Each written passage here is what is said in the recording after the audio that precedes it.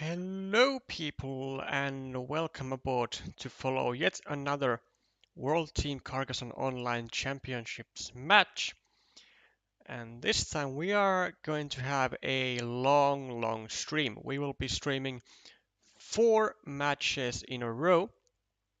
We will be starting with Poland, Mexico. Then, after an hour, we have another match already starting, Latvia, Brazil. Then as our third match, we will have Czech Republic versus Colombia. And as our final match of the evening, which starts at 20:00 UTC, we have Chile versus Croatia. So we are going to be, or I am going to be expecting this stream to last anywhere between 5 to 6, anywhere between 5 to 6 hours. So it's going to be a very long one. But what better is there than to get to finish the week off with a long stream watching competitive Carcassonne. Now, as our first games lineup, we have on table 1 we have Thomas Preus versus Marco Rivas, both of which are in very hot shape in general, and both of which have a lot of experience on competitive Carcassonne. Then next up we have Pricky, I'm not sure how to pronounce that, but he'll be going against actually let me do a little cheat sheet. He'll be going against Lidio Gutierrez with the screen name Lechida Killer. Then we have KSP.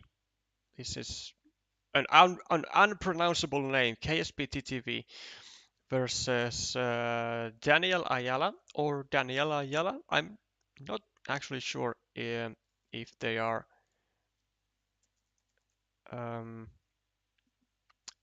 the 94. Okay, I assume it's Daniel Ayala. And then on table 4 we have MTU versus Elias Mochen. Elias anyway. And then finally we have on table 5 we have Terran PL, whose real name I probably should know, but I don't. And versus IMD 5. So this is gonna be a spectacular match to be watching. Both teams have extremely talented players. Poland with 2 former world champions, world champions in their lineup, US Kuti and Terran, and Mexico just having just generally fabulous players. As per usual, if you want to see any particular match, then do let me know in the chat and we will hop into that match. Otherwise, I will take full control of it, and I think we will start with. Actually, I thought I was going to be starting with Scuti and Manarori, but I want to see how KSP is gonna be doing. I want to see the shape of him. Seems to be quite a talent with board games in general. Where's the Carcassonne? Okay, 585 rating, so should be a very, very strong player. And we have we have started. I will also make sure that my drawings work. Good, they do. Okay.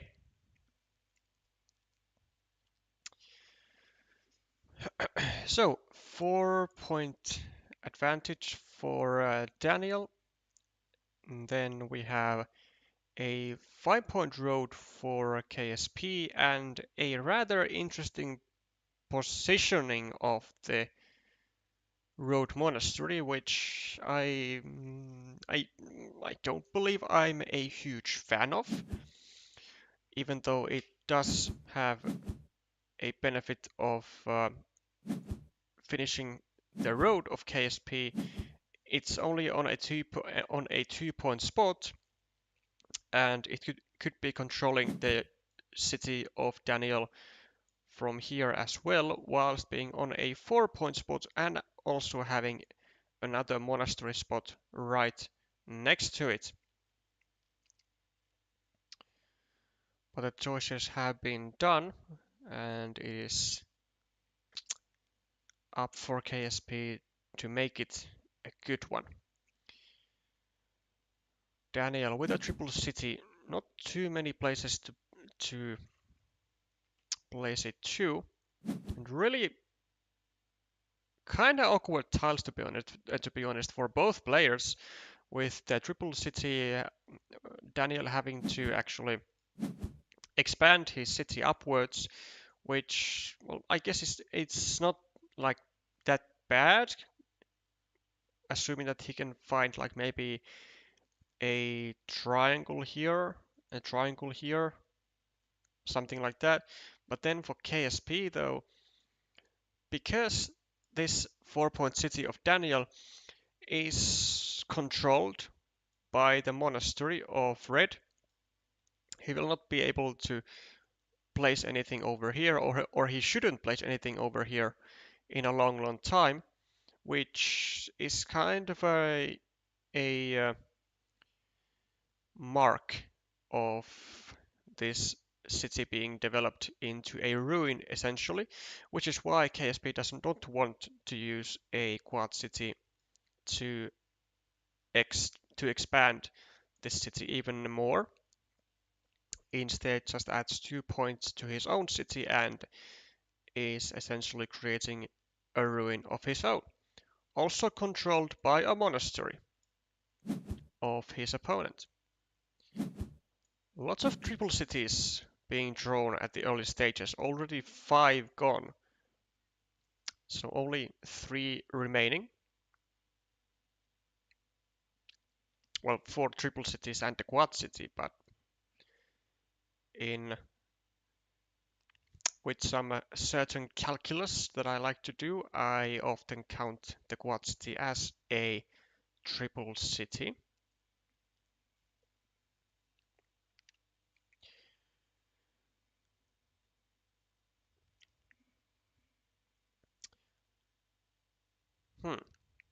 KSP, I would assume he's going to add 1 point to his monastery and start a new city in a safe spot.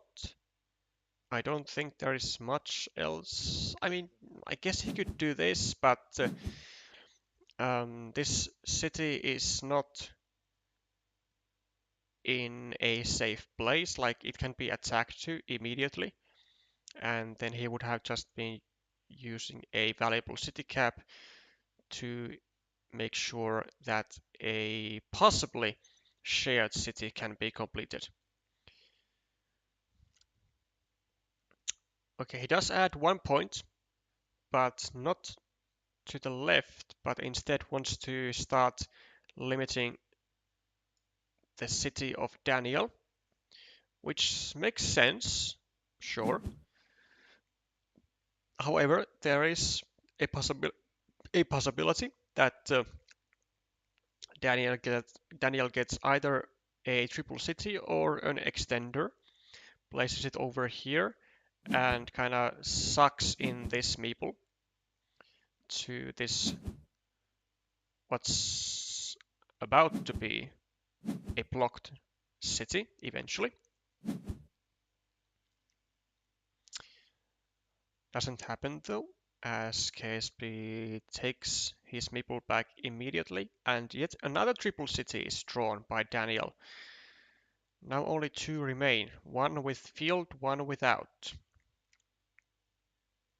Which, I mean, this situation is probably going to be shaping this game quite a lot, given that there is only two triple cities remaining, so neither player might not feel too comfortable attacking to the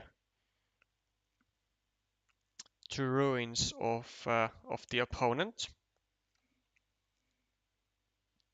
Not that they are that lucrative at the moment anyway, but uh, it might come into play.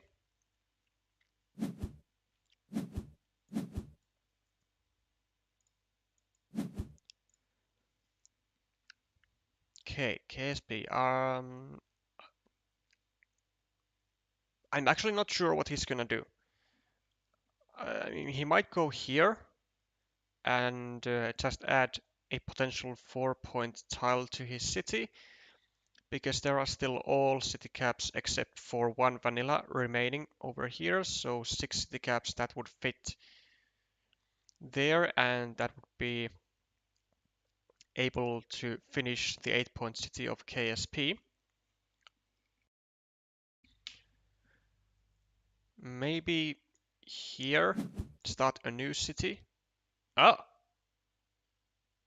um, I I heavily dislike this move, because first of all, this city can be attacked to from both directions, or it can be blocked at any point really. This only adds 1 point to himself, as it also surrounds the monastery by 1 point, and it uses a shielded tile to a feature which might never be finished. 7th triple city gone, only one remaining, and it comes with a road. So it seems that the plan of KSP is to try and finish this city, which is possible still, but it is somewhat unlikely, I would say, because first of all, Daniel can attack it, although given that there is only one triple city, but it's sometimes, or actually often, still better to attack it and have a small ruin of your own versus a larger ruin of your opponent than to take the risk and see, or to hope that you draw the tiles yourself which your opponent would need to finish their big city. And I don't think Daniel is about that life. He will go here though. He will just take a meeple back, not meeple the road. I think it's not worth. It can be messed with quite a bit.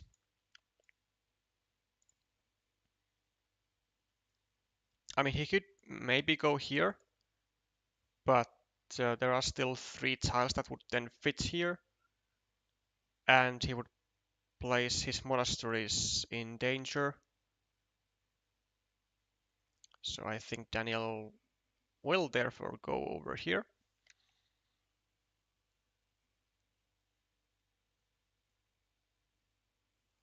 Or maybe he's thinking that he should start blocking this, which not sure how I feel about that, to be honest. Now KSP can use both field Doritos and field Doritos over here and road Doritos over here, as well as dividers over here, if he wants to place faith into getting that final triple city.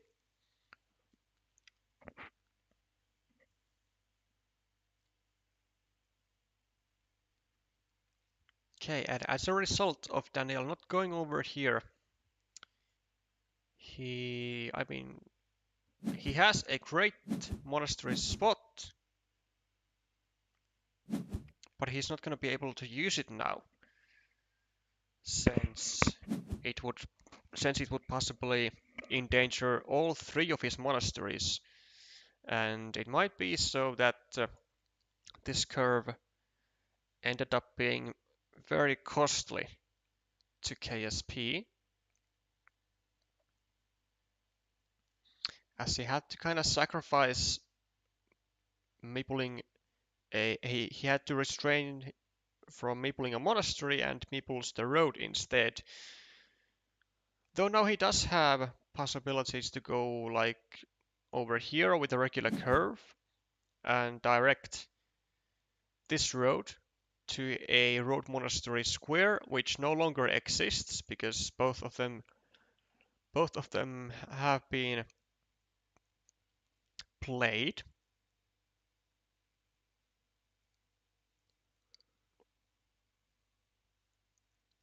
Interesting decision for KSP. I mean, I do think that the move he is about to play is gonna be here,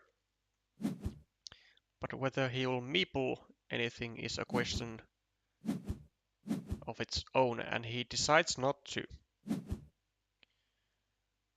Probably he might have been a little afraid of the possibility of Daniel drawing the final triple city and then placing it here and blocking two meeples from KSP.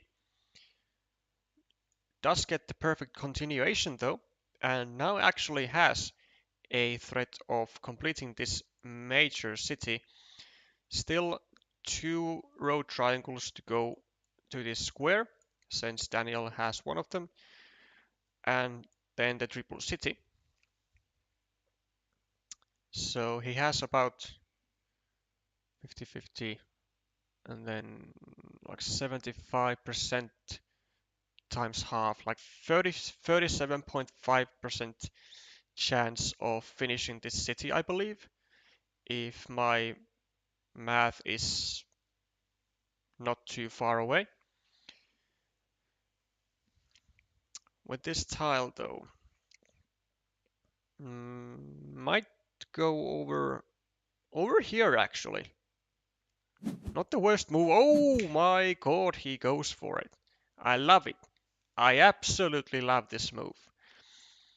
Because this makes it harder for KSP to finish his road, and it allows the possibility of Daniel to grab a regular curve and continue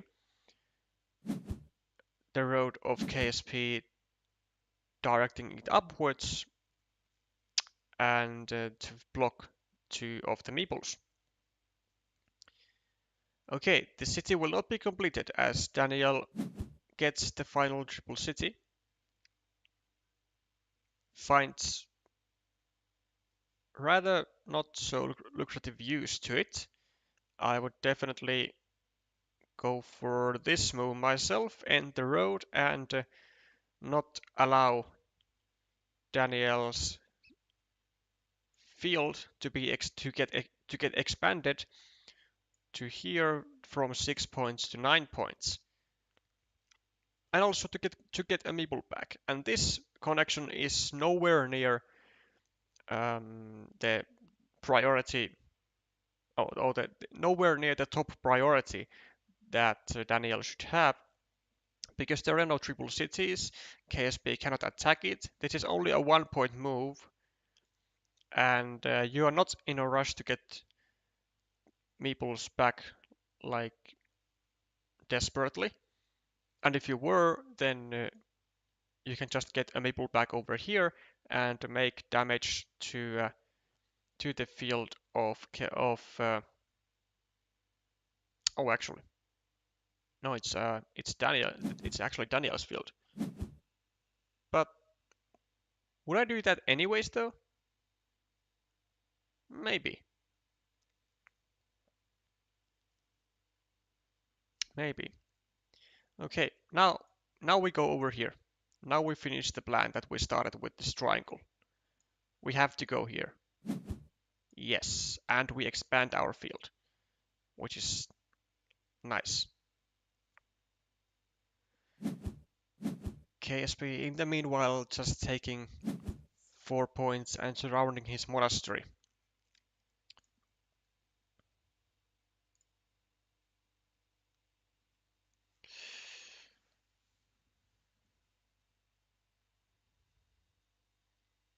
Yeah, it does seem so. Also, welcome to the chat, Alexei.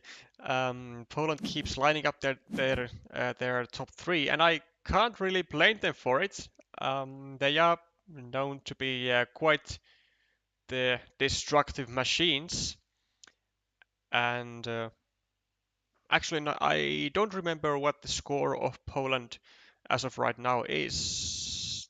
I'm not sure if they have won both of their matches at the moment, but it might be so. I wish you endurance. Thank you. Maybe you get so tired commenting that finally the players get to roast you in return this time. It's very possible. And if it is not possible yet, then chances are that after the WTCOC, when I'll be doing a special stream, the chances of myself getting roasted will be increasing in probability, like, I don't know, 5 times or so, because my my plans seem a bit risky to me, and I'm not sure how prepared I am for that stream, but I want to make it happen. I'm still not gonna tell what it actually is, but just tossing some maybe a bit of a teasers out there. It's pronounced Elias. Mo Mochan. El no wait. Elias. I mean yo. That's that, okay. The first part is clear, right? But the second part, like Mochan, it, it sounds weird. Scooty Manaroli should be a banger tool. Yeah, I agree. I agree. I was about to take their duel as the first one, but then I decided that I have hardly ever seen KSP or Daniel play, so I want to take a look at them as well. Anyways, now that we have taken a look at the chat and distracted ourselves, let's get back into this game where Daniel has finally been able to finish his tube city, and the KSP does a very nice move. This partially makes it more difficult for KSP to for Daniel to continue his road, and blocks the field from being expanded to the right. And in the meanwhile, KSP has, I think, restricted himself to a vanilla, which there are one, uh, one, two, three remaining. Okay, seems decent. And whilst it does create a 12-point field, it does give KSP a meeple back, and he might even actually place a farmer somewhere over here or over here before he finishes this monastery, then hopes to get the vanilla as soon as possible, and then gets this meeple back, and at the same time joins this 9-point field, which does not sound like a bad plan at all, considering the fact that there are still 3 vanillas remaining. However, the point difference is starting to be quite large on the scoreboard at least. So plus 13, 17, 21, 27, 35, 44, 36, 32, 28, 21, 20, 10. Plus 10 for Daniel, which is a considerable lead, but by just doing simply this, dropping a farmer and then getting a vanilla, it is a 10-point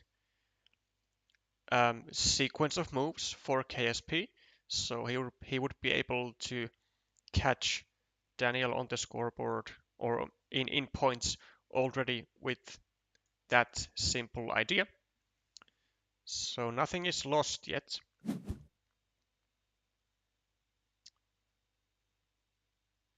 Very precise block from KSP, but there is a possible 8-point city that awaits to be taken, and there are still all those 3 vanillas, and KSP has actually made a potential 11-point move for Daniel to take, and he's not gonna be able to make use out of it.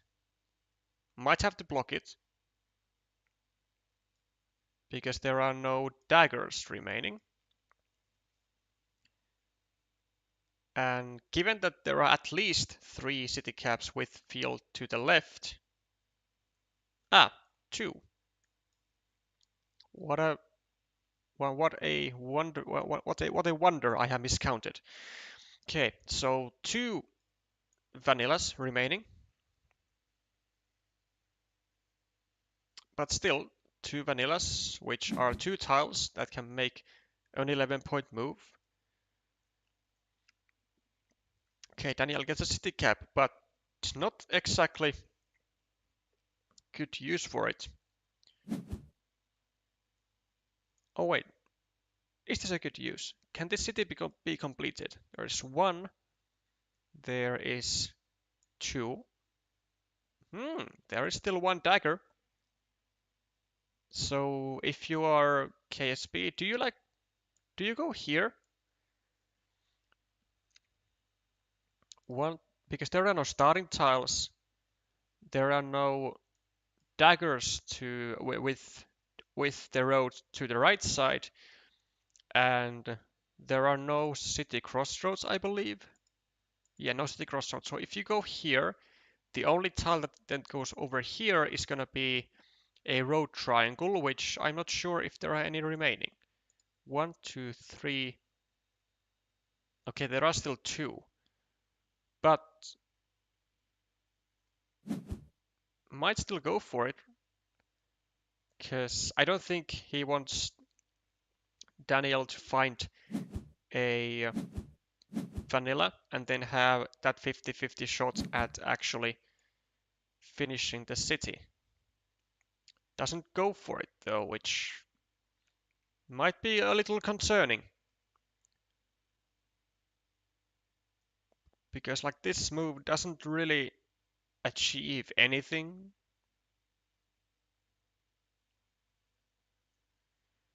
Doesn't achieve anything. And now what do you do with the city caps? Pretty much nothing. Maybe you go over here and maybe you hope to find like both of the road triangles. First you take the points and then second you block this city.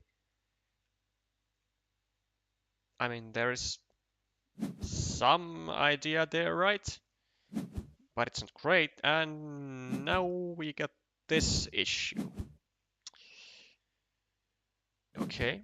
Well, we do get our meeple back, and we can start attacking to the field. Except that Daniel might literally just go over here and meeple the field. Because it is quite a threat. Although maybe you just go over here. Maybe that's enough. 1, 2, 3, 4, 5, 6, 7. But there are still two regular curves. And what if we go this way? Then the only tile that fits here is one remaining vanilla, which limits the chances of Daniel getting to the field to a 50-50, at least from here. So that doesn't sound too bad. But is the 50-50 what we are prepared to gamble for? We are +8, +12, +20, +27, 33, 48, 44, 40, 33, 30, 22. I mean, if we just go here and we are +22, is there any chance that KSP gets enough points? Like even, like it doesn't, I don't think it actually matters if these fields connect, because we will be +22. There's only 4 tiles in use of KSP. There's like almost no possible way that that KSP wins, right? Okay, so we go over here. And I think we gotta go over here, take 3 points, and prevent KSP from getting a curve plus a curve for 6 plus 15 points. I think that's what we need to do. Because if KSP gets to the field, there is likely a chance for him to win still. This might also work if there were any additional crossroads or straight roads. But I mean, KSP, I think he's gonna go over here and drop a farmer. So 1, 2, 3, 4, 5, 6, 7, 8. 1, 2, 3, 4, 5, 6, 7.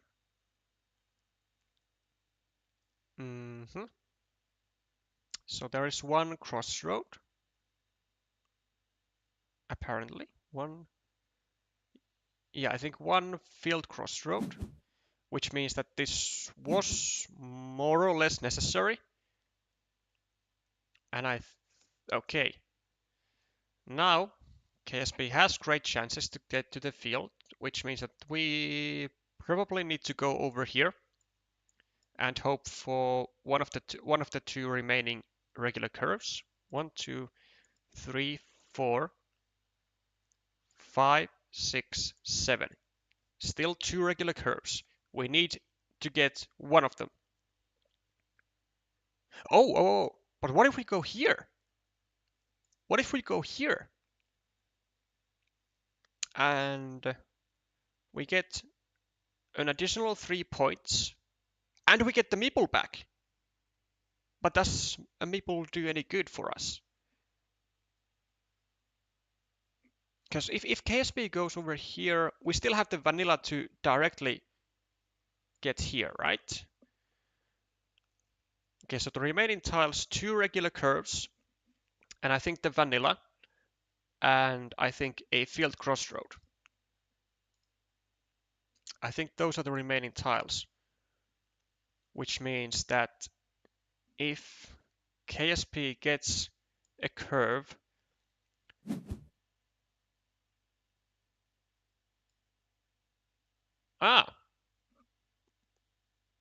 but we only have one shot at this, and we would have other uses for this anyway, because we could go over here.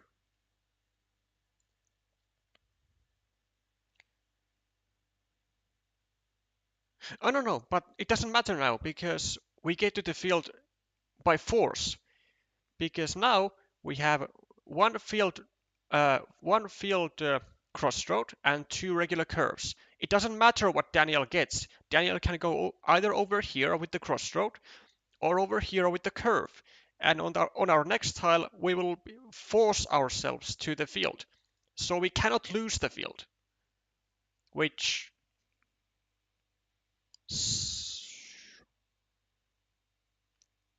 yeah, and I think it's a force win because KSP cannot win the field, or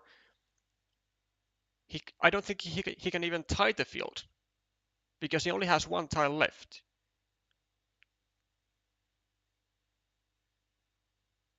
If KSP goes like over here to prevent the connection, no, but this doesn't do anything. It doesn't do anything because now we go over here. Now we go here and we force the connection. This doesn't help. I mean, we could have just taken like 4 points, although that doesn't really help either, because, you know, it might be so that the only way KSP wins is if Daniel does not find this move. Let's see one more time. So 1, 2, 3. But we find the move and yeah, we win. Okay, KSP is... no, he's gonna go over here because he has to force the 9 points away from Daniel. So otherwise this 4, 5, 6, 7, I mean a 7-point move versus an 11-point move, like which one should you take? That's a pretty obvious decision.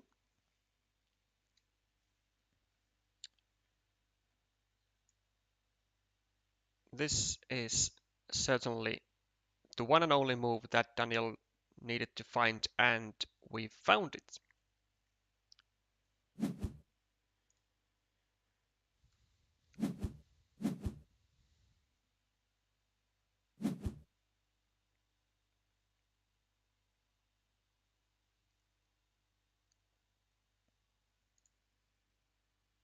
Yeah, it was the regular curve, so it was a force connection.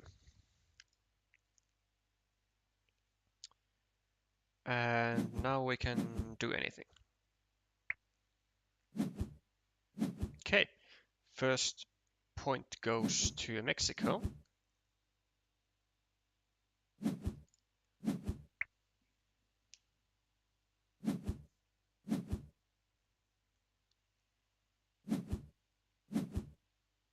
Yeah, only chance for red was blue's mistake. That seems about right. If Daniel doesn't find this move. But like, I gotta say, I think like Daniel did do some mistakes in the end. Like I think like this dagger was a mistake. I think it should have been over here, and to get the meeple back. Because even if KSP overruns this 6-point field or a 9-point field, I don't think it would have been enough in any scenario, and then we would have had a meeple in hand, and we could have maybe just taken points. Like just to make the final score like extra large. Okay. UI.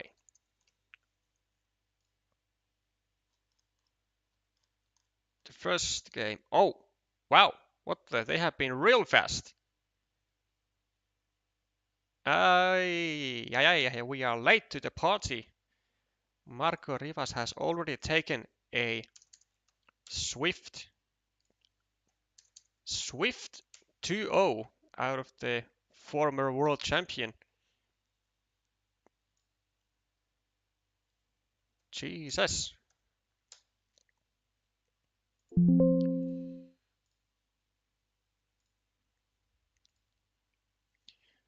Okay, let's have a checkity-check on the other tables then. Let's see how Elias Mochan. I'm gonna start calling him Mochan, even if my pronunciation was horribly wrong until I don't know, meet him IRL or he sends me a voice message of how to say his name. Ah, and looks like Elias is also making a stand against the Polish menaces, also winning 1-0 at the moment. Why don't we also do a quick look on the others before we head into the game. We have okay, we have Terran scoring for Poland, and then Prichy versus Lichi is in the favor of Mexico also. So Poland is getting kind of squeezed at the moment, which is maybe unexpected, even though I mean we all knew that it was going to be a tough match for both teams, but I did not anticipate Mexico to be in a position like this after the first few games. Okay, so what do we have here? We have a +4 for the Polish. We have +12. We have a 7-point road, so +19, +21, 29, and we have a large ruin of 10 points. And that's what, 39? I lost the count. Then we have at the moment a 6-point lead for Complex on the field, so 33, 31, 30, 36,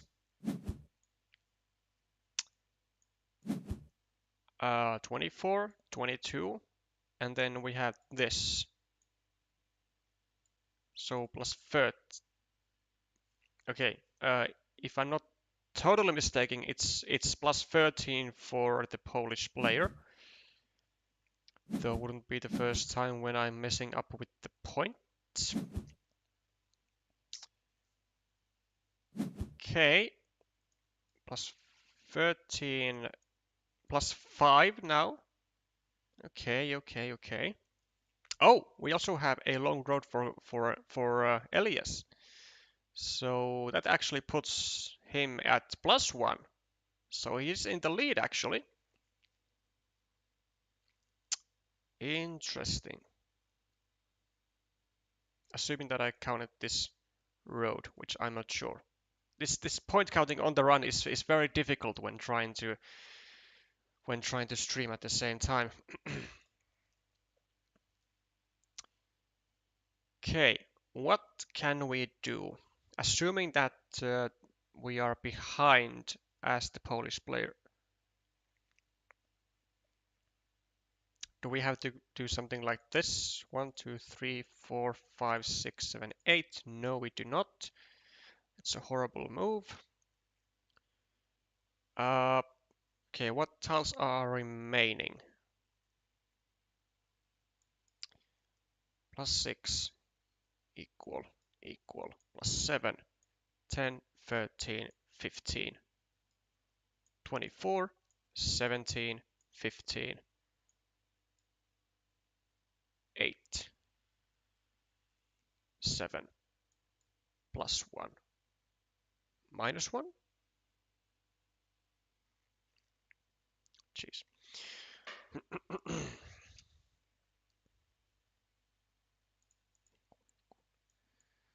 +8, 9, 10, 15, 24, 17, 15, 7, +1. And this is terrible for us. A +6 for Elias. And we just took a risk of meepling a 1-point city.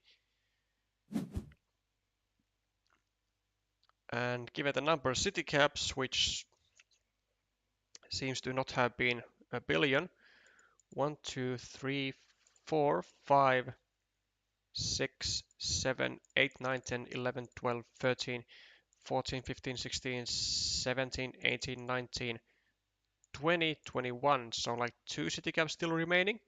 But we are at the moment, I think, like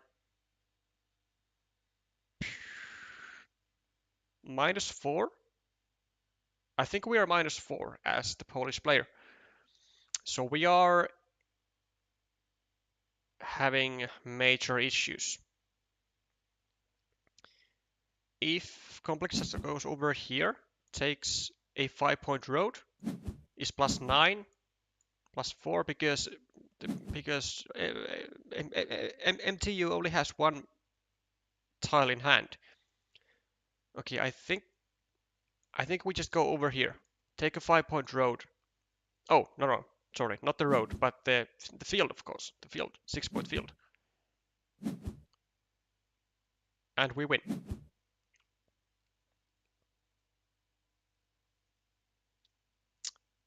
Yep, I'm pretty sure we won. And this triangle was actually, I'm not sure why this was done, because it doesn't seem like there were any tiles that MTU could have used, because he didn't have meeples. He needed 1 tile to get a meeple back first, and he only had 1 tile, so he wouldn't even had the time to attack the ruin or to this field.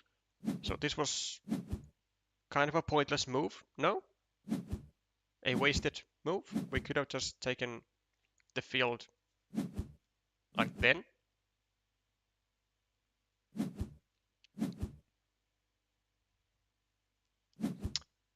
Not that it mattered drastically, because we win by 4 points. Yeah, exactly.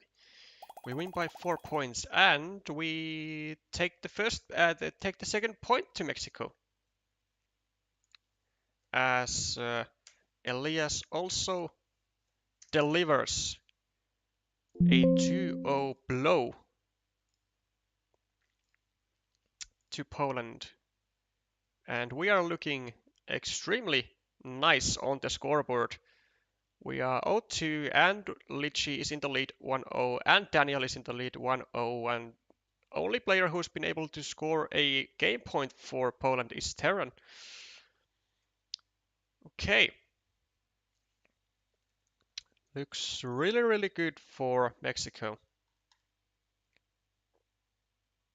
Okay, Bridgie has equalized. So let's watch a decider between them. And let's see if Poland has a shot at a shot in this match still. Could have, could not.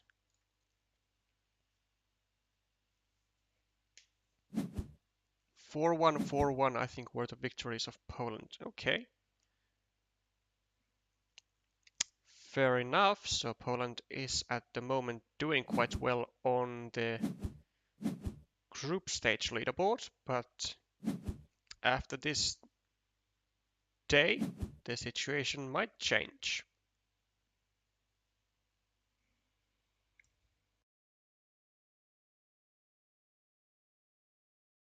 I like the Reds move with the vanilla because it's trying to induce a mistake. I'm not sure about that.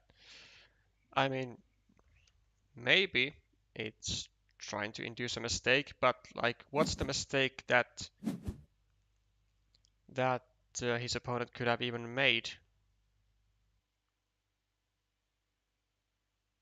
I'm not sure. Like, try and block the city or something? I think uh, I think you have a wilder imagination than I do when it comes to trying to trying to induce bad plays from your opponent because you are in a situation where you can't win otherwise. I mean, Alexei, you are the master of being able to think optimistically, but sometimes I think it's a bit too optimistic.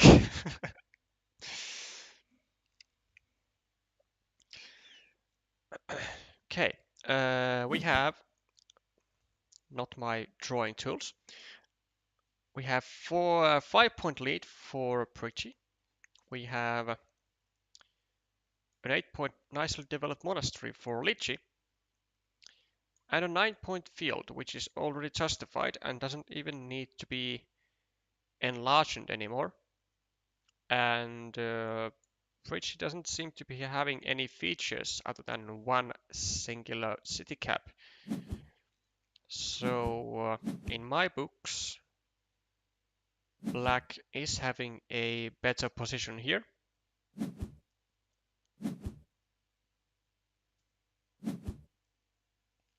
For now.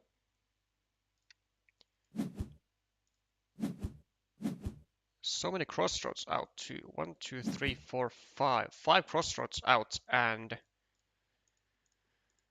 uh 1 point road. What do I see? I see a 1 point road. I see something that I don't like.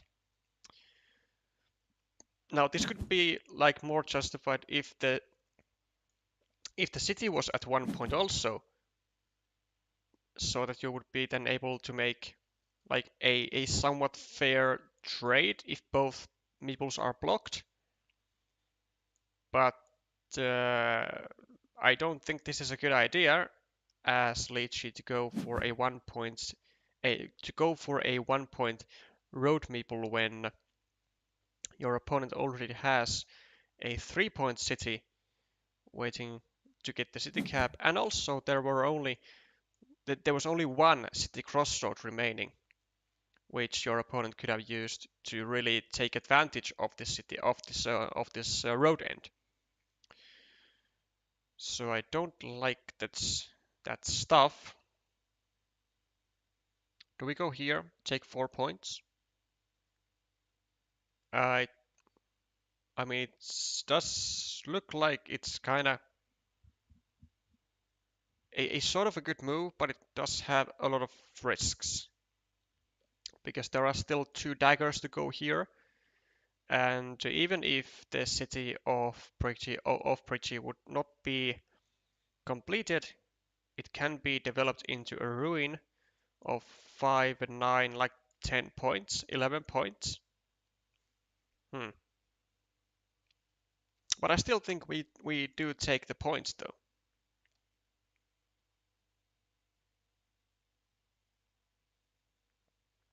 Because then we can attack from here later on, or we can just block this as the first way of dealing with this threat. Oh, Oh well, this was not in my books. Meeple in the city. Exactly because of this, because there is like there is still one divider, and this square is so easily blocked. Plus, you are now getting your second meeple blocked to the same square as well. This is not great. This is not great. I mean, if we go here, I think we definitely should take the road, nothing else. Slipping, slipping, slipping. This might be real bad, real quick.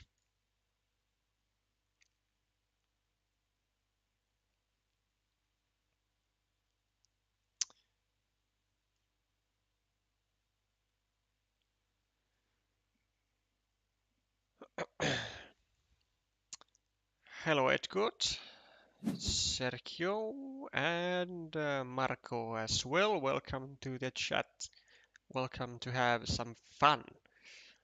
Okay, now we just go here. That's a standard move. 5 points over here instead of 6 points here. There is still one starting tile. Are we gonna take this? I think we should, because we have meeples we can get back from. We have this and we have this. And what? What? Wait. We have this to protect. Why are we going here? Why are we going there? What's happening here? Surely both players see that there is still one divider left, right? But neither player is giving a single damn about this square. Surely we are now gonna go over here. Surely. If you do anything else, I swear I'll... Thank you. Thank you. By the power of the Force, we command you. And by the power of the Force, we make it happen finally. We save what there is to be saved of our dignity and good place.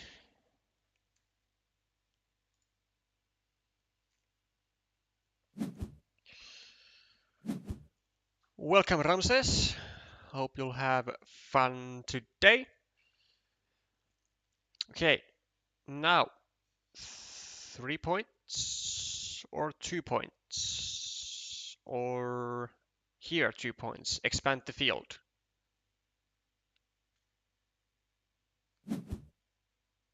Oh, so we sack points instead, but there are still 3 crossroads. Like, is this good enough?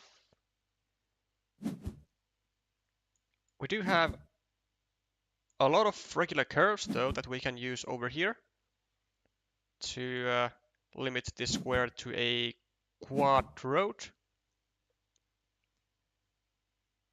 But certainly he will go here, protect this square, and even meeple the monastery. Yep. Well, at least we get a meeple back finally. And I don't know, we kind of had to do this because there was still the divider, but unfortunately it comes as with a cost. Oh, that's... Oh. Oh. Oh, that's terrible. Now, finalize. City cap. Ah, not quite yet, not quite yet. But, maybe... can Bridgie even attack this city anymore? 1, 2, 3, 4. One filled triangle remaining. 1, 2, 3. And one triple city with a field. So this is still attackable. but we do have the divider. So there are actually no daggers. So maybe we actually go over here and we just wait for the divider. Kind of incentivize Pritchie to attack. Apparently not. Apparently Lychee wants to keep his city caps alive. But how many are there exactly that we can use? Well, enough, apparently. So we complete this immediately. And we are straight back into this game. Don't need to worry about blocked meeples. And we are in a terrific spot, it seems. Plus 21 on the scoreboard, plus 22, 22, 27, 34, plus 9. So 43, 40, 45. I don't think I counted this. 40, 33, 26, 22, 19. Boom. All it took was one triple city from Pritchie to lay down the most magnificent stuff that Lychee could have done with the tile he had in hand, and continue doing that stuff immediately after and finish the city also almost immediately. How many triangles did we have like before we connected ourselves? I mean, we had like one, two, a third one, and then 1, 2, 3, 4, 5, 6, 7. Wait, 1, 2, 3, 4, 5, 6, 7, 8, 9, 10. So like 3 triangles were still remaining when we made this move as Pritchie. And is it actually worth to just wait for a triangle and risk the divider being a thing? Not entirely sure. But like it does give immediate points. What if we just like direct this over here? I mean, there weren't too many tiles that go over here. At least city caps, right? Maybe it would have been a better move. Maybe not. But it's done anyways now. And as a result, we are taking casualties. And it doesn't look great for the winning chances of Poland.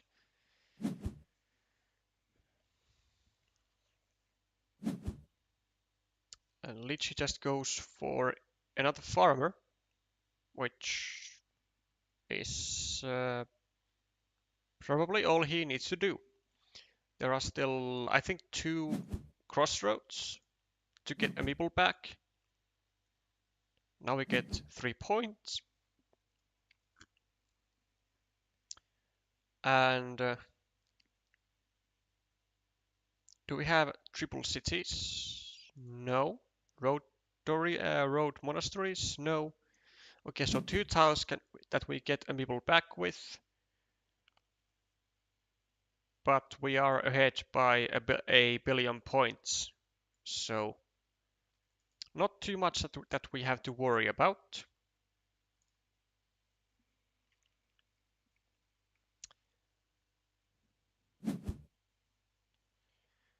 Hello, Kestutis. It seems that I now know who Kurkestutis is from BGA. Thanks for that.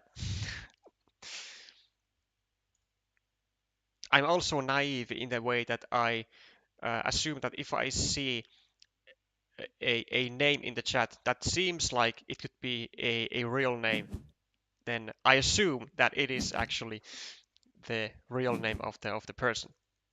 I don't often bother asking on BGA if like whether this and this real name I saw in the chat is you. I just assume that it is, and then maybe and then in future streams I'll probably call you by that name. So there is dangers like that. Okay, now we have a 12-point field. I'm not sure if Pritchie has a tile anymore. But as Lychee, I guess, just connect to this field. Huh? But oh, yeah, right. But did it actually matter from which side we do this? Because this is now 2 points. Pritchie will take a 3-point road or 3-point field, whatever. 4-point road. So it'll be net -2, whereas if we go from here, it's 3 points, and then Pritchie will get a 5-point move, so also -2 as net. So it doesn't actually matter, just a matter of taste. Okay.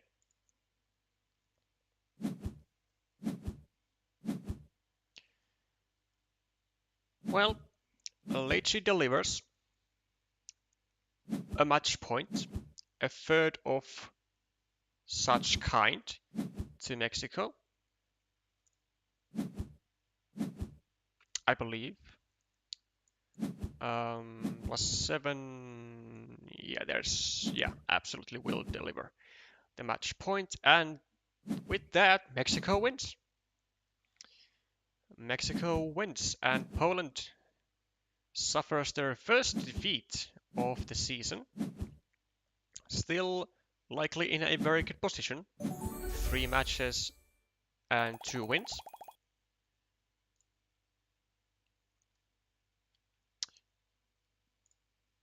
Dun, dun, dun. 0-3. Okay, how is Terran? Seemingly done. Can we get the results? IMT also was able to win 1 game, but unfortunately for him, only 1. Terran gets a match point for Poland, and that's not right, it should be 1-3. And then let's make sure that this wasn't lost on time. Yep, wasn't. And then KSP, how we doing today? Dun. Okay, Daniel, wait, are they still playing only their second game? Okay. Still in their second game, so these are quite slow-paced players, which we don't really mind.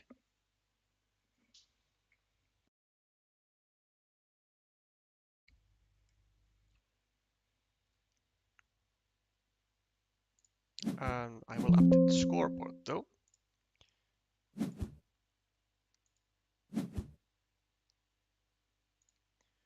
Okay. So 1 tile left. KSP with a meeple and 11-point advantage. Daniel gets God knows how many meeple. 5 meeples on the field versus 1, 2, 3, 4. Okay, Daniel with 5 meeples on the field. These monasteries are equal +11, +19, +15. But like this field is 1, 2, 3, 4, 5, 6, 7, 8, 9, 10. 30 points. And if unless KSP gets 5th meeple on to the field, this is hardly going anywhere. So might have to attack maybe from here. Where else? Are there even any other attacking spots? With here, with the curve. What are the curves? 1, 2, 3, 4, 5, 6, 7, 8, 9, 10, 11, 12, 13, 14, 15, 16, 17, 18, 19. There is one curve. Is there a crossroad? 1, 2, 3, 4, 5, 6, 7, 8. There is no crossroad. So I think the move is over here. We tried to get to the field via the final remaining curve. 1, 2, 3, 4, 5, 6, 7, 8, 9, 10, 11, 12, 13, 14, 15, 16, 17, 18. Oh no! What are we doing? But like we can't win if we don't try to get the curve. It doesn't matter if like Daniel gets it, but we have to try. We can't win by just taking 4 points. We are not that far ahead. Like this field is 30 points. I think KSP just lost. Or did he? Wait. Plus 4 and then plus 8. So plus 12 and plus 11. Wait. Is this a tie? But then KSP also loses. No, it's not a tie. So, well, which means that this was a blunder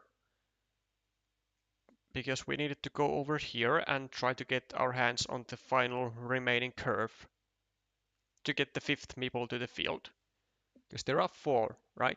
1, 2, 3, 4 versus 1, 2, 3, 4, 5. Yeah.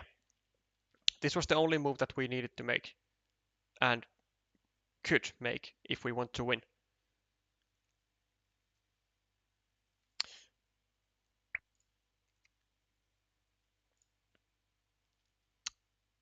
But we don't do that, and Daniel wins their second game and gets another point for Mexico, and not quite a devastating 0-5 blow done to Poland, but a very respectable 1-4 result from which we can congratulate Team Mexico from getting another match win. And we say commiserations for Poland for the valiant effort, but unfortunately your win streak is now over and you have to taste the bitterness of Team Mexico that they provide with some extra tequila, with some extra salt. And we will be directly heading into the games of Latvia and Brazil as they are on their way. And from the top of my head, I do remember that on table 1 we have Chris Kaukis versus Melvin Quaresma. So we will place that game here whilst I will update the scoreboard. Once again, congratulations to Team Mexico for a great performance today.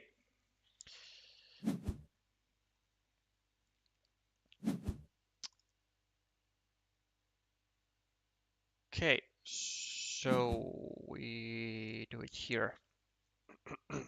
And Latvia versus Brazil.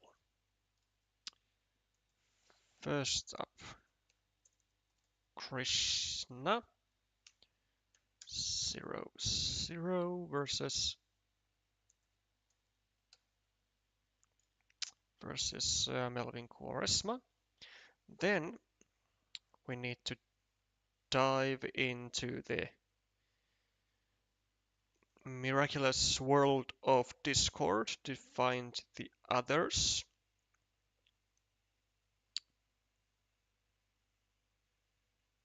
Ah, um, okay, well this is an issue. Okay, well we can find the Latvia Brazil from here. So we have only Denver. We have Alexei Pekushevs. Then we have Esetsus, as well as Napalm Eye versus Chi Daruda, Theus Gladiator.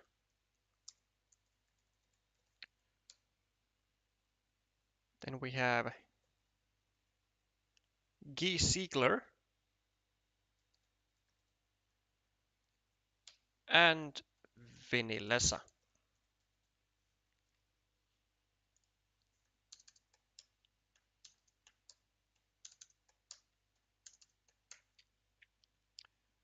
Okay, we are about ready.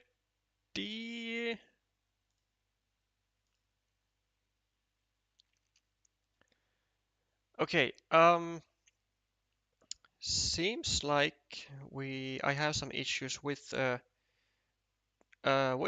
Discord. So, how about if I do that? And okay, well, never mind. We have alternative solutions. So, how are we doing? The former runner-up of individual world championships, Melvin Quaresma from 2021, I think, and the reigning champion of Mind Sports Olympiad, also going to be representing Latvia as the MSO winner this year in the individual world championships in Herne, Germany, Chris Kaukis, and by the looks of it, as Melvin is able to finish a large city, he will be heading to a substantial point lead of plus 27. Then we have more or less a shared road, a 15 point field for Melvin. Certainly likes to take fields to himself, likes to be rather adventurous with them. So we have plus 42, 45, and then we have a monastery of 6 points. So 51, 50, 45, 44, and 36, and 33. A quite a terrible looking position for the MSO champion. Whereas Melvin is going to be able to do a lot of free stuff. First up, well, decides to block the connection to the other part of the ruin, since there were still 1, 2, 3. There were still 2 road triangles remaining. Doesn't maple the monastery, which I find odd, because he can get a meeple back from here, potentially from this road. Well, I mean, sure, whatever. I mean, at least he can make passive moves with his field. Just add empty city caps. Okay, do we go over here? Are there triangles? Chris seems convinced that there are. 1, 2, 3, 4, 5, 6, 7, 8. Still 2 triangles, so still, yep, and the dividers. So yes, we absolutely go here.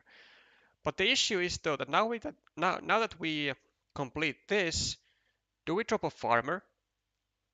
Because you can be dead certain that Melvin is gonna take another field worth 9 points as soon as he gets like any road tile really to go over here or over here. Like Melvin will 100% take this field. So do we drop a farmer here? And I think honestly not. Honestly not, because we can drop the farmer here later. Or and we can just really hope that as Krish that we are the ones who draw the road tile first and meeple the 9-point field. Oh! Oh! Oh! Oh! Okay. Interesting move. Interesting move. So we get a meeple back. And now do we go over here and meeple this field? Do we go over here and meeple this field? Do we take 3 points? So many options. So many options. I mean, we are considerably behind though. We gotta take like big risks, which is not great. Minus 14. 22. 1, 2, 3, 4, 5, 6, 7. 43. 46. 42. 41. We just take 3 points, which I find really odd. Like, why are we not just doing this and going to the field? Would also be like 3 points. But then we have already a meeple on this field when we finish this city. Like extra points, right? But now we are missing out on them.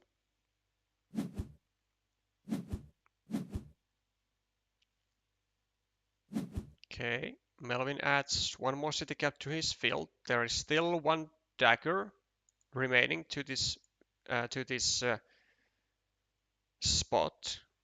Okay, now surely we need to go over here as Krishna. We need to take this this field. Yes, now we go there. And as Melvin, something like this perhaps. We go over here and drop a meeple to the city. I mean, we can do quite a lot of things because we are ahead by a lot. But then if Krishna finishes this city, is it gonna be enough for him to win? And I think it's not gonna be, because it's gonna be like 4, 5, 6, 7, like 10 points plus 3, so 13 points, but I still don't think it's gonna be enough. So we just equalize the 1-point city. Krishna takes quick points.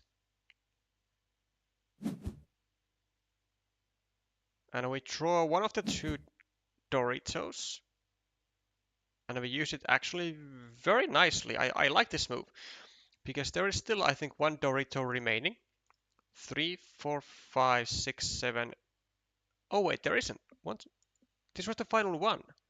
3, 4, 5, 6, 7, 8, 9, 10. Oh. Oh.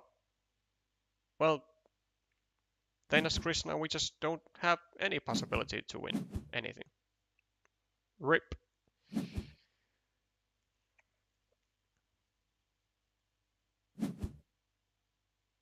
We just discard this tile.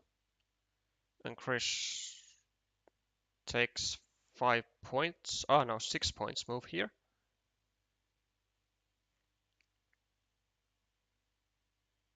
I think that's the best 6-point move. Although, what's the tile that Melvin has in hand? Does it matter? And the answer is, I think it would have mattered. Because this is 6 points. But this is also 6 points. Now, if we just take the road, it's 5 points, but Melvin will have a maximum of a 4-point move, so it would be in net +1. But I think Chris was just like had already accepted his defeat, so he didn't really like bother wasting any more time to be that accurate for to achieve nothing really, because he loses anyway.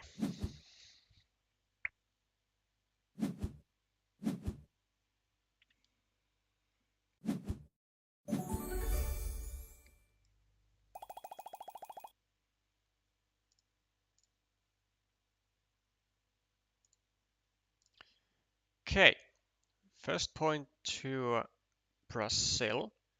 Brazil actually having a difficult time in the standings, I think. I think they are 2 matches in and 2 matches lost. So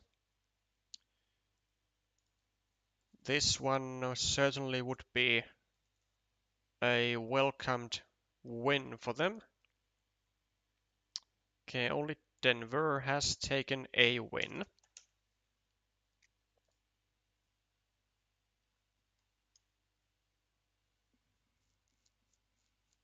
I feel like I could have won that third game versus Terran. We'll have to watch your video to see if you commented on that one, and if not, give it give it an analysis. Yeah, unfortunately I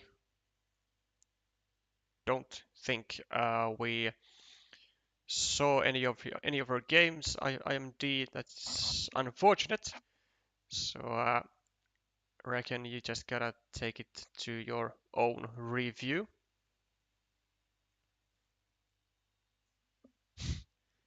Today I didn't embarrass myself on stream.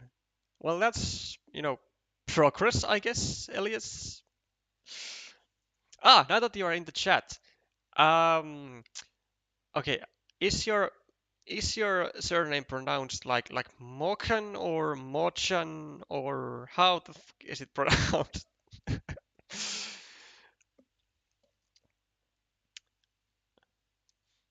I think I didn't appear on the stream, and it makes sense. It took less than 20 minutes. Yeah,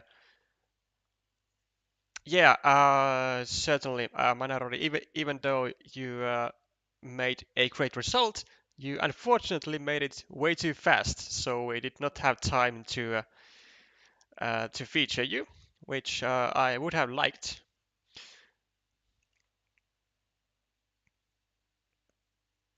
If Chris doesn't expand his field, Melvin takes the 6-point field.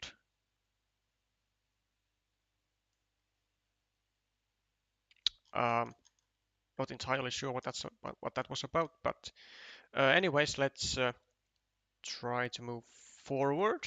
So let's check the situation that Alexei is having.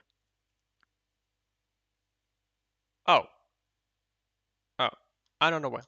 Just means that they are in their first game. Well, why don't we take a look? Oh, Chile actually. Sorry, not Chile but Theos actually a master himself as well. Didn't know that. Looks like he has done very well for himself. Oh wait, I did see him in I think in Alex's stream, and I think he I think Theos got some got some judgment from myself, at least in the chat.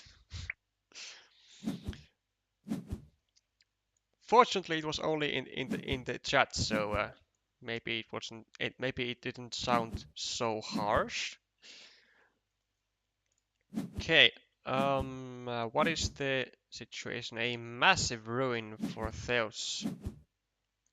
Puts him equal in points, but then we have a lot of stuff which doesn't favor Theos because he's not on this field. And Alexei will take the first game. Not by much, only by 8 points.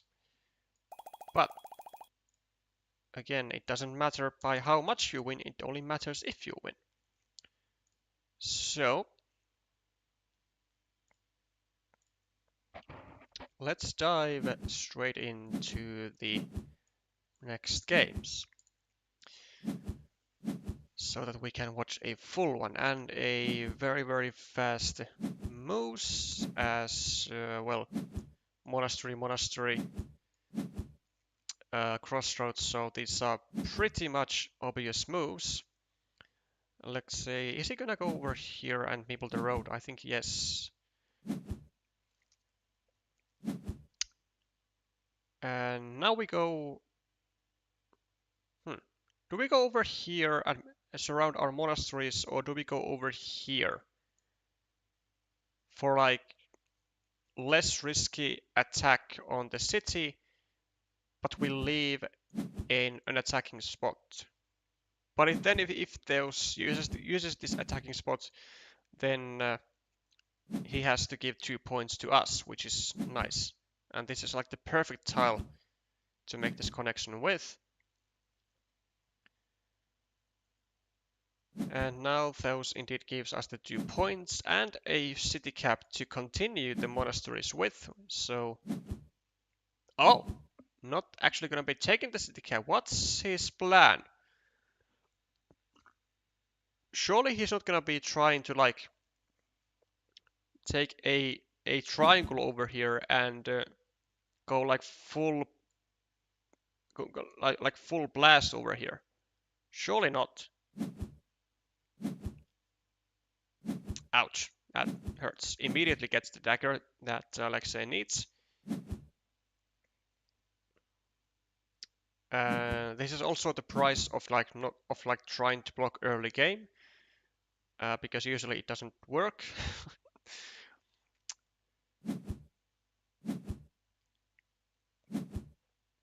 I'm actually not sure what the plan of Theos is over here. Alexei is gonna go over here, I think, or over here, preparing another monastery spot. Like 2 moves, like maybe even over here to try and pre-finish the road. But yeah, I think this or this are the best ones, simply because this one is really messing up with the attack of Theos. I think the plan of Alexei might be something like maybe get a triple city over here or a city cap, and then if this square is already restricted to like a starting tile or something, then you can hope to get a divider. But this square needs to be restricted before making this move, otherwise Theos is able to just have a road triangle, go over here and then finish the connection with a triple city with a field. Okay, now do we go over here? I don't actually think we go over here. I think Alexei will just leave this alone. Maybe we go over here, just try to finish the block. Or maybe over here, you know, then get a city plus field tile. Oh. Huh. That That is something else. So he decides to make a 3, 4, 5, 6, 7, 8 minus 7 point move to get the meeple back and to like somehow get away from this uncomfortable situation. But I don't really like the idea because like first of all it's an it's 8 points versus 1 point, and then the longer that this situation is live, the longer Theos will have a very uncomfortable time with these meeples, and there is really not that big of a threat that Theos finds like a triple city over here and then a triangle over here. They would need to happen like almost back to back in order to make the full impact. Otherwise, we could just go over here and block this connection. Then if Theos finds the triangle first, then we can do shenanigans on this square, like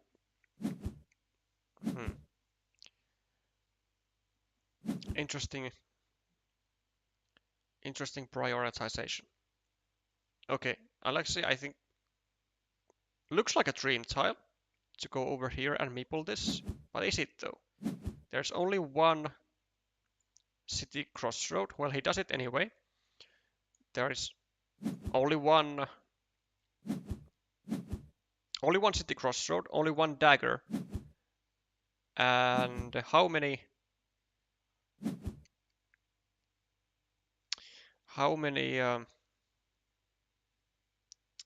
triangles? One. Okay, 4 triangles, so that's fine. And this situation doesn't favor Theos in any way, because the chances are that Alexei gets something over here first, as he did. And now, okay, decent move by Theos. Blocks this meeple entirely. No more daggers. But it is still a 7-point road, so it's not that bad. Also, Alexei draws the final daggers, so this meeple is now blocked. Jeez, these players are playing so fast. Okay, 29-29 on the scoreboard. But Alexei does have quite an advantage, it seems, on points. So +1 from this, +5, +9, 10, +16, 15, 14. +14 for Alexei, and yeah, Theos is just like playing super fast, and I'm not sure why Alexei is also playing super fast. Maybe he needs to just take his time and use the time as his advantage, now that he's having a big lead. Like there's no rush. Okay, can this be blocked? Yes, it can, because there is a quad city, a quad crossroad already gone. Theos, is he gonna go here or here or here to take a meeple back, or here, 2 meeples back? Several options. This one might be kind of weak because this can be blocked immediately. Or over here. Yeah. This also somewhat works. And Alexei doesn't get the best tile, not really a great use. Well, he can take a 9-point field, which I think he will end up doing. Go over here, a 9-point field. And I mean, considering that his lead is such a drastic one. I don't think he has many cares in the world. Okay, Theus gets a crossroad, which works, but still has to actually get the meeple back. Alexei over here maybe? Just simply add 3 points to your field. Yep.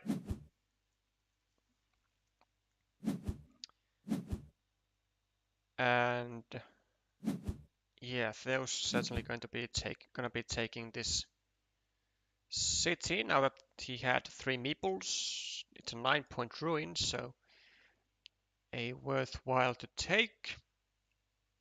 Okay, now what do we do as Alexei? Can we afford doing something like this and meeple the field again? Just to be able to make almost sure that the Theus will not be contesting this field at any point. There is still possibility to go here with a road and connect to the field via the one remaining starting tile. So there's an option. Instead, starts just another field elsewhere. Makes sense. And those might not have the luxury to really ponder between the most safest moves. Oh, seems fine. A 6-point field. And also is attacking to this field in case Alexei draws a divider or something that he could take 4 points with, and that he could use to enlarge his field downwards. Okay, what's the score now? Theus uses his final meeple to attack this 12-point field. +4 for Alexei, +10, +22, +29, +30, 35, 32, 26, 24, 23, 20, and +11, and he has 2 meeples more. I will be amazed if he loses this somehow. There is not much that Theus can do. 1, 2, 3, 4, 5, 6, all monasteries gone. Are there vanillas? 1, 2, 3. Still 2 vanillas remaining to this square, which will be worth 9 points for Theus. Would still be -2. Alexei making sure that it's gonna be as painful for Theus as possible to get any meeples back. And I mean, Alexei could go here, but I don't think he's gonna go there. I don't think he feels the urge to give any meeples back to Theus. Likely just gonna go over here, get 2 more city caps to his field. Oh, he does go there. Oh, okay. Well, I mean, it is an 8-point move. It is an 8-point move. And a timely quad city for Theus, as otherwise Alexei would have gone over here and taken a 9-point field. Now he's just gonna go over here, I think, and get 7 points. 3 for the city, 4 for the city, 3 for the field. Or maybe he's just gonna go over here, direct the city downwards, and take a 9-point field. The possibilities are at large.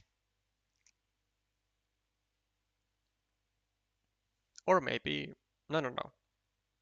I was thinking like maybe we go over here and take 3 points, but what's the point when we can make more lucrative moves.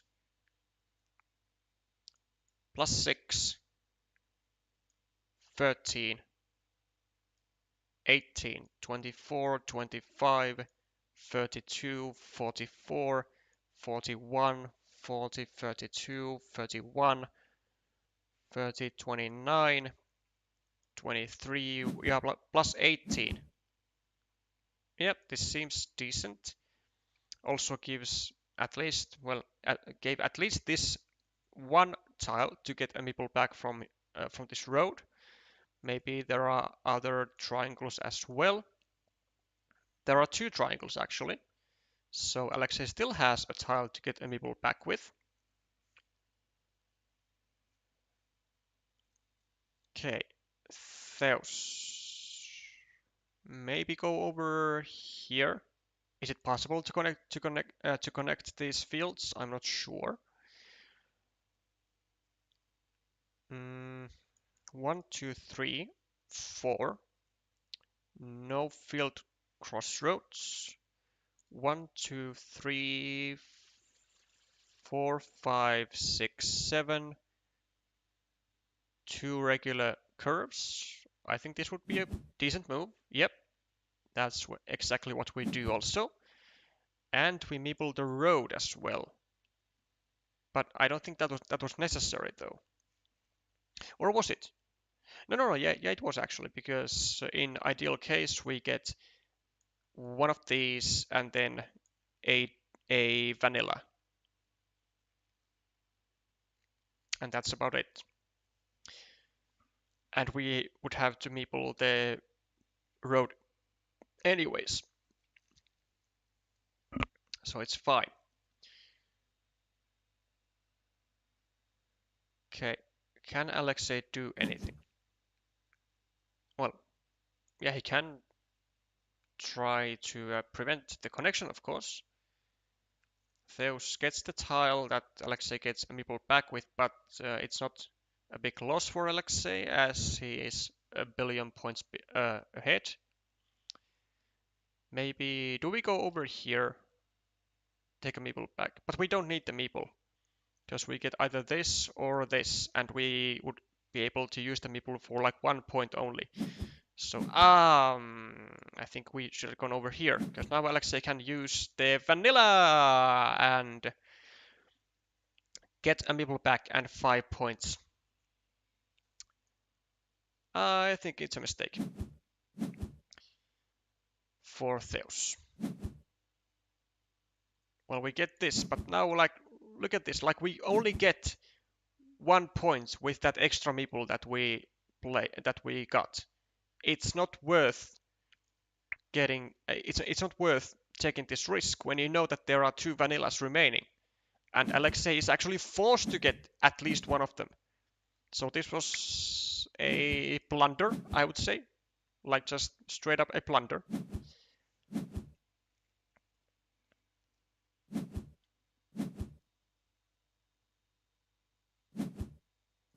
Like this, a meeple back, we got 2 points and added 2 points, and then it was only worth 1 point, the extra meeple. Whereas if we go over here, it's gonna be 2 points and giving no points to our opponent.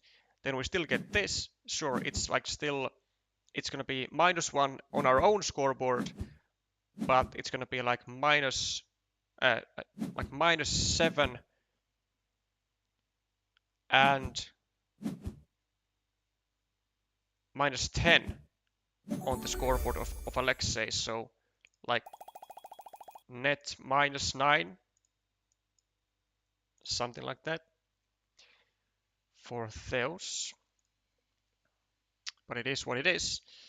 Alexei takes down his fellow master with a 2-0 win, a solid 2-0 win, and brings the first match point for Latvia. Then let us see if the others are doing as well. as their team captain. Esetsus currently winning 1-0. And let's take a look at Napalm Eye as well. Is in a 1-1 situation. So let's take a look at the decider of these players. And almost the entire decider, it seems, which is nice.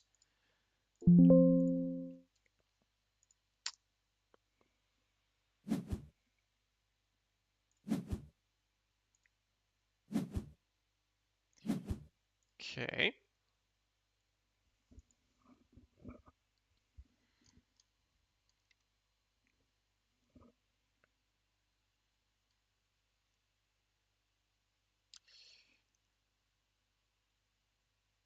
Okay, more Chan with the CH as in change.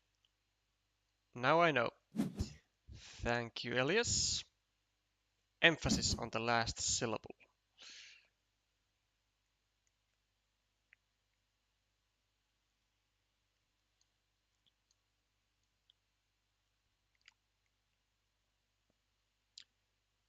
Esetsus wins his first game, but went... Oh, wait. Esetsus wins... Oh! Wins his first game, but it went overtime. Ah! So, let's real quickly check this then. Esetsus. Okay, so lost by time. Ay. That's not what you want to see. Rip the point. Goes to Guy Ziegler instead. Ay. That hurts. That hurts. Okay.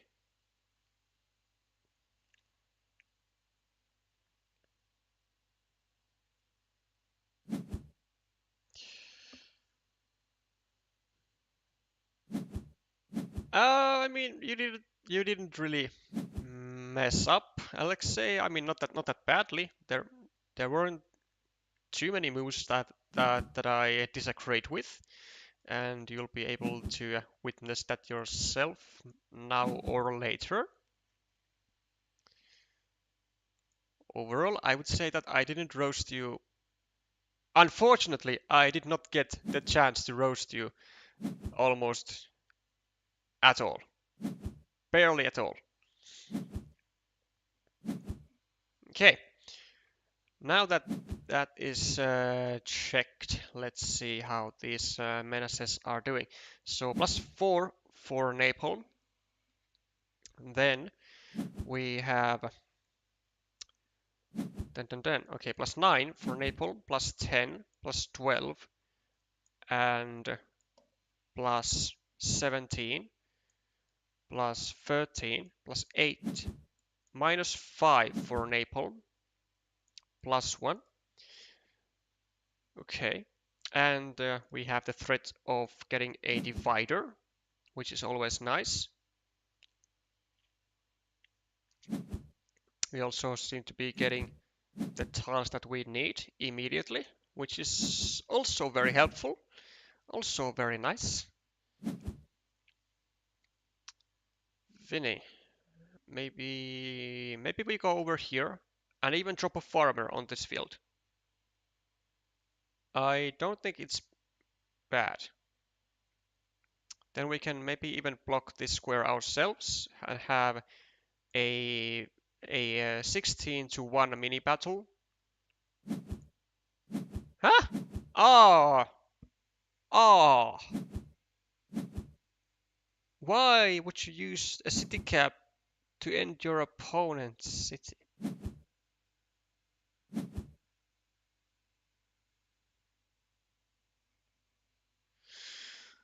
Oh. Not what I wanted to see. Like, sure, we get a 6-point field with some green squares, but I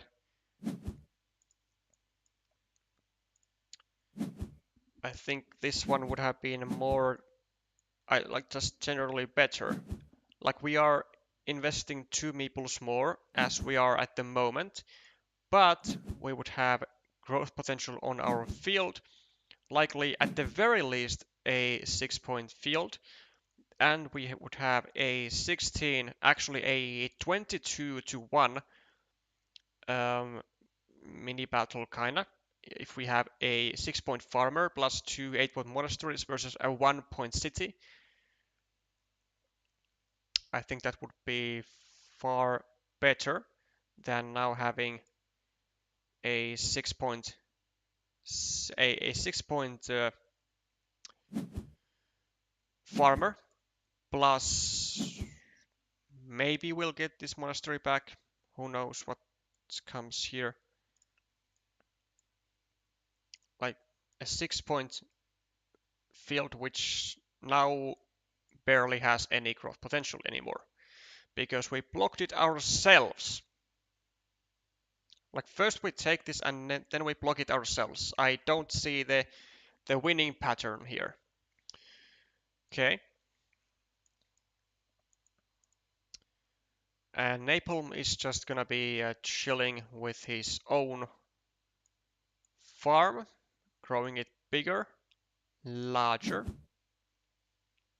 Also has a nicely developed monastery of 7 points. And we still have the threat of 2 dividers. And there's also only 2 filled triangles, and we get the divider. Maybe another meeple to the field as well. Wouldn't be bad. Like it, sure, it kind of the field cannot be attacked from here, but it's still going to be 9, 12, like 15-point field, and we would already be placing a second farmer to where there are points immediately, which I gotta say is not the worst thing. I've seen worse stuff happening in Carcassonne. Ah, okay. Krishna has equalized. Thank you for the confirmation.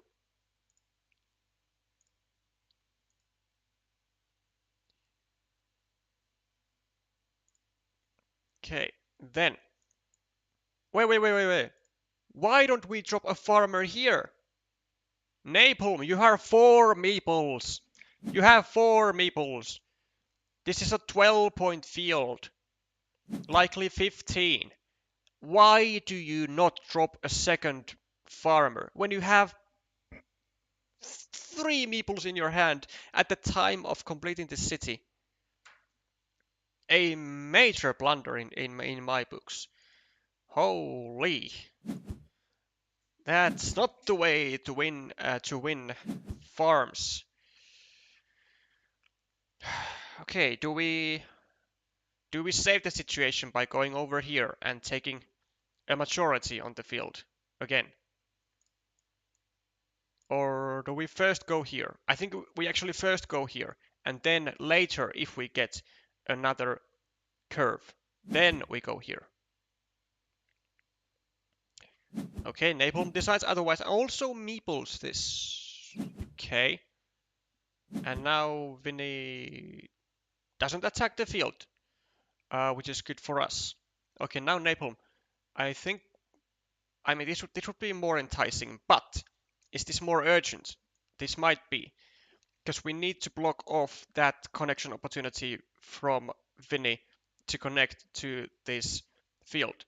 We already kind of lost it once. We don't want to lose it twice.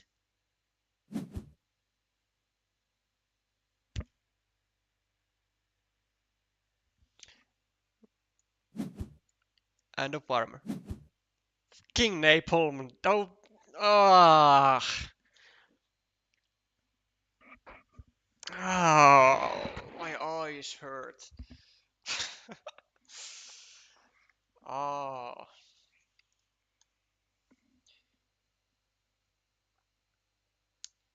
Napalm, Napalm, Napalm. You lost the field once, you're going to lose the field twice, it seems. Maybe even 3 times if Vinny gets to complete city and drops a third farmer, which he will, I think, certainly will do, because this field is so big. It's worth 3 farmers, especially when your opponent already has one on it. This is tragedy. A tragedy that might cost Napalm the game. Okay, he has 3 meeples, but there are no attacking spots to this field except from here, which heavily favors Finny. Also, yeah, I was about to say, is there a chance that Vinny goes over here with like a boatload of with like a number of curves and brings this farmer, but at least that's not possible.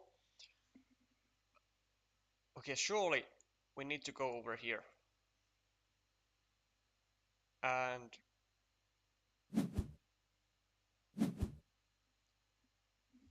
okay, other city caps 2, 3, 4, 5, 6, 7, 8, 9, 10, 11, 12, 13, 14, 15, 16, 17. 6 city caps remaining, and Napalm just doesn't care a single damn about this. Ooh. Apparently because he doesn't have to care, because he gets perfect tile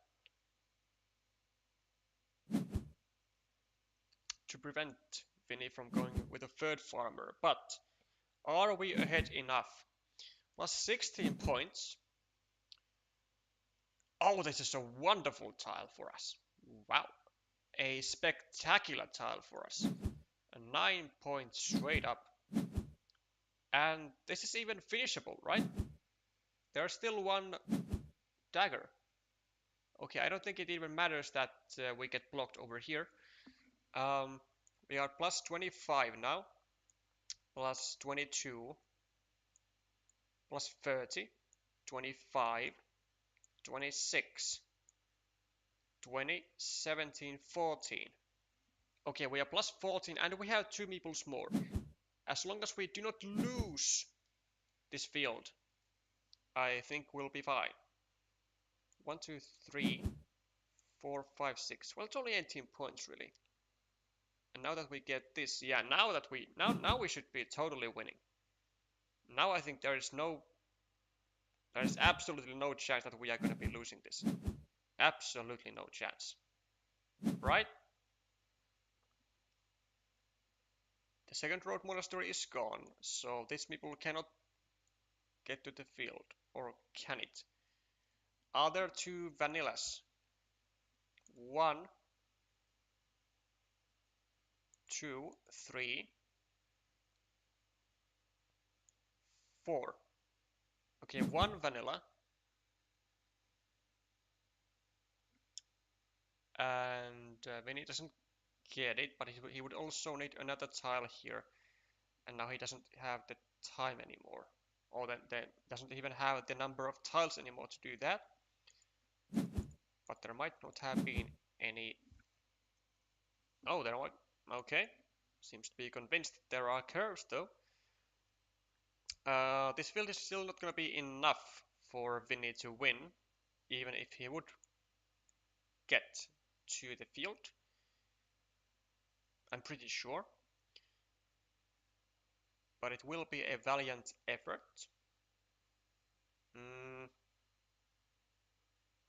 1, 2, yeah, there was no way Winnie would get to this field from here.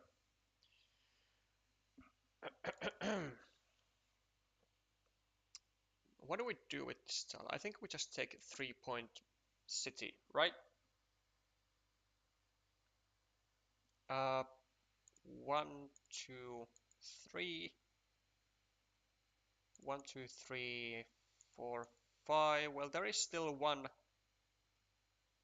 one dagger, I believe. So we could go like over here and take the city and then get the dagger, which might be what Vinny is going for. You know, just to maximize the point difference to go over here, take this, draw the dagger and get 11 points in 2 moves. Why not?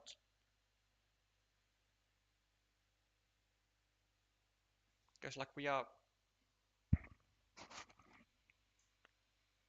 I hope that my voice hasn't been terrible, because the mic was not anywhere near my mouth.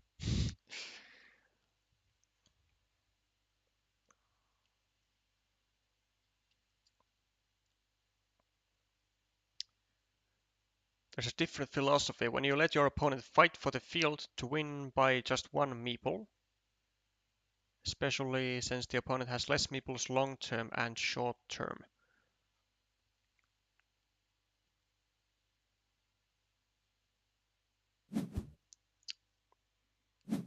I mean, maybe there's like, if you are meaning like this move when Napalm didn't meeple the field with a second meeple, but I think it's still a mistake though.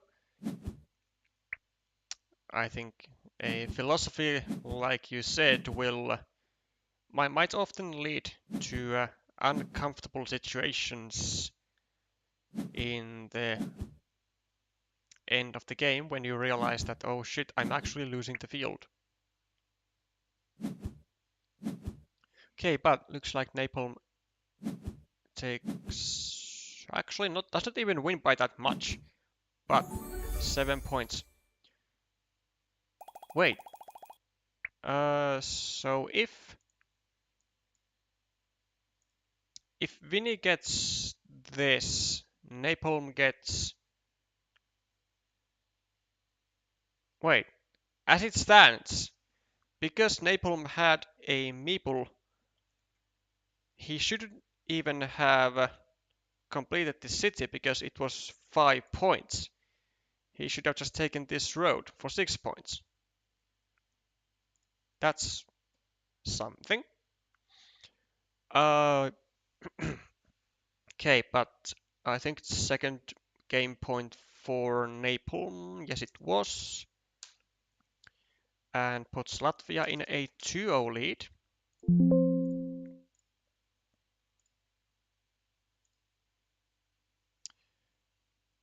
Okay, let's have a look at the chat.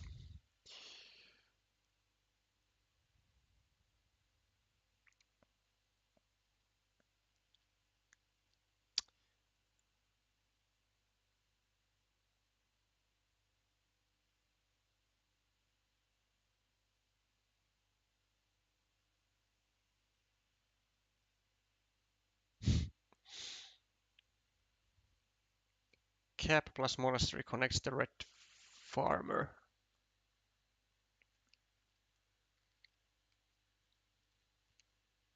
Yeah, probably hinting towards the 6-point farmer that red had on the other side, and then get the monastery and yeah, then a vanilla or something. Okay, which games do we still have going? We have,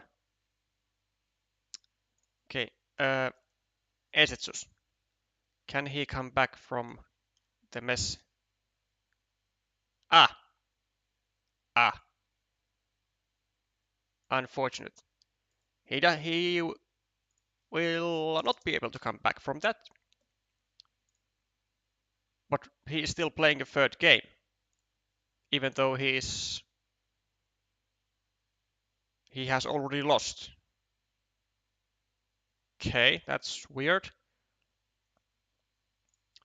because it's not going to change the outcome. He has still lost on time on his first game, so I think the rules are going to be against him. and what they now might think is a decider doesn't matter a single bit. Then we have only Denver, who is done and who has made a phenomenal job and has won 2-0 versus Chitaruda and has won Latvia the match. So it's 3-1, and then let's see if Krishna and Melvin have settled their differences. Looks like not just yet. Still 9 tiles until they have. Will Brazil? Well, actually, Brazil has already unfortunately taken their third L of the season. So despite having a massive community and having all kinds of restrictions and qualifying tournaments and scouting and all that stuff to be able to get to the team, it seems that the success still lets Brazil to wait for itself. So, plus 13 for Krishna.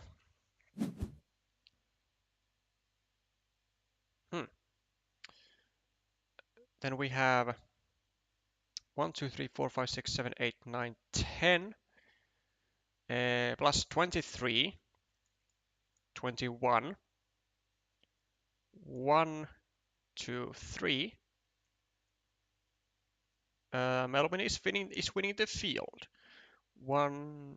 19. 1, 2, 3, 4, 5, 6, 7, 8. So Melbourne is plus 5. But does seem to have issues with scoring. He has now taken a gamble. And the question is Krishna gonna go for a third farmer or just a 6-point monastery? Or a 6-point field, able to expand to a 9-point field? Seems to be a lot of options. So 1, 2, 3, 4, 5, 6, 7, 8, 9, 10, 11, 12, 13, 14, 15, 16, 17, 18, 19, 20, 21, 22. There's only one city cap. Ha! And Melvin is still gonna go for the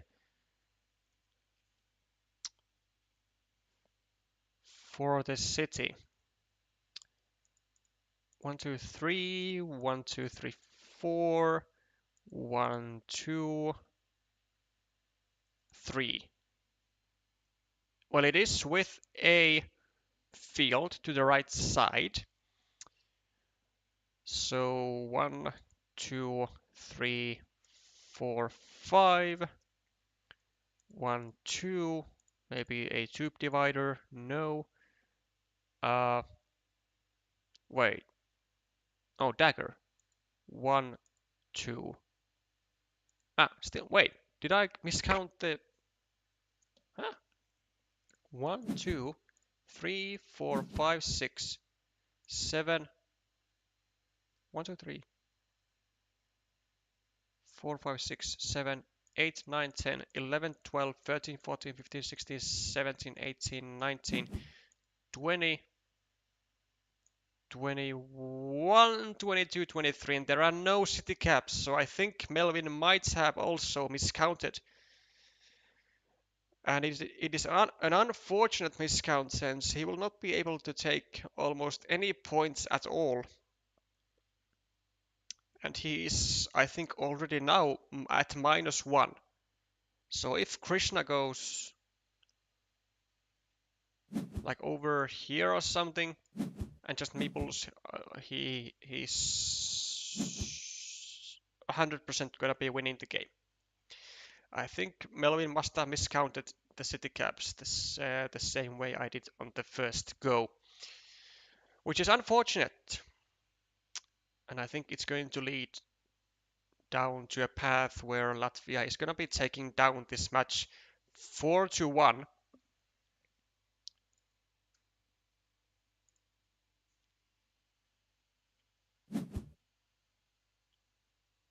I'll talk to the players after the match. Yep, that would be a great thing to do to make sure that everyone is aware of what happened.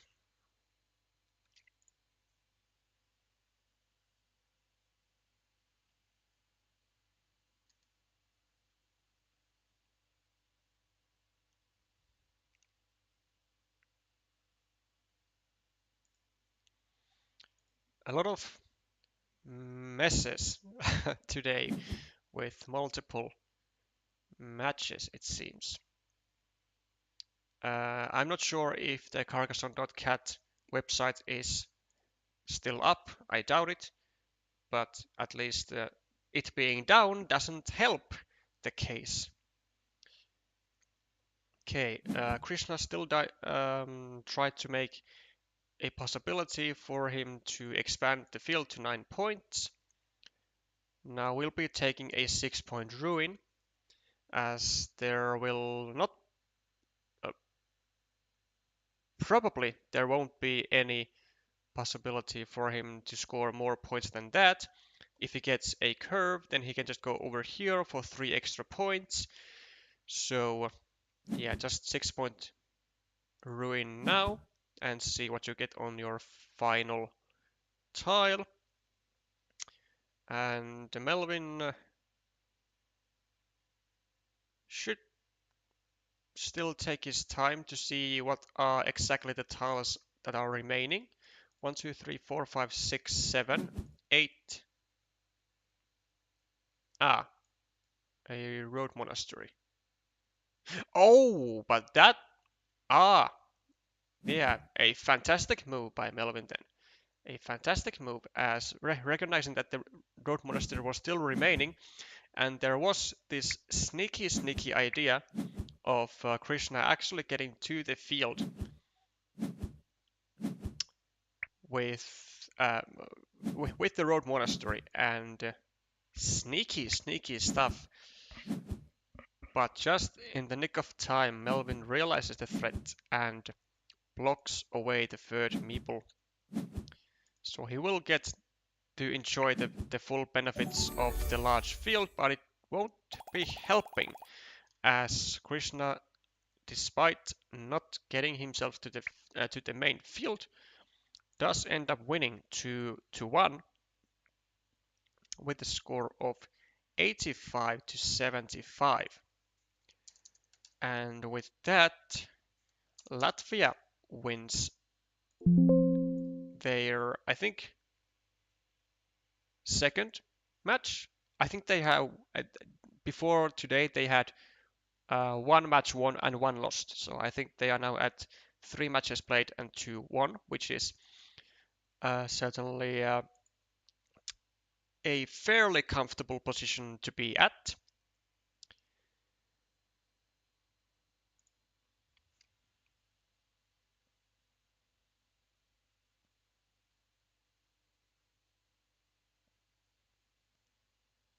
Carcassonne.cat is down, but if you add... I mean, we'll see about this.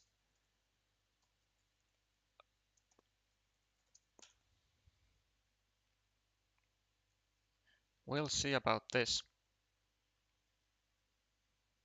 I'm not sure if I'm doing this right, but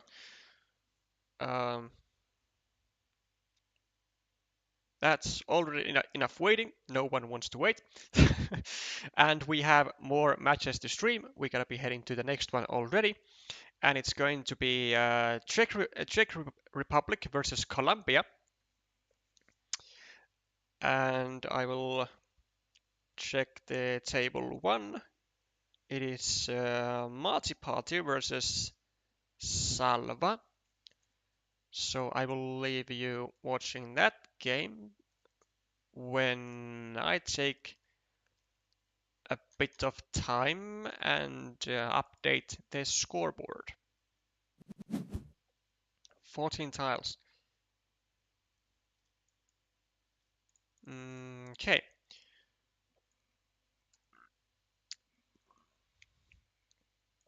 So, Czech.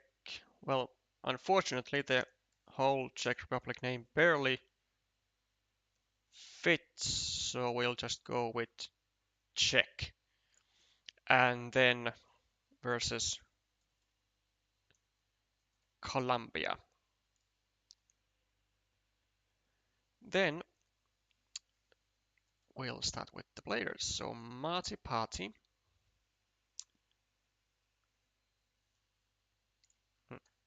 Zeros all over the board. Then we have Seamaster 1991. Chomps Herzl CZ and good old Posich.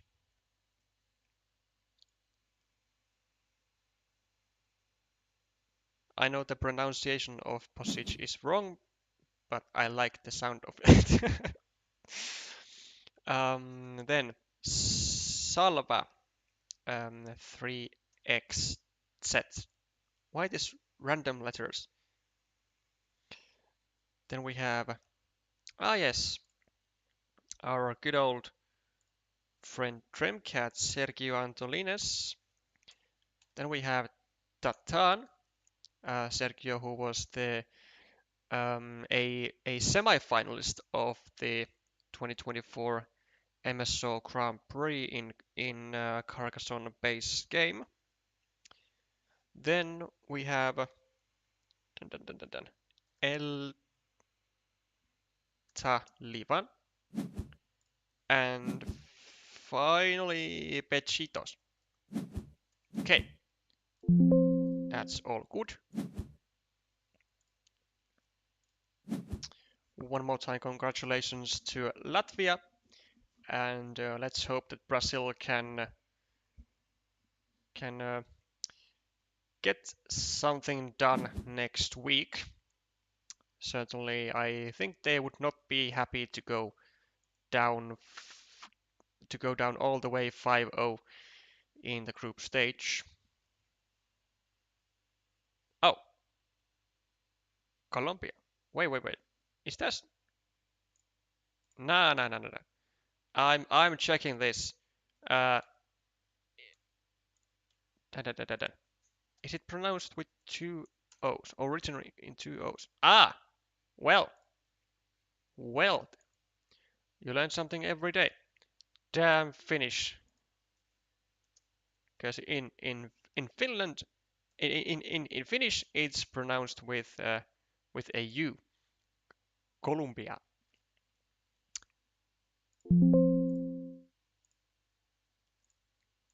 Now it should be correcto. Okay. Okay. Let's now that we have honored Colombia with his actual name, we can finally step into the actual action, where we have 4-point lead for the Colombian player with 5, 6, 7, 8, 9, 10, 11 points, counteracted by this 9-point ruin, so +2, -2, +5, and +5 and maybe an equal field, but then Salva also has an extra meeple in his hand. And this one is blocked, so it's looking very good for Salva here. And Marty probably has to attack the field with his final meeple also. and try to actually win it, tying it won't be enough unless he can score like, I mean, if he can score this, then maybe it's decap, he's gonna be +3, then this doesn't get to the field. He might actually have chances to win this without winning the field. Maybe tying is enough. Oh, but it was Marty's turn, so he went for the field connection himself with the third people, which is understandable. But now, if there are no field crossroads, which there are still one. So this is possible to get Marty to the field, but not Salva. 1, 2, 3, 4, 5, 6, 7. Okay, still 2 regular curves. And this is done. Salva wins. Okay. Marty not going to be able to do anything. Maybe we go over here. Maybe we just take the road. Or maybe over here, meeple the field. Then maybe get something over here and 6 points. It doesn't actually matter what we do. We have already secured the win 100%.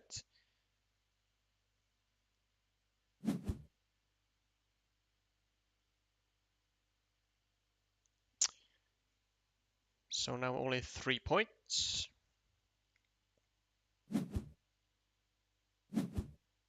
Yep. I think we win by 8 points, I think. No. 11. Wait. What am I saying? Marty is not on the field with 2 meeples, so we win by 1 billion points because we have the field. Okay. Some stuff. 75 to 49. People are really obsessed with the 49, trying to be the all-time lowest scorers, but there are now multiple people who have scored 49, and apparently I unfortunately cannot remember who it was who scored 46, but on the other hand, according to the new information, it might have been like misinterpreted because that game might have been conceded before it should have. 0-1 in favor of Salva.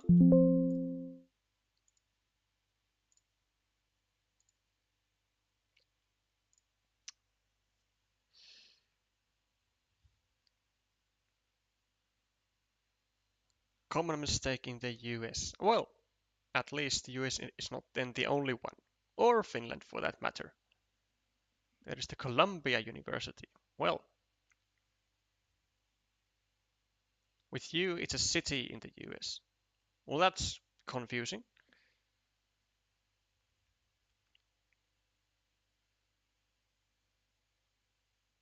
Ninja Farmer went to jail for trying to steal the field. So it seems. Quite an effective jail too. Ta-da-da. Then Chomps, who is in the lead of 1-0 against Tatan. Let's watch the second game.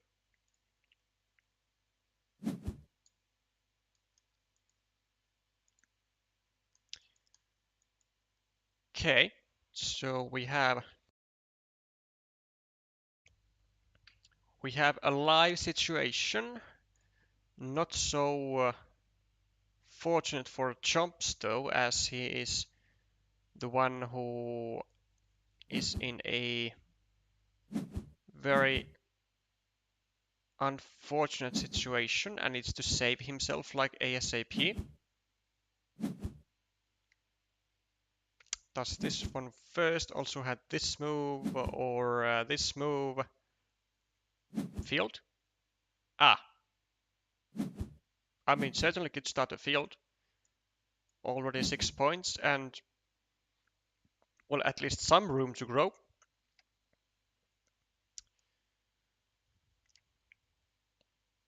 Okay, but if Tatan gets a triple city, he's gonna go over here and block this square, but still suck this meeple into his own part of the ruin, which would be just wonderful for the Colombian.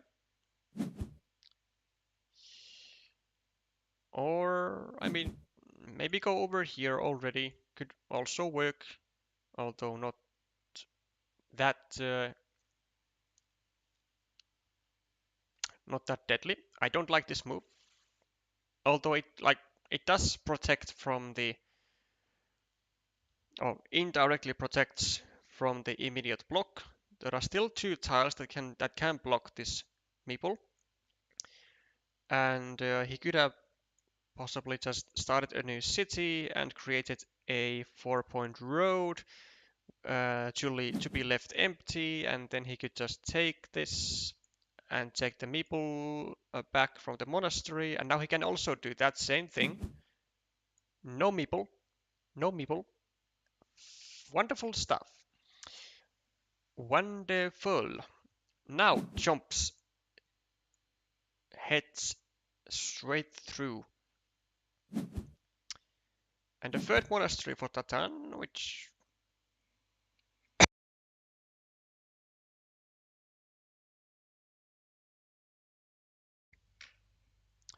is great for him.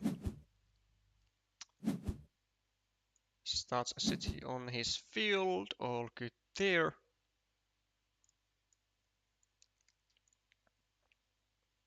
Do we go here? Apparently yes. Was also kinda considering doing this, would only leave one tile for Tatan to finish the road. But it's still the 50-50 and it would restrict the city, which would not be ideal.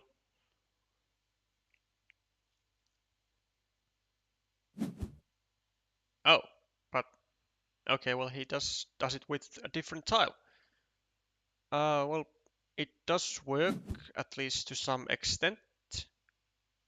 Oh, why are we just building up the field of green? Why are we building the field of green when we are in a meeple disadvantage also? That doesn't seem right. That doesn't seem right at all.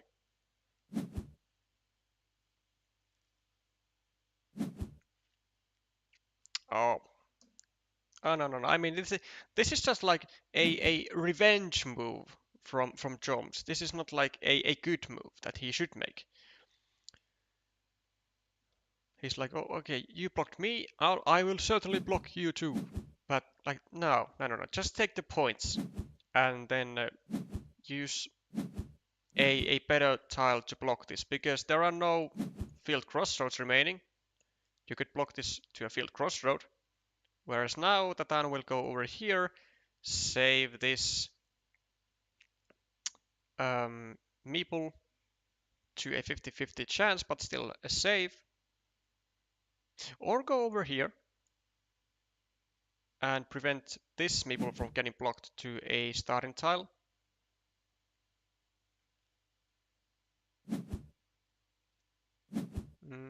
Okay.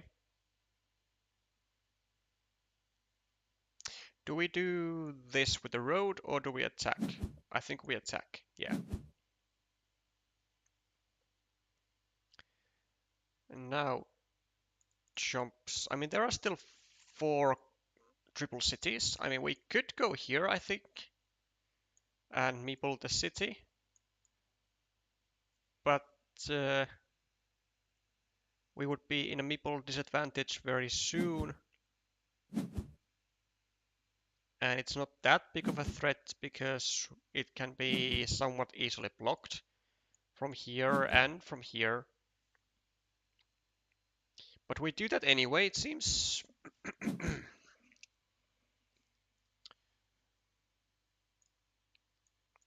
Okay. We draw one of the daggers that Jumps would like to have. We are plus 21 on the scoreboard, plus 29, plus 25, 24, 26, and then this. We are plus 26, so we are doing like fabulously, but don't give 3 points. Don't, I mean, like, yeah, sure, the idea is to block this, but I mean, we either gotta meeple this, or we, or like, preferably we start the city somewhere else entirely, because we don't want to increase the size of the field, like, even further. We don't want to do that. It only really benefits our opponent.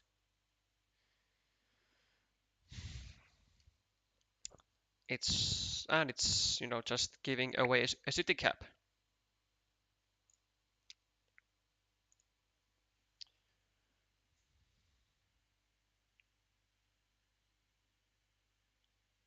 There is something good though. We did get an attacking platform to the field. If we want to do that, it's a 9-point field, possibly 12. So it is possible that we want to attack it, although there is already a 6-point field up for grabs. Now we go over here.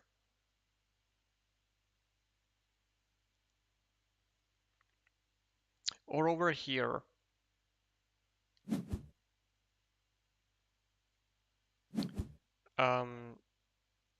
This move in a sense that Trumps would not then be able to defend with a crossroad and take 3 points at the same time. But are there any remaining? 4, 5, 6, 7. Well, only one crossroad, but we get the block anyway successfully, so that's worked greatly enough. And like also, since we are now like plus 20 something, oh, actually, let's count. Plus 23, 28, 36, 33, 24, 20, 13. We are plus 13. We have a meeple more. We don't need to attack this field. We can just do something like, we can do this. Yeah, we can just take this field. That's good. We are now plus 19, and our opponent only has exactly one tile that's going to be hurting us, which is the final dagger worth 8 points. So even if they get that, it's not going to be the end of the world. Great move by Joms, by the way. Not to really like prevent this city from being completed, but to get a platform to attack it himself. Great move, because he needs to take massive risk, and this is how it's done. You create an attacking platform for either player to take to a huge city. Now, Tatan, if you are... Okay, do you go over here and attack or without the people, or do you go here and just take the points? Well, this works greatly enough. Just go here. Just go here. You don't need to do anything because we have a great lead. We have a fantastic lead. We don't need to do any shenanigans. We don't need to connect. Just go here, and we also got the dagger, which could have hurt us. So now there are basically no tiles that chumps can use to really grow up, to really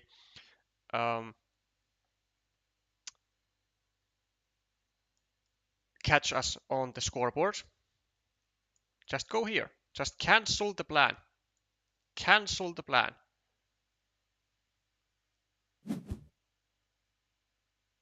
Ah, how many are there? 1, 2, or then we can just rely on getting one of the 3 remaining tiles, which also should work quite well. It's like what, 87.5% chance to get one of them,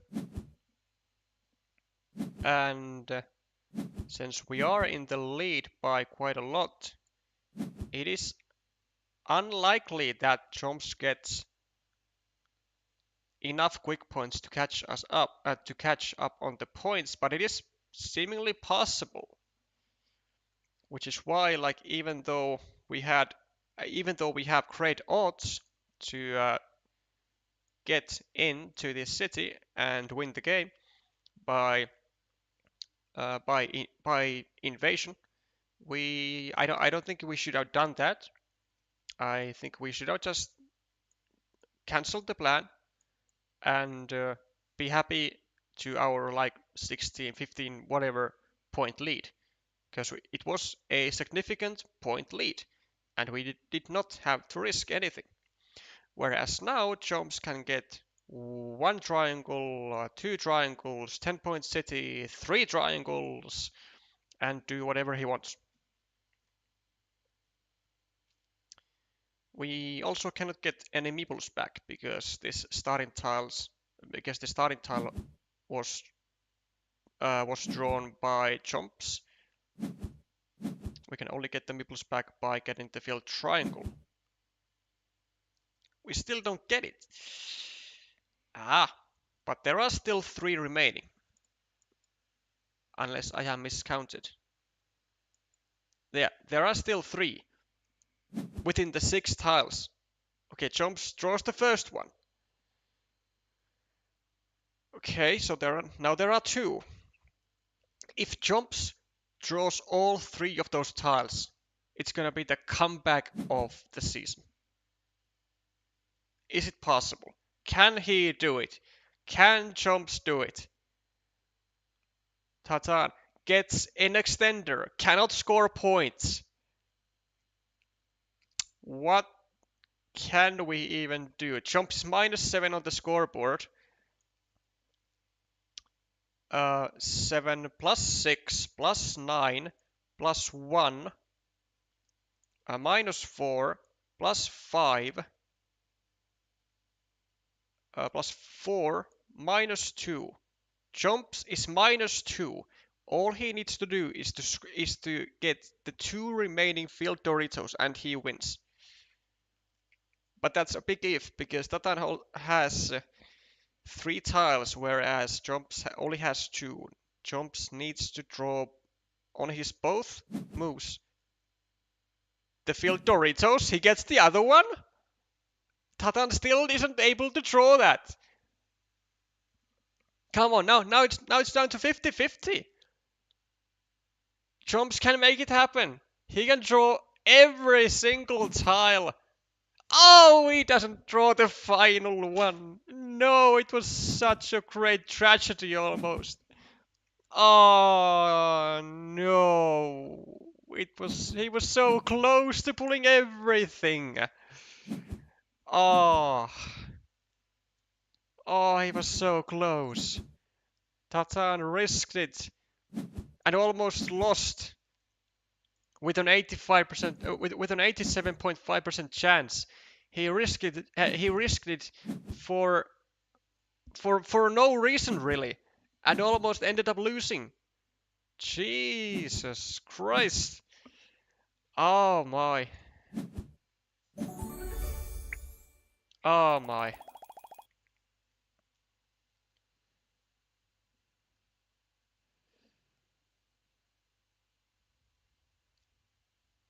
I believe Colombia is spelled Colombian in Finnish. Yeah, it is. It is exactly.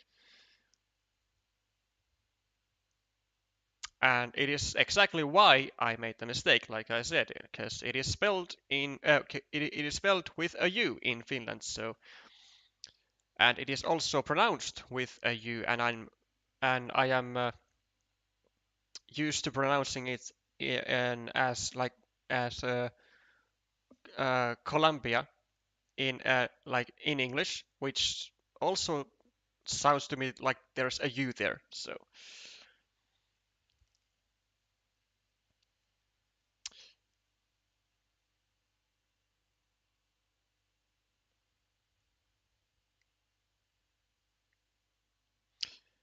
unfortunate that Choms was not able to make the the worst traumatization of the season so far with the with Tatan being as he's traumatized person. But I'm sure that Tatan will not be doing that again in a while. I think there was certainly a bit too much suspense for the Colombian player. Okay, let's update the scoreboard. Salva still winning 1-0. So how is semester 1991? No, no, no, no, no. 1991. Okay, is winning so far against Sergio 1-0. Then we have Hertel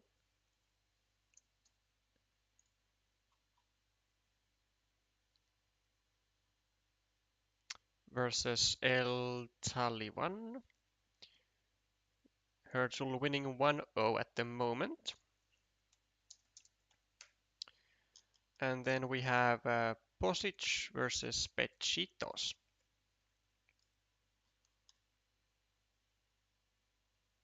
Also 1-0, but in the favor of the Colombian player.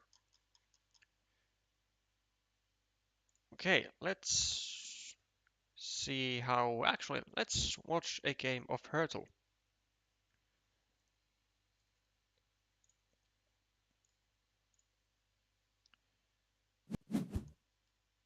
"21 tiles."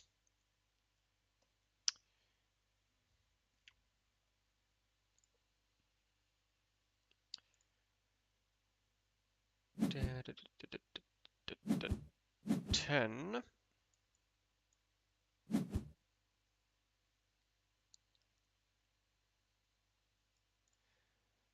Okay, what do we have? We have plus 15 for the Colombian player. We have 2 outs for Hurtle to finish 1, 2, 3, 4, 5, 6, a 12 or 80 or at a 12 or 14 point city plus 3 points for the road.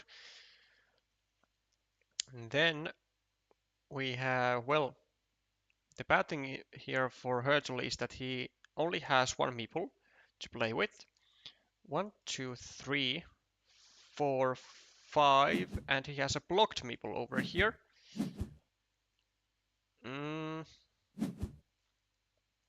Okay, is this city still alive?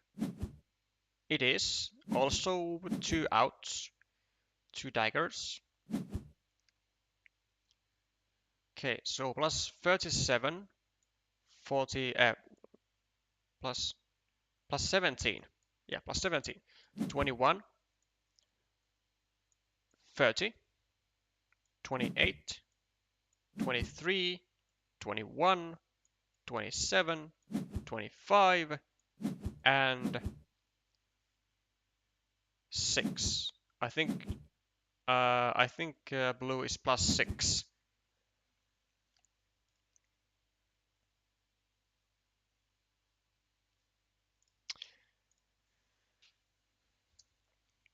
So, what? Oh, whoa, whoa, whoa. Blue also expanded the field by 3 points with this road monastery. So that works out.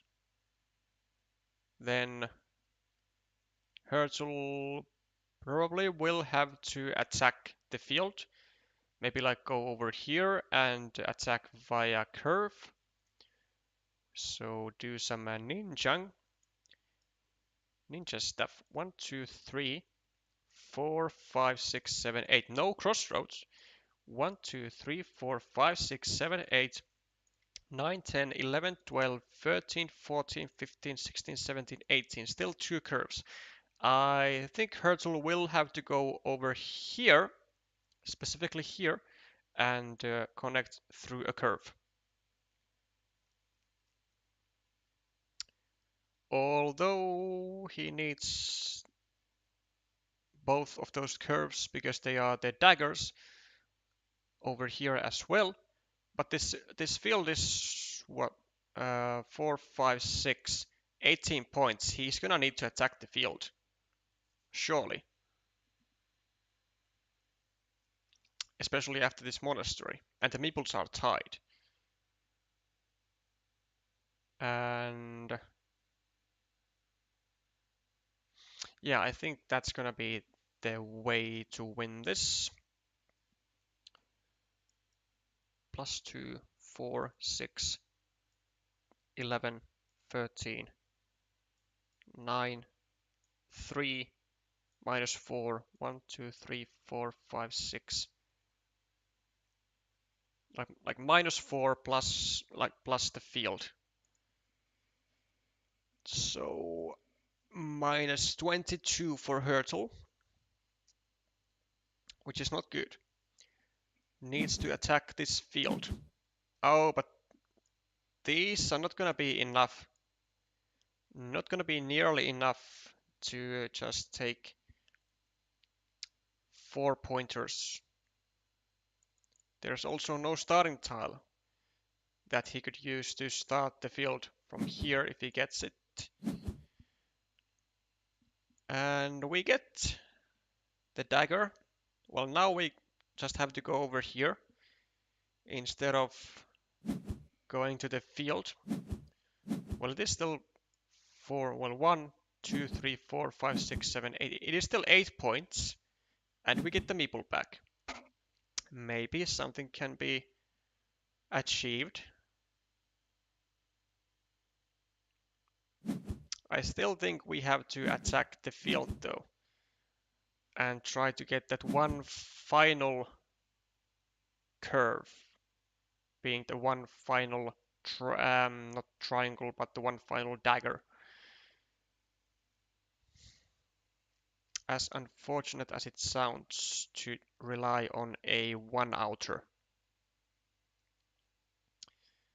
because this was 6 points, 21, 27. We are like 18, 19. We are like minus 22. So minus 22. Yeah, we gotta go here. And we have to attack the field. There's no other possibility that we can get enough points otherwise. We have to attack the field.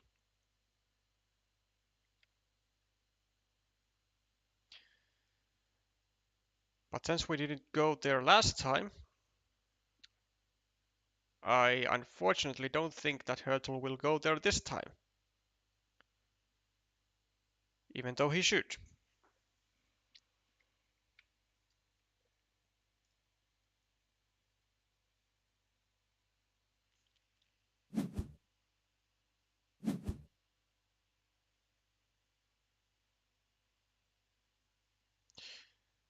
Thanks for joining the stream, Elias.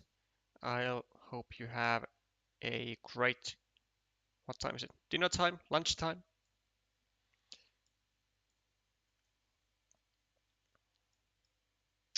Have fun with the reviews later. Ah, we went there. Nice. A correct move, I think. Maybe even one tile to the right, so that El Taliban would not be able to go over here and drop a farmer and connect and stuff. Okay. If blue goes over here, drops a farmer, I think it'll be a decent move. Because he will have to win the field, I think. Or at least if he wins the field, then it'll be a certain win.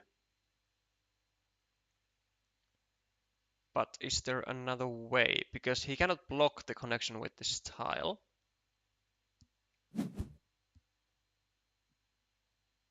Ah! Oh no. I don't think the Colombian player is aware of the tiles that Herzl is relying on. This doesn't block the connection. It doesn't block it. It's a mistake. It's a huge mistake. Are there triangles? 1, 2, 3, 4, 5, 6, 7, 8, 9, 10. No triangles. 1, 2, 3, 4, 5, 6, 7. There is one triple city, which can go here now that Herzl created the platform. And it comes with a field. Okay, now Herzl is just creating platforms every... Oh, wait. If Herzl had gone over here and dropped a farmer, I think that could have been the winning move. Because for Herzl, being even on the field might actually not be enough. And actually, I'm not sure what he's doing because he cannot get two meeples to the field. Okay. Herzl has to now go here, I think. 15, 16, 17, 18, 19, 20, 22, 16, 8, 1, -3. Herzl is -3 if the field is equaled. Herzl has to go over here.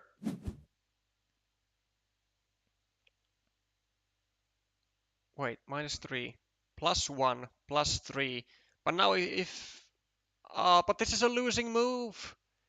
Because now when the Colombian just takes 5 points here, it doesn't matter that Herzl gets this connection. It's not gonna be enough. Blue will still win. Herzl gets the connection. Of course he gets it. Of course he gets it. But which is why Herzl needed to drop another farmer with this tile at the very least. Or with this tile, had to just take a meeple back and drop the farmer there. A 6-point move. Now I don't think it's enough.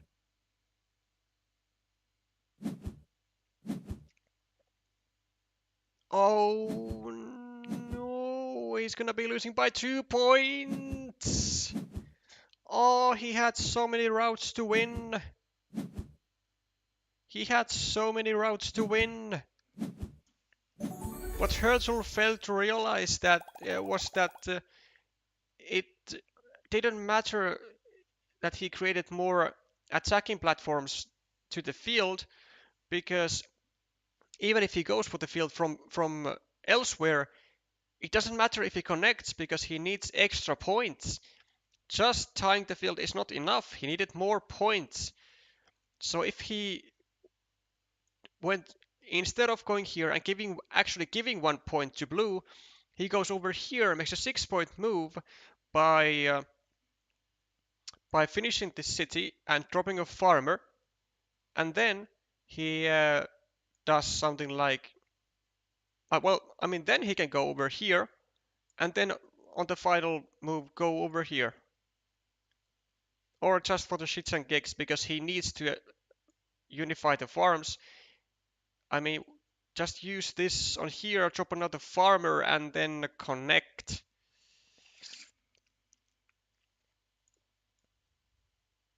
Ugh.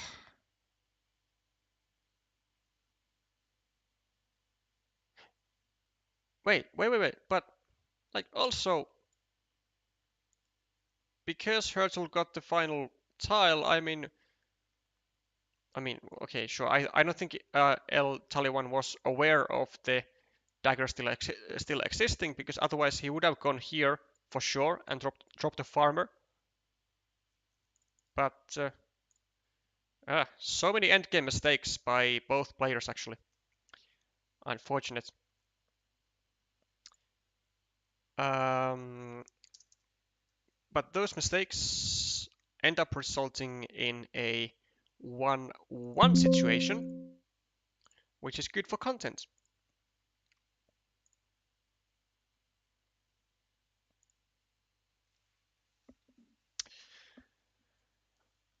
Hi there, Vika.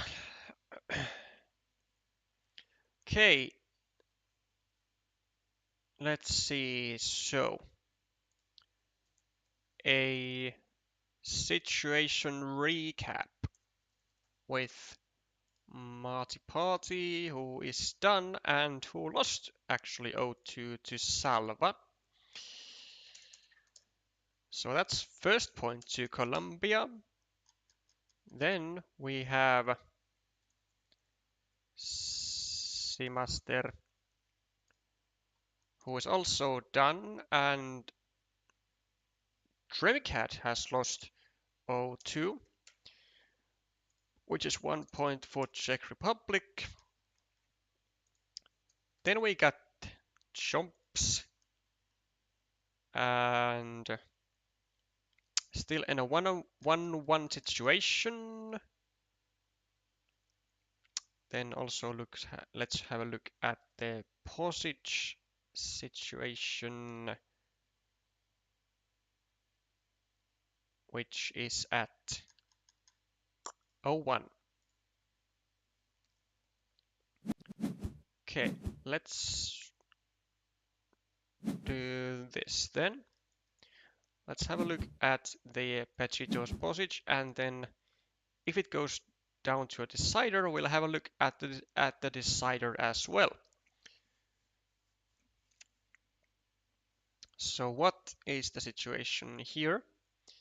Posage +2 has a shared field +3, 4, 5, 6, 7. 1, 2, 3, 4, 5, 6, 7 -2 +10 for +10 for Bechitos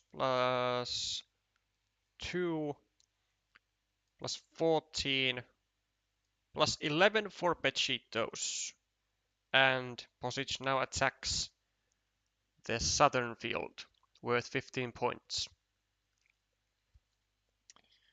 Okay, interesting.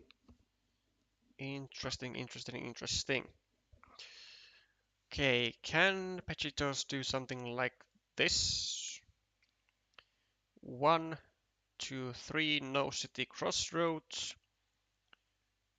1, 2, there is one starting tile, I think. 1, 2, 3. Ah, no, there's fourth. Okay, no starting tiles. 1, 2, 3, 4. Huh? Two daggers. One to each direction.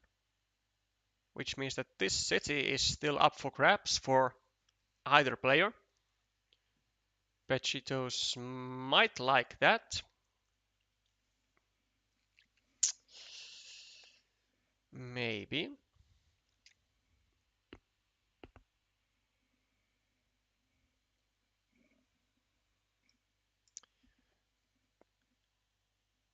Okay, so if we are plus 11 and Posich is attacking,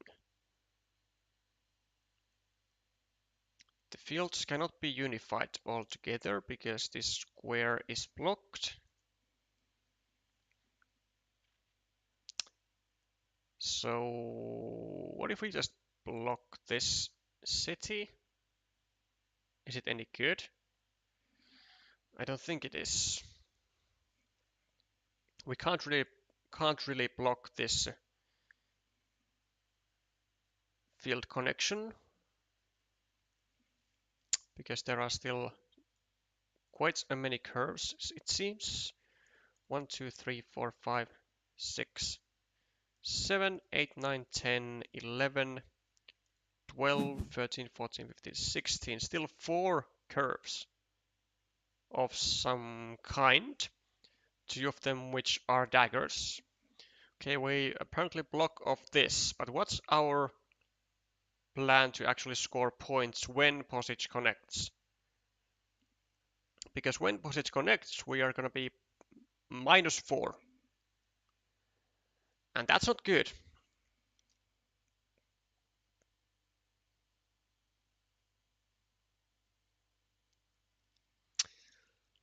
Hmm. 1, 2, 3, 4, 5, 6.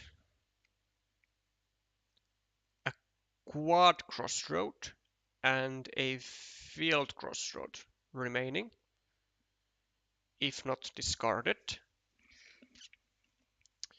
Then we have... What else do we have? Okay, let me do one thing. That.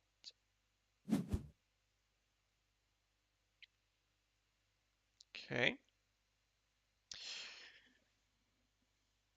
Ah, no. Okay, so there is the quad crossroad. 1, 2, 3, 4.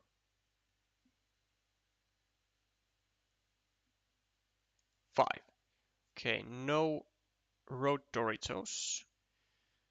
Posich trying to block the monastery of Pechitos. We take 2 points. Sounds reasonable. Posich gets the connection, but takes 4 points first, which might be reasonable.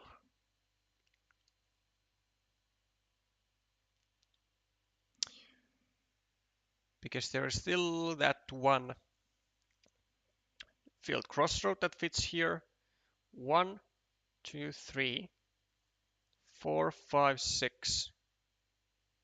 2 straight roads that go here. And 1 more curve. A lot of tiles that fit for Posich.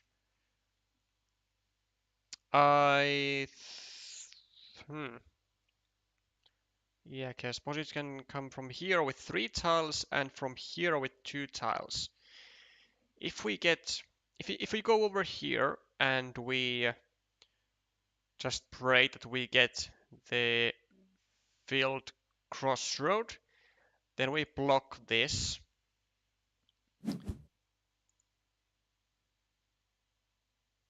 Or this actually works somewhat as well. Posich is gonna go now over here to save this connection to the 2 remaining regular straight roads. And then Pechitos can always just go for a 50-50.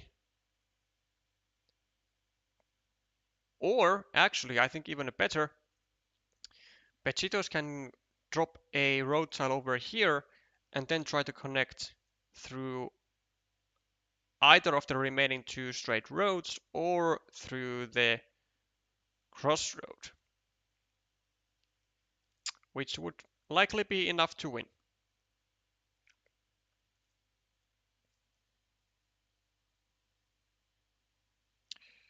Sounds all right.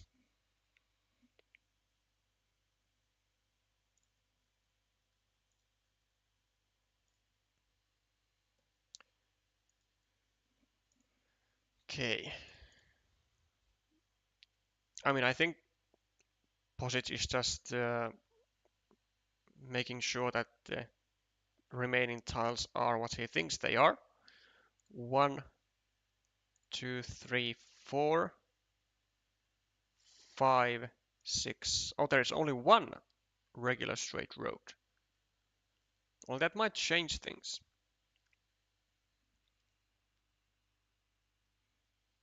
Maybe. But I think we still have to do this, because this way we will have two tiles to connect us to the field. Yep. Okay, Pachitos gets the crossroad. Now he can just try and rely that he is going to draw the remaining regular straight road as well. So I think what he's gonna do is take 3 points.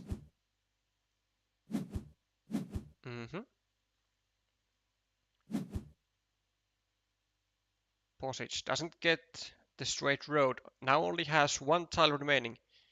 He has like a 33% chance to win, if it's enough. I'm not sure what the remaining tiles are except for the straight road though. 1, 2, 3, 4, 5, 6, 7, 8. No triple cities. 1, 2, 3, 4, 5, 6, 7, 8, 9. 1, 2, 3, 4. So there's a field triangle. And 1, 2, 3, 4, 5. A field triangle and a regular monastery. Plus the straight road. Well, those are not really good at getting to the field, though. Pechitos gets the monastery, but that doesn't really help. He's gonna get 5 points, but probably not enough in itself. Posic gets the straight road that he was hunting for, and Pechitos is left with 5 points here, either or here. And I think Posic will win.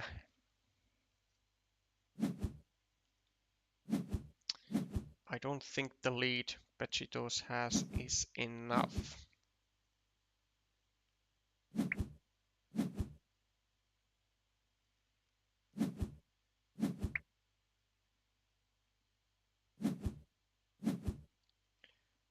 Five and another 4. Ah, wait though. That's 21-point lead. Oh, it was enough. Pechitos wins. Wow. Okay. Okay. So Pechitos takes it down 2-0. That was precision, I'd say.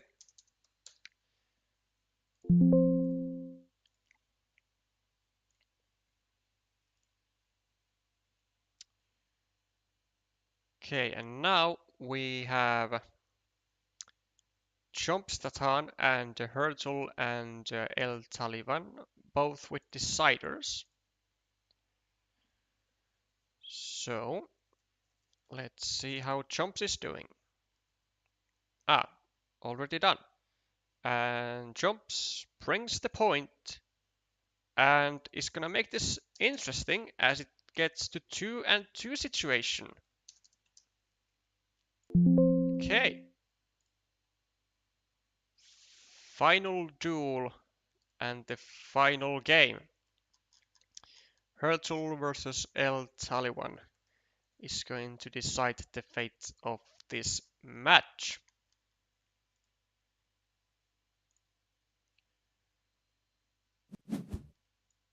"24 points.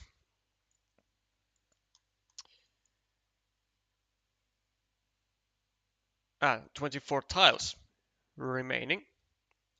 And then Hurtle has a large city. Still one divider remaining, but also two filled triangles, which El Taliban would certainly want to be placed here. Hurtle plus 10 on the scoreboard, plus 16. El Taliban gets the filled triangle. Only one purpose for it.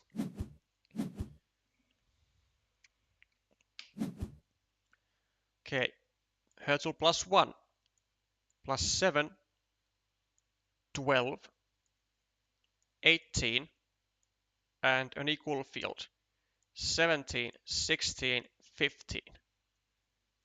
Plus 15 for Hurtle. Looking great. Looking fantastic. El Taliban with a blocked meeple for only 1 point versus a blocked meeple of Hurtle for 6 points. And now there seems to be disaster striking as Hurtle takes a possible 8-point city, and Blue is not going to be able to do anything to that threat. I reckon we'll be just taking 2 points or something.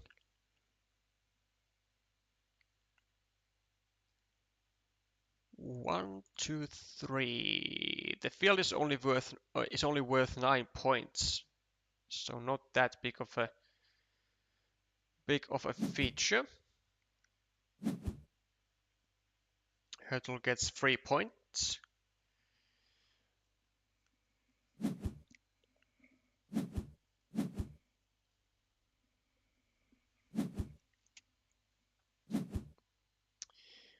Actually, if I were to be El Taliban, I would have meepled the road rather than the city cap, since Hurtle already urgently needed a city cap over here.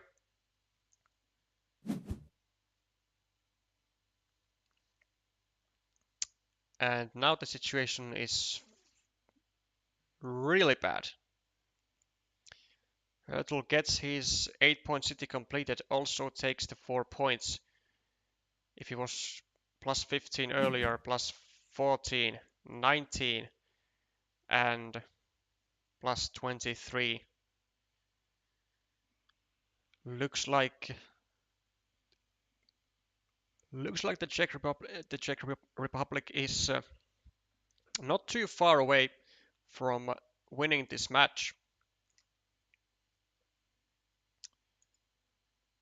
Okay, are we gonna go and have just like 1 point to our monastery? Are we gonna try and block this 1-point meeple? Maybe stick a road to this 1-point city? Yes, we do.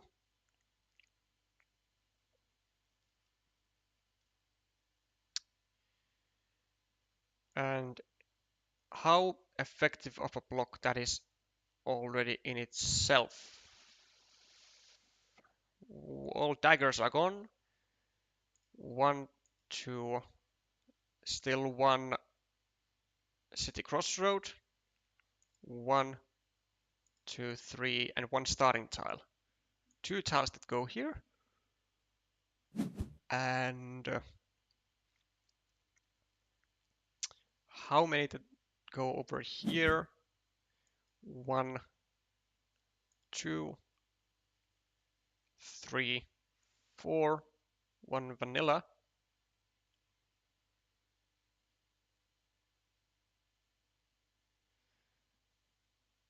And 1 tube divider. So 2 tiles, but now LTL1 needs them over here as well. Not ideal. Not ideal. Hurtle gets the tube divider. Not much that he can do with it. Maybe go over here, add 2 points to himself, and get a free city cap next to his own monastery.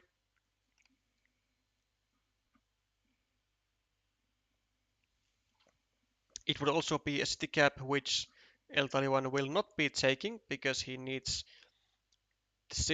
because he would need similar city caps elsewhere already. Alternatively, for Hurtle, maybe just go here, add 2 city caps to your field, as he does. Just plays passive because that's what he can do. And now we just do this or this. I think this, just because it's more restricted, and then we have a good use for starting tile. Well, we'll have a good use for starting tile over here too. So that works.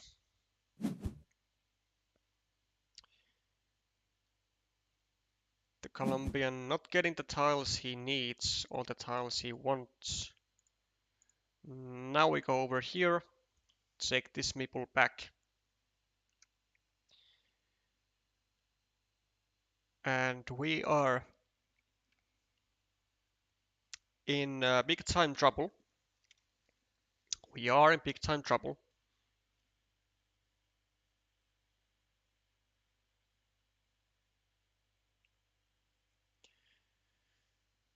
I mean, we do have to take a meeple back. That's for sure. Plus 17, 23, 30, 42, 41, 30, 38, 37, 34. We are minus 34. And this game is completely over. Even if we were to like do something like take this meeple back, then take this meeple back, then even bring 2 meeples to this field, we would still be losing. And it would require like 1, 2, 3, 4, 5, 6 tiles, which we don't have in use. Yeah. Now Hurtle can do many things. Can just take 3 points, or he can secure the field by going over here, meeple it. He can take 2 points over here, remove 1 attacking platform to the field.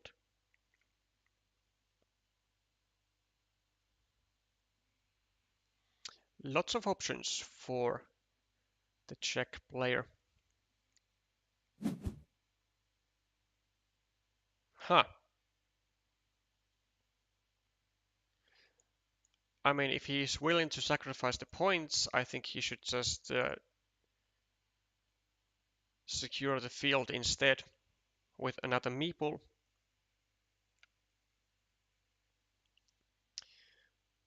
Because in a situation where the Colombian is, it doesn't actually matter how difficult it is to attack to the field. If there is even a remote possibility, he should do it, because that's the maximum points, and he does do it.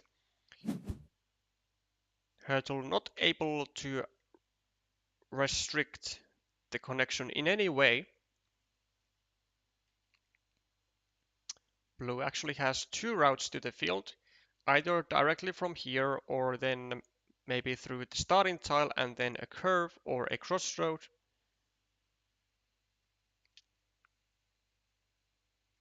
So Hurtle not gonna be able to even prevent that connection almost at all, though I'm not sure the remaining tiles, except for the one starting tile. 1, 2, 3, 4, 5. Huh? 1, 2. Well, quite too many crossroads apparently, so we go over here now. Hurtle gets an extender which that he does nothing with.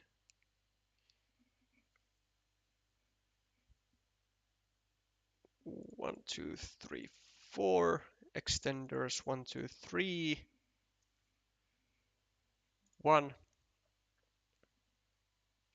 2, 3. So like one city crossroad remaining, one field crossroad remaining, and a starting tile. I think those are the ones. And the Colombian is going to be able to go over here now, get a meeple back, and Hurtle gets the starting tile. Will take 4 points here or 4 points here. And that's... or 4 points here. Oh, but actually he made a mistake. He should have gone over here. Because that would be a 6-point move. And it doesn't matter if the Colombian gets the second meeple in use or into his hand, because he cannot use it, because he does not have any more tiles after this one. So -2 points net for Hurtle. And the Colombian taking 4 points here or 4 points here or 4 points here. Doesn't matter. But it is the Czech player who takes it down with in a thrilling match of 3-2 and with a lot of deciders.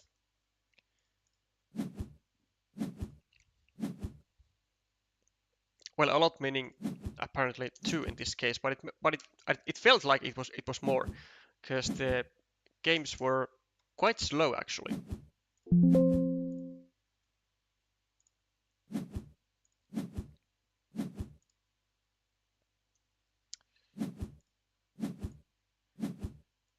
Congratulations to Team Czech Republic.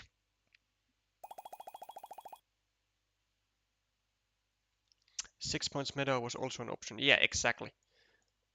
I think this is what you mean. Doesn't matter though, a +17 win for the Czech player. Commiserations to Colombia. It was a valiant effort, as we have seen from many teams today, and you came close, actually, well, almost as close as you can get.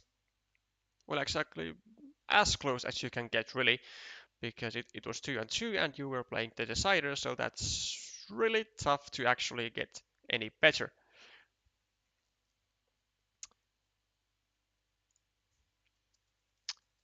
But it is indeed the Czech who gets the win. And unfortunately, I cannot show you the classifications as of right now because the website is down. We still have one more match, and it will be the final match of this week. which is going to end round 3 of the group stage of the WTCOC, and it's going to be Chile versus Croatia. And I will actually update the scoreboard as of right now, and I will then have at least a small break, as there is still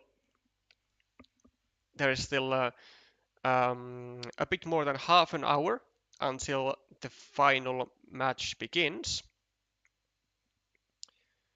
So, yeah, we have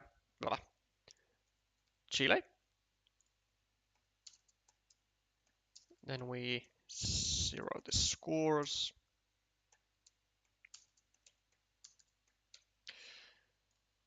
And then versus Croatia. And the lineups will be GDLK versus the Croatian captain Blustej, Zvonimir Vlajk, who was the representee of the 2023 Individual World Championships for Croatia in Germany, Herne. Then we have NKO Joanet versus Tompa 99. Then WDE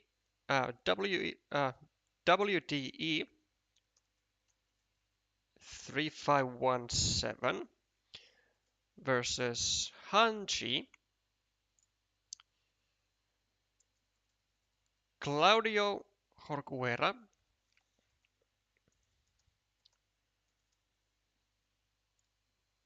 versus Puja 44.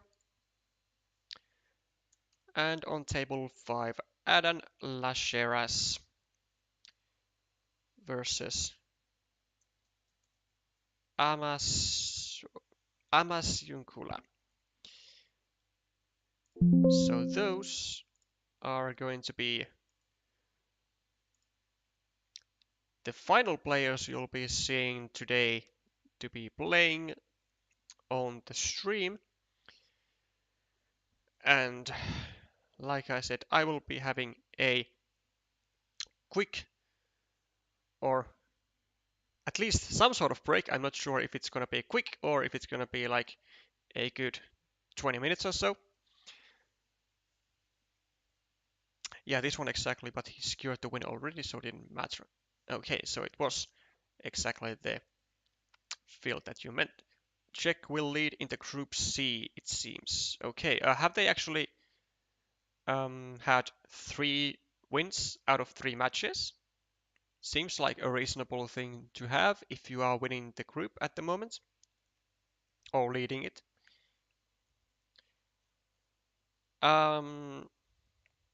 Wait.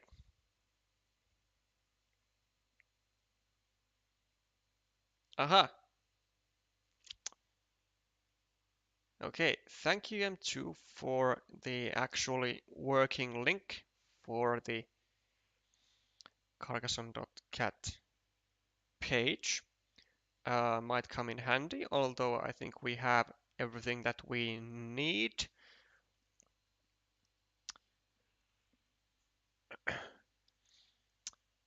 Okay, whilst we wait for the Chile Croatian match to start, I will have a break, and feel free in the meanwhile to bombard any questions in the chat if you have something on your mind. I would place a break scene here, but unfortunately I have not made one for the WTCOC because I was not anticipating to make streams this long, but perhaps I should be more prepared in the future.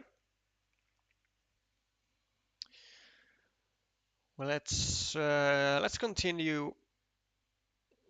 What would I say? 10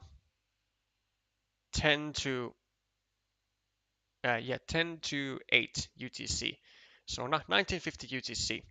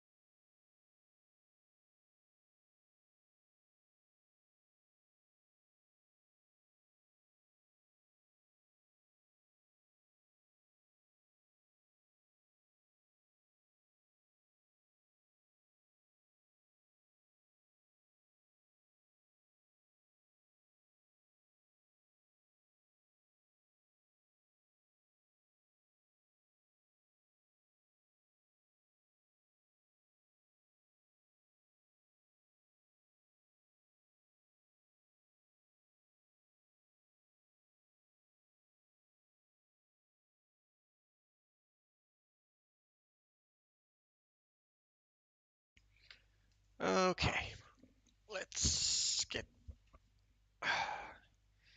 start this thing again.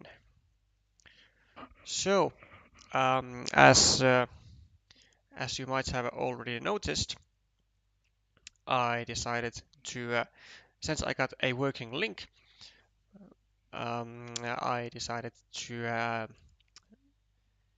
in the meanwhile during the break put the classifications up for show, and let's quickly run them through. So we have let's make this bigger. Okay, so first up we have in the group A, we have RCP, who are at the moment leading the group with a great result, 3 matches, 3 wins. Hungary, 3 matches, 2 wins. And Croatia, Chile, Slovakia with all with 1 win, and Guatemala 3-0. Which gets us to the last match of today, as Croatia and Chile both would very much like to welcome another win into their books, and to be able to keep fighting the top for the top 3 spots, or even for the top 1 spot eventually. Then we have in Group B United Kingdom going going ballistic in the form of leading the group 3-2. Italy and Greece also with 3-2 wins. Greece, I think, has already achieved something that I would not have bet my money on, actually. I was more thinking that they were gonna be one of the jumbo teams of this group, but it turns out that I have been proven wrong quite drastically. Uh, Not Greece, but Ukraine, Netherlands, and even Romania, only with 1 win in this group, and this is certainly some fireworks going on here, as we are because there is a chance that we lose Romania just after the group stages, which I would not have bet my money on that either. Also, Ukraine, same situation, only 1 win out of the 3 matches, so they certainly will have a lot of pressure going on into weeks 4 and 5.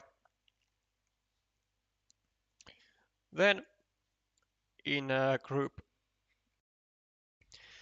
C, we have Colombia, who are leading, or they were leading the group as with 2 matches played and 2 wins, but as a result of today shows that Czech Republic will take their place, 3 matches, 3 wins, 3 matches, 2 wins. Then Latvia will cheer on with 3 matches and 2 wins. I think it was a 4-1 win for Latvia. Do correct me if I'm wrong. Then Malaysia and Catalonia, I think, played on the very early. Oh no, actually they didn't. They didn't play on the very early hours, but I think they played at exactly the same time as Finland Taiwan. So I am not actually. I don't know which one of them won, but certainly for either team, the extra match win would come in handy.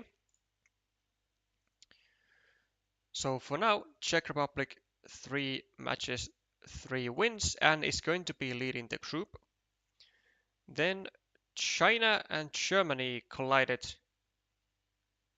also at 13 UTC. This gotta be wrong something. Oh no, there was exactly 3 matches at the same time. So Catalonia, Malaysia, then Germany, China, Germany, and Taiwan, Finland. So yeah, not sure. Wait. I think China won 3-2. I think so. They will stick in the lead. France has been driving from one win to another after the initial loss of the first week. So they will be actually not sure if they will be second or third, as the results of China and Germany have not yet been confirmed. Then we have Vietnam, who did they win? Um, I no, I was certainly surprised to see Vietnam win. Yeah, against Peru. Yeah, yeah. So Vietnam got their first win, and as a result, Peru is now on the 6th jumbo placement. Belgium also with only 1 win, so having a bit of a tough time. Then we have Group E, where Portugal is looking to dominate. 3 matches, 3 wins. Taiwan also likely 3 matches, 3 wins. I'm not exactly sure how it's gonna go down after today, because I think I still need to resolve some stuff. I need to see where exactly things went wrong. But as a default, I guess Taiwan 3 matches, 3 wins. Tunisia 3 matches, 2 wins, so looking to keep a comfortable second spot so far. Hong Kong 1 win, and then United States 0 wins, and Finland as a default is gonna be likely 3 matches, 0 wins. So it's gonna be nearly impossible for either Finland or the US to get to the playoffs, I think. Then we have in Group F, we have Mexico after today with a third win that they took from Poland. Then we have Spain with 2 wins, currently sitting at rank 2. And surprisingly, Japan only with 1 win, as they lost to Argentina about 20 hours ago, which I believe is streamed on the channel of Melvin Quaresma, and you can see that in YouTube with the name Carcassonne Brazil. It was streamed in Portuguese, so if you understand Portuguese, this might be a good stuff for you. And then Lithuania as a jumbo, 3 matches, 0 wins. Always the fate of someone. And unfortunately, this time it is the Lithuania who suffers the consequences of other teams winning.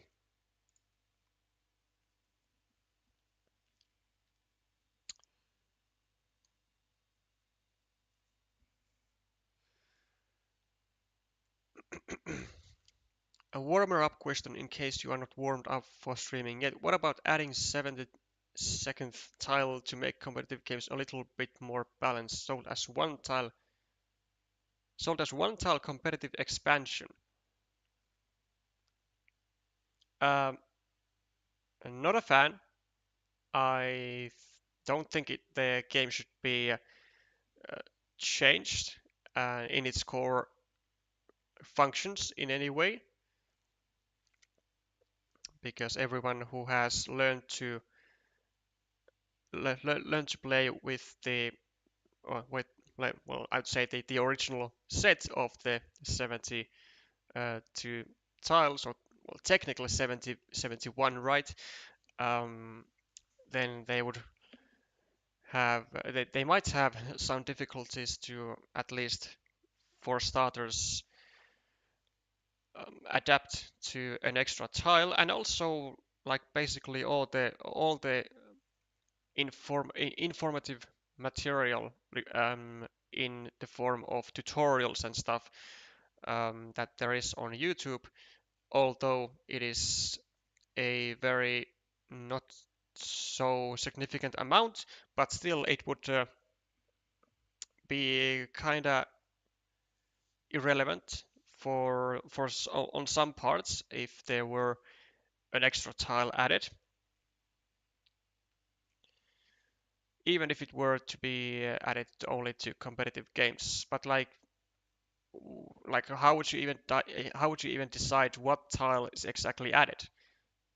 Like that's also where the issue lies, that like you need to have like really solid uh, reasoning on what tile should be the one added into the game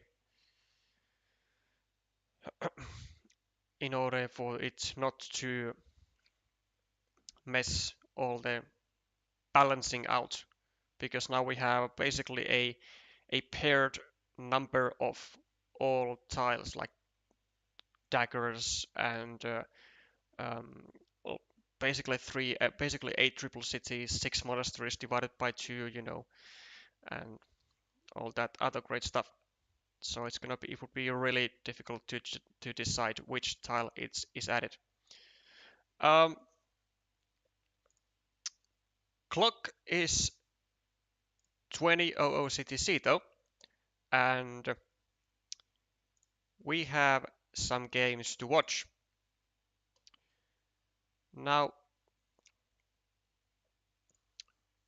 we could start straight from the deep end and check Bluestay versus GDLK, and then we'll see where to go from there. If you want to see a specific match, then let me know in the chat, and I will take that into consideration after the previous match, after the previous game has finished. Okay, so far GDLK, what is having zero worries about this meeple, about his monastery, is not gonna go over here and limit this to a road monastery, which I think is already a mistake. Now it's perfectly susceptible to a block instead of a 50-50 chance.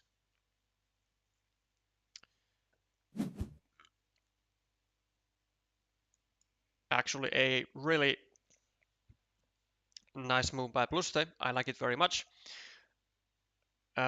Basically, what he has done here is to make almost almost make sure that whatever tile goes here, it has to be either the starting tile for GDLK to be like the most optimal, but like any other tile that goes here, it's gonna be at best a 50-50 shot at GD to get the road monastery, which he could have restricted himself to like just a second ago, but also any other road plus city tile will not go here anymore except for the starting tile.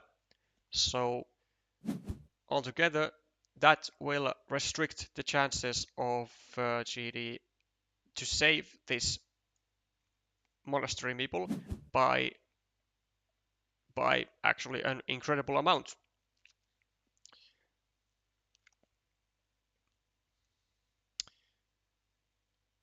And he also just used this triangle to attack to a 2-point city, which I don't really get, because the city is not lucrative, it wasn't even dangerous, and he is kind of restricting his own field by placing this triangle here. But let's see if he pays the price. Perhaps taking 2 points here, I was gonna say. Like, this is a little bit too passive, if you ask me. Now comes the block by Pluste. So instead of a 50-50, now you have a 0% chance to... Oh, what? Oh, come on. I mean, finish what you started. Like, why did you go for the curve here if you are not going to finish the block when you get the chance? Like, sure, you can now... You now got the chance to block this meeple, but... I mean, why go for an uncertain block in another spot when you can finish a certain block in another spot? Doesn't make too much sense for me. And I think the Croatian player has made a mistake here. Okay. Well, one option could be going over here and try to prevent this city from ever being completed. Exactly, so that it does not bring 3 extra points to the field of GD. Okay, we are still not going to be able to...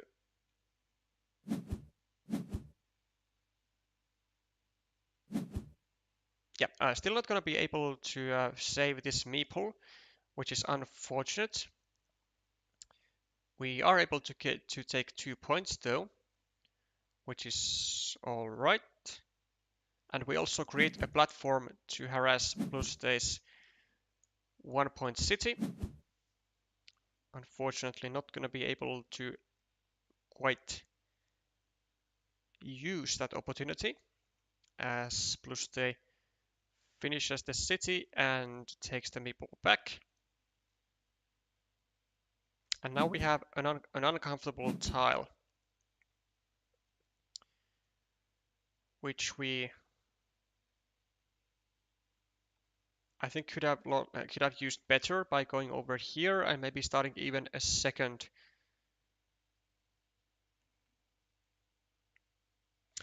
farm, because now this is leaving an empty city cap up for grabs for Pluste, but when he takes it we get no real compensation. Could have also gone here to try and finish this city and relieve this city from any pressure that comes when Pluste takes a city plus field tile, goes over here and blocks this meeple, so it doesn't create an attacking platform to the city. But for immediate points is always nice. And now I think we will be taking 2 points. Up. Okay.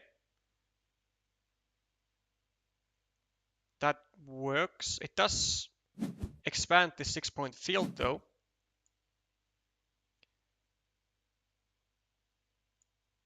And it also provides a 5-point road for the player who gets a tile here first.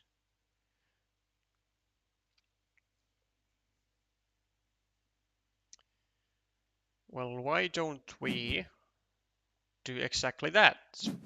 We try and block this 1-point city. There is 0 city crossroads.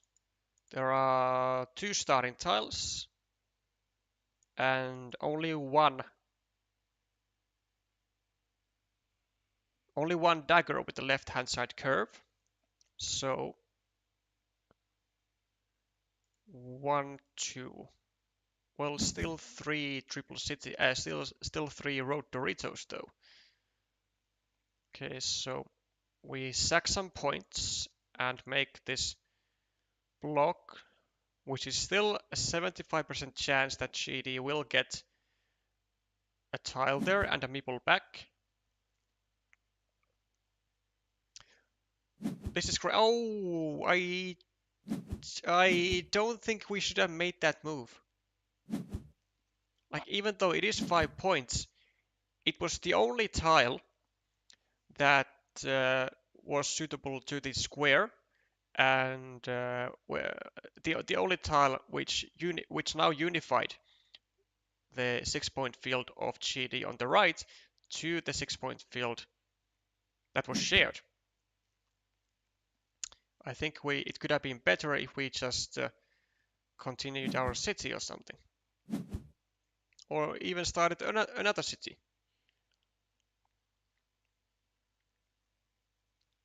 What is great here though is that GD needs starting tiles to 2 places, and it might be so that both of them get blocked.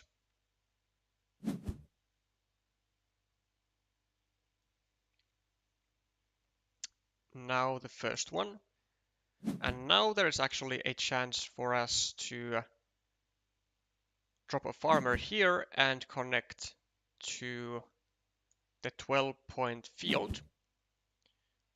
And we have 3 meeples, which is very handy. It's also kind of astounding that we actually got 0 tiles, except for actually this dagger that we could have used over here and block this 4-point meeple. So even though it has looked for quite a long time that GD will be playing this game without almost any meeples in his hand at all, he has somehow pulled it off, that he has chances to get meeples back and maybe still be back in this game. Do we go here or here? 1, 2, 3, 4, 5, 6, 7. I think this is the correct decision because there were only 2 regular curves remaining. Yeah, only 2 regular curves. Now we drop a farmer. Yes. And GD gets a meeple back, but it's all right because we get 4 points. Maybe even over here. Okay, no then.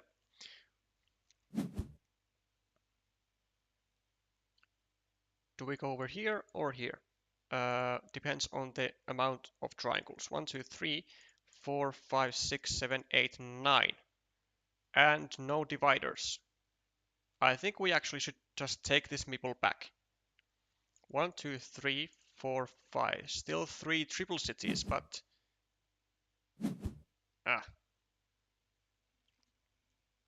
I'm not sure if I like this.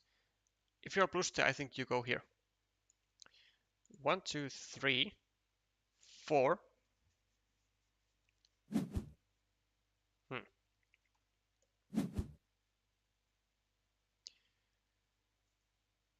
And 0 city crossroads and 0 daggers with the left-hand side curves. So I think, going over here would have only... Oh, it would have actually blocked this road meeple entirely. So this was certainly a mistake by Bluste. He could have made a full block on this road meeple, and then GD would only have 2 tiles being the starting tiles that would get a meeple back to him. Whereas now GD has, I think, might even be crossroads remaining, but also the regular curves.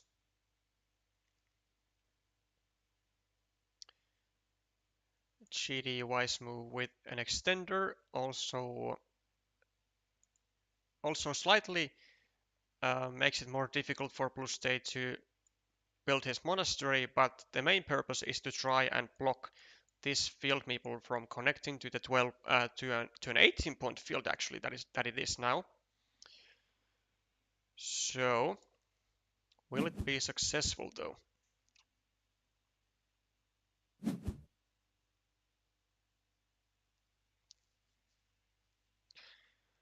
Hello Alfonso and Lorena.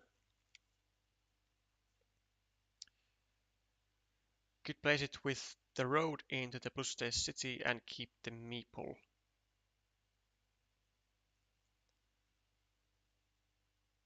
Ah, also wait. Also could have been a great move. So wait, 1, 2. Oh, it would have been actually a much better move. Oh yeah, going over here, but just sticking the road upwards, and there would have been no tiles at all for Blue State. Oh, that would have been such a that would have been so much better. That would have been so much better. Ah, oh, that's a fantastic notice. Fantastic notice, and GD might be playing a little bit too fast, as he is making very much instantaneous moves almost, but he seems to be making mistakes which have not led him into a good, which have not led him down a great path. Yeah, now this gets blocked. But we are still winning the field though, and we are minus 12, 18 equal. Oh, wait. Oh, Blue State already. Since when has Blue State had a meeple on this field? Oh, well, then it doesn't even matter any of this field nonsense that I've been talking about. Okay, I again, it's the yellow meeples that I don't see on the field. I'm not sure how many times it has now happened, but too many times. It's not the green for me, it's the yellow that I don't see. Okay, we get the meeple back, but is it too late? I think it's too late. Because we don't have the field. We don't have like any features. We are minus 12. 1, 2, 3, 4, 5, 6, 14. Plus 2, plus 3, minus 3, minus 4, 5, 6, 7, 8, 9. We are minus 9. We like kind of have to get to the field somehow. What are the remaining tiles? 1, 2, 3, 4, 5, 6, 7. There is still another curve. If we go here and we get another curve, we win. Right? We just need to get to the field. It doesn't matter from where, we need to get to the field and we win. 1, 2, 3, 4, 5, 6, because it's now 21 points. Over. Okay. Yeah, if we get to the field, we win. Now, GD, what is the remaining tile except for their curve? 1, 2, 3, 4, 5, 6, 7, 8. 1, 2, 3, 4, 5, 6, 7, 8.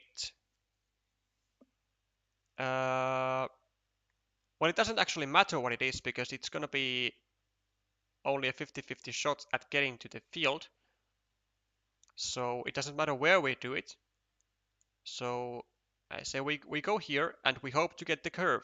If we get the curve, we win. If we don't get the curve, well, we lose. But we only have a 50-50 shot at winning anyway. And that's if we make the right choice and we attack the field. You can do it, GD. You can do it. You can find the important feature. Wait, 4, 5, 6, 7. Oh, oh come on, Christ's sake! I've been miscounting the curves. There's no curve. Um, there's no curve. Okay, so what are the tiles then? 1, 2, 3, 4, 5, 6, 7. Like one triple city with a field, but that doesn't help us get anywhere. Is there a city cap that would help us to get to the field? Wait, 1, 2, 3, 4, 5. Okay, this was remaining, and the triple city. So, unfortunately, nothing that could get us to the field. Unfortunately, but as a defense of GD, I think this was the best move that he could have done. Actually, it didn't matter because this is a 9-point move, and with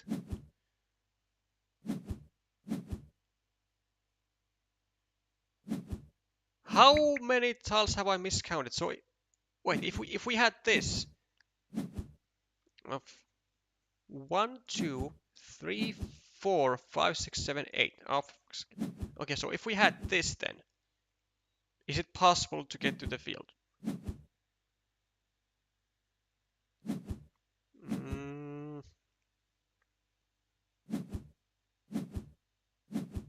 Probably not.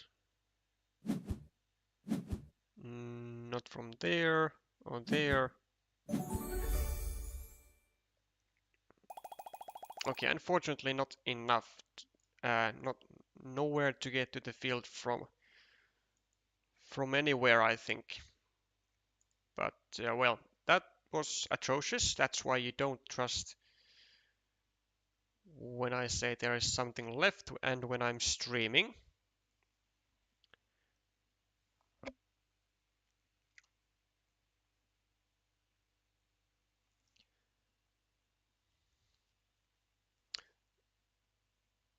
Tompa has taken a 1-0 lead. Okay. Thank you, Lorena. Then Puja actually is winning against Claudio. Well, that's an upset. Okay. And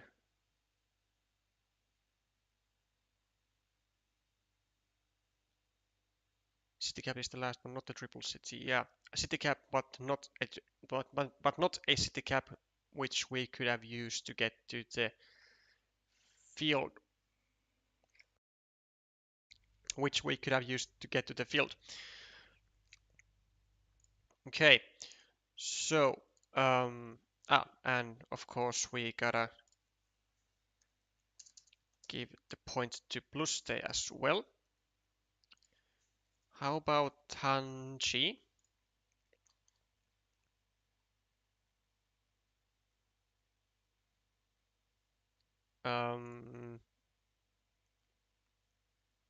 Okay, there is VD is winning by 1-0.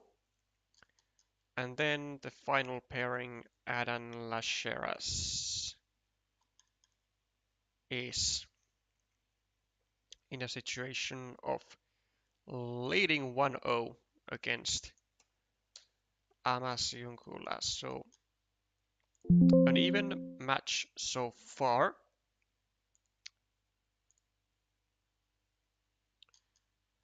Okay,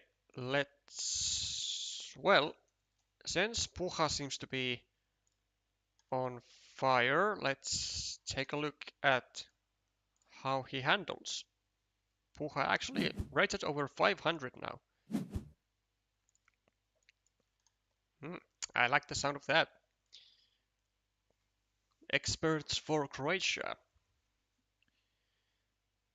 Okay. +4 for Claudio. Has a strong grip on the field, which is actually only worth 6 points for now, but does have some room to grow to at least 9, but maybe a little bit prematurely dropping a second farmer. And I think we just take 3 points and harass the city of Puja, which is exactly what we do. Now we take 3 points as Puja, or we go here. Not sure which one we'll do. We need to connect these roads at some point. Okay, now we should be just building more cities to our field here and start a city and maybe attack this one. Okay, now I think we go here. We can't really go here because then our city will be endangered. And the only other place we can place the tile to is here. Wow. Puha giving no dams. Interesting. Okay, so we can go here. What if we go here instead? Because if we go here, then we will have 2 tiles, 1 extender and 1 tube divider. But if we go here, we also maintain the chances to, well, actually only 2 vanillas. It's not really worth sacrificing. I think we just go here. Yep. And Claudio probably just take a loop road and cause more pain to this square. In case Puha actually draws one of the 2 outs.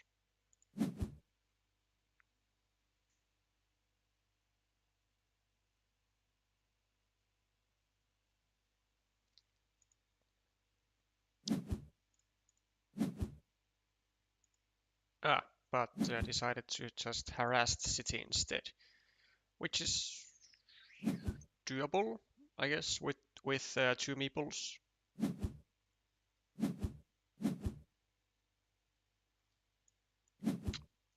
4 easy points, although there was only 1. Oh wait, yeah, it was Puha who made the move, so of course. But now he needs another dagger to save his monastery.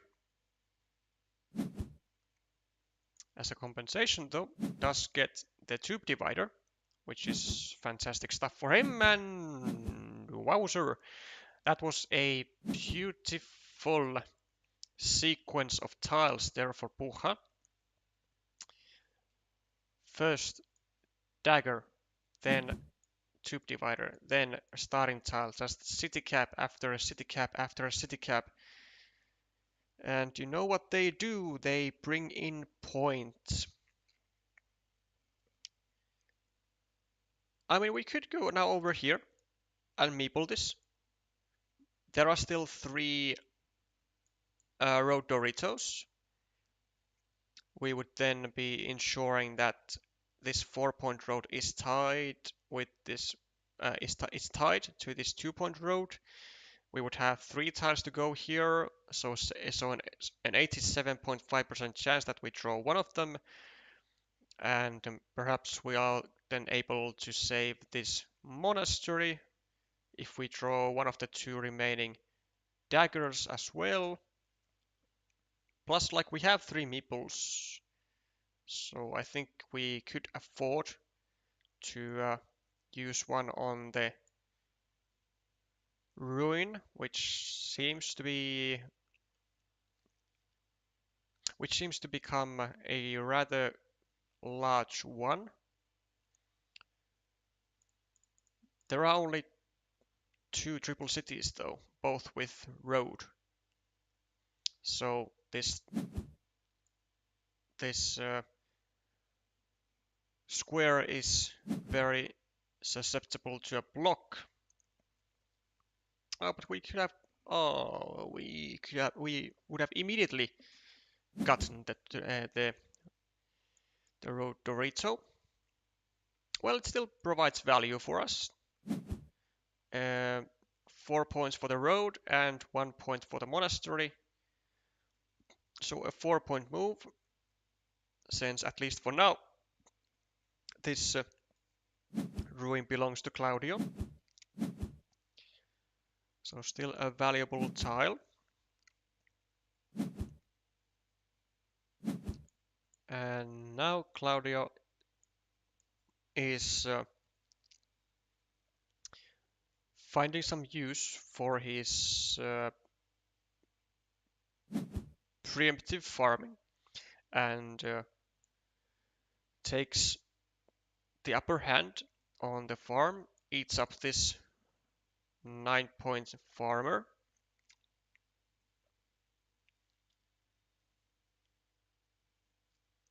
Should we go here?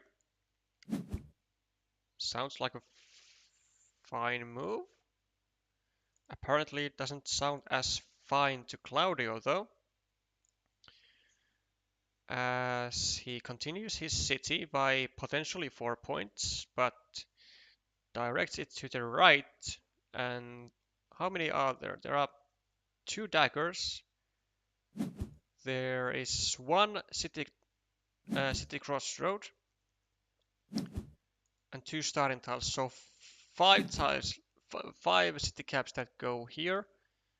Now a little less. I think Puha should. Oh, actually, this is a tough one because we only have 1 triple city left remaining to get to this square, to get to this ruin, which would be an immediate 6 points. On the other hand, like a 3-point row, but then this Puha deems to be too important to be played with, and seems that his crystal sense is right, as Claudio immediately draws a starting tile, but now cannot finish the city. This will get blocked though, which is unfortunate.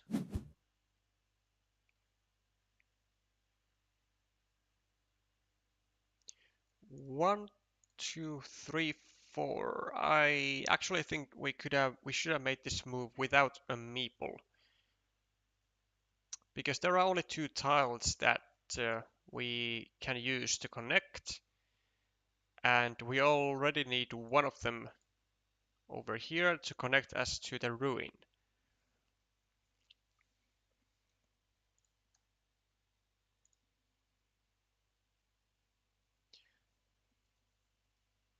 Colombia, Czech Republic ended 3-2 to in favor of Czech Republic. Ah, too many difficult names. In favor of Czech Republic in a very intense match, as it went down to the final duel and to the very decider of that duel. So you did miss quite the suspense there, although well, actually, I'm not even going to say how the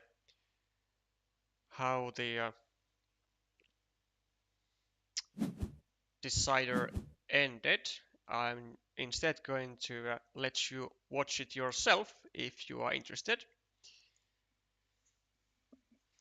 But the bottom line is that Czech keeps the lead and is now 3 out of 3 wins, if I don't remember wrong.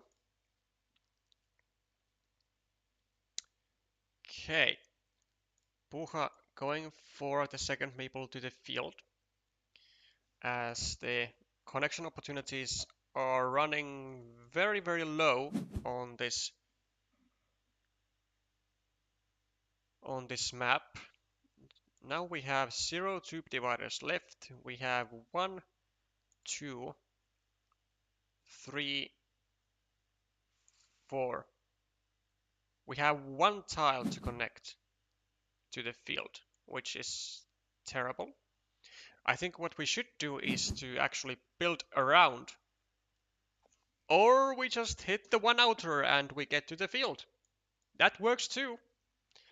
That works splendidly. As long as Puha doesn't plunder this and like doesn't just start a new city or something, he should be fine. Yeah, do not meeple this. Good, great, fantastic stuff. Fantastic stuff. And now Claudio is in a real trouble. I think he's we are minus 12. We are plus 12 as Puha, plus 14, plus 22, 23, equal road, equal field, 22, 20, 16, 14, 8. We are plus 8 as Puha, and this is going down swimmingly.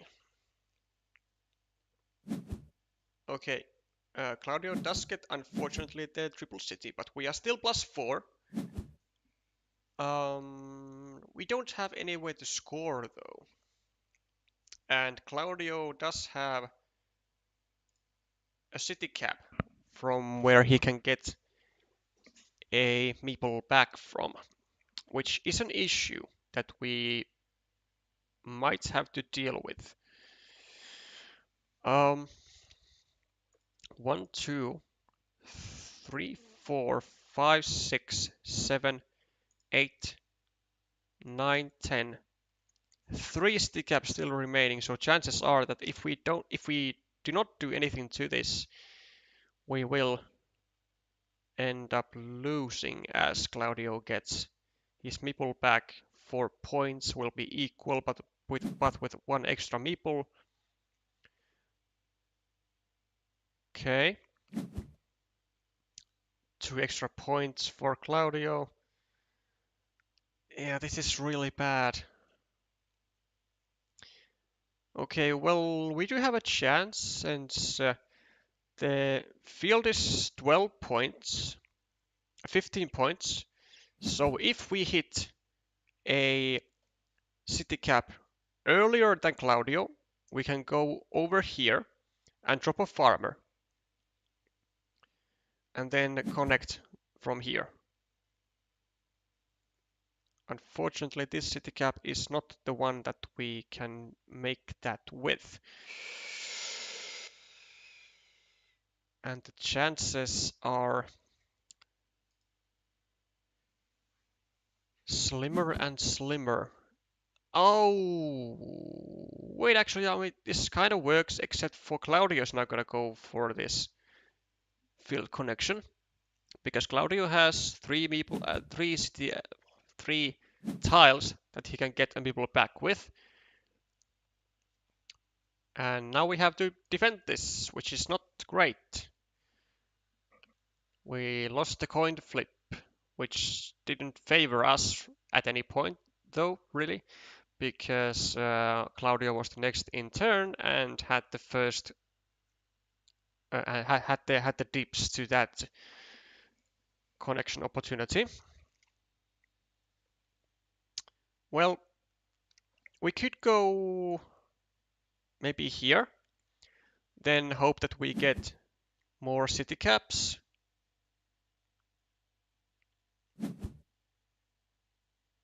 Okay, does that work? 1, 2, 3, 4, 5, 6, 7, 8, 9. Oh, wait. There are no regular curves. 1, 2.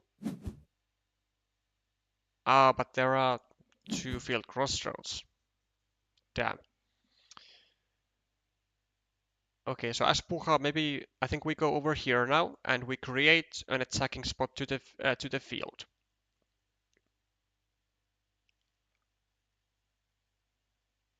It might still be possible for us to win if we get to the field, and if Puha doesn't get, if Claudio doesn't get any of the remaining city caps to get this meeple back and to get additional points. So if we go here and then go here and then connect, it might give us a win. But we do need to get to this field. Damn. This, I think, is it. 1, 2, 3, 4, 5. Yeah, unfortunately this... Well, there is the second divider still remaining, but I don't think it matters anymore. Because...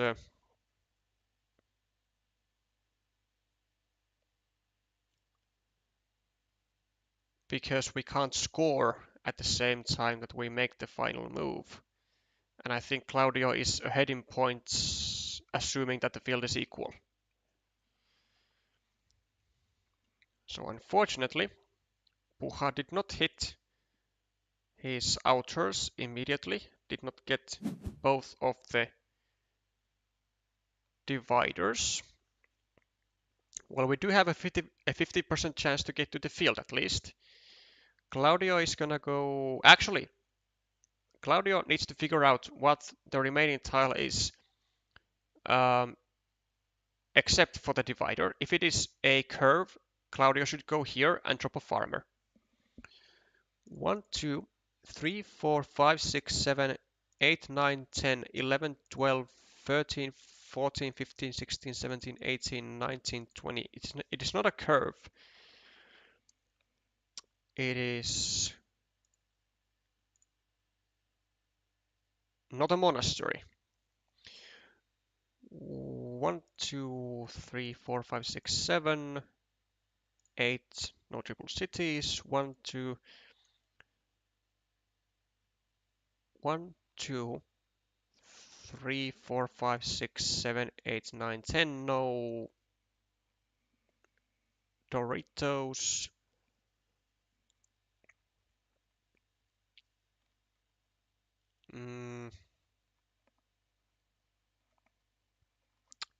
No extenders, so it's like a road tile, I think.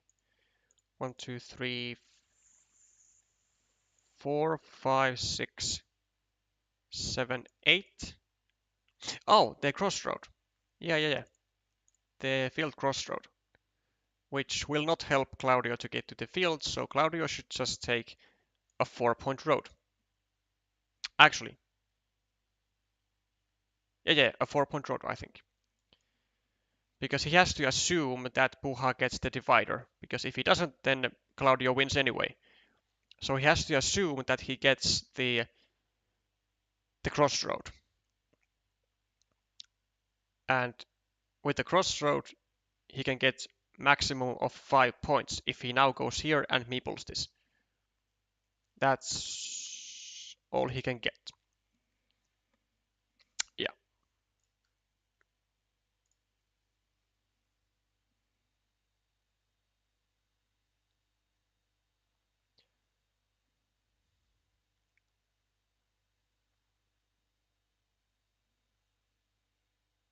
Was also possible to start a field to the left and pray for this last road monastery. That is also true, but this actually had better odds because it was... Oh! Oh, wait. Oh no, this is fantastic. This is fantastic.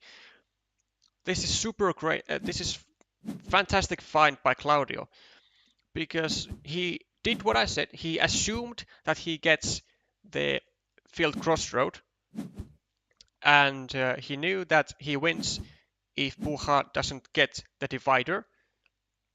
And if he gets that, then he can just bring a 4th meeple to the field. Fantastic find by Claudio. Fantastic find. A much better than this one. Although he would have won by both, but because it's about having fun with the points. Wait, would he have won?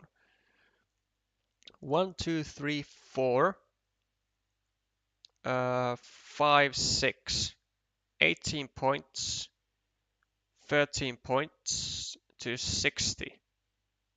Yeah, Claudio would have still won, but this was just a fancier just a fancier way to win, and I like it. I like it. Okay, Claudio evens the score to 1-1.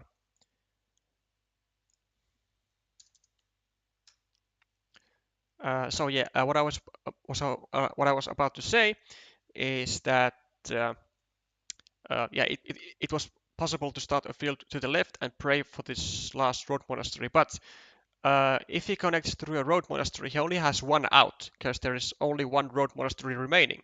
Whereas now he had two outs because there were still two dividers remaining.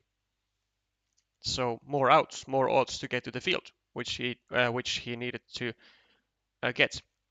Plus, Puja needed to get the dividers anyway because he needed Claudio to not draw one in order to not get a meeple back and more points. So going for the road monastery, even if he gets it, will not win him the game because Claudio will be forced to get at least one of the dividers.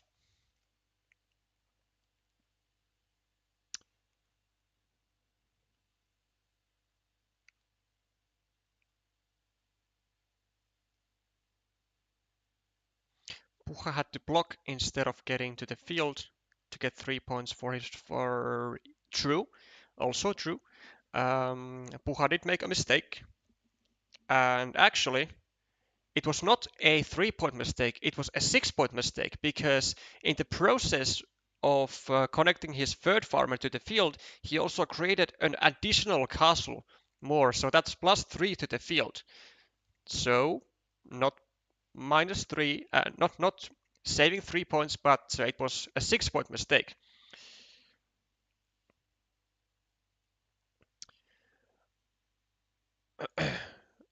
So then let's Adam Lasheras. Okay, Adam is done. And the Croatian has made a comeback with 1 point win and a 3 point win. Jeez, they have been going ham at it. But it has been the Croatian who has reigned victorious. And gets, at least result-wise, gets a deserved point for Croatia. Then let's see about Hanji. Still playing the second game. Then Tompa.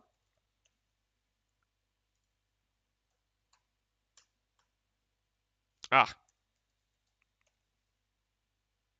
can I write? Yes, finally. Uh, Wait, what's happening here? What's okay? Seemingly, Tompa has went into a random match. So NKO has evened upped the score, and then finally the GDLK plus day is also in a 1-1. So it's gonna be full of deciders this match. It seems that we have 3 deciders at least.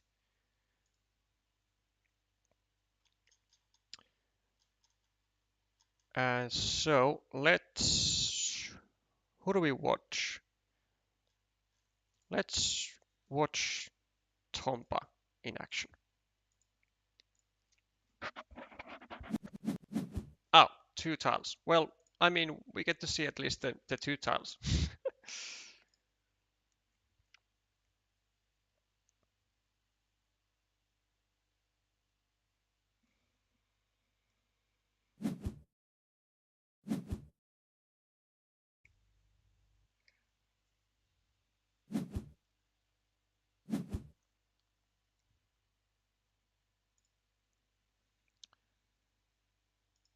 Okay, so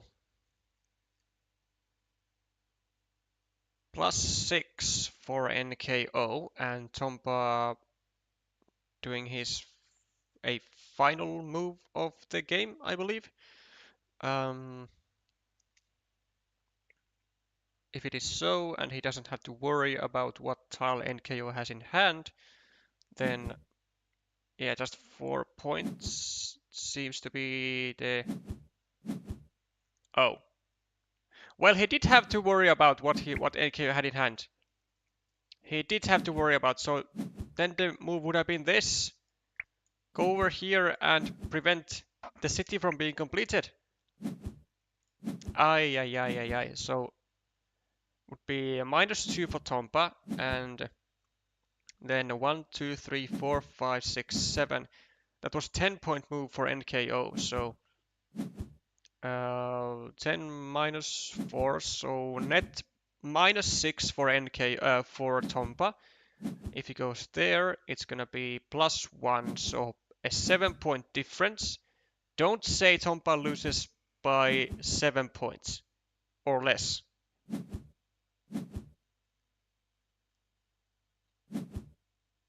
Okay, well, not decisive, but still a major endgame mistake.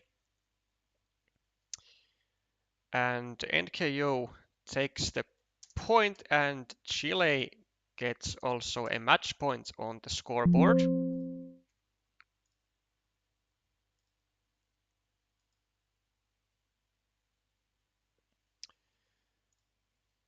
Then, who else? Who else?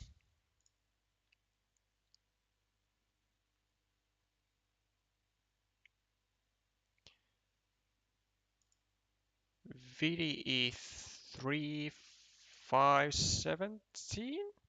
Yeah.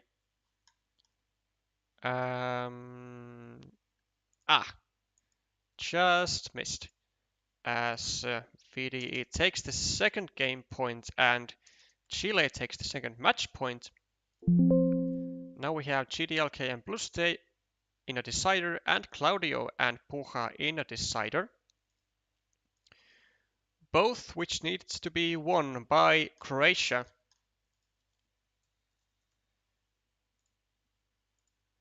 If they want to win the match. 3 tiles. And it's not looking good for Bluste. It is +10 for GD. Then we have a private 12-point field for GD, so +22, +31. Then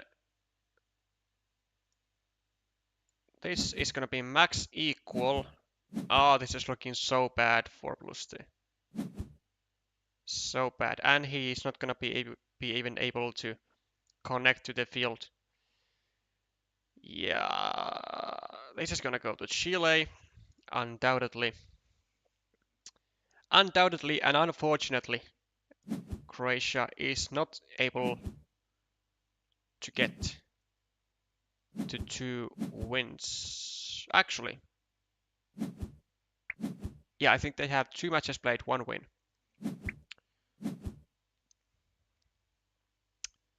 Chile takes home the second game win and the third match point for Chile.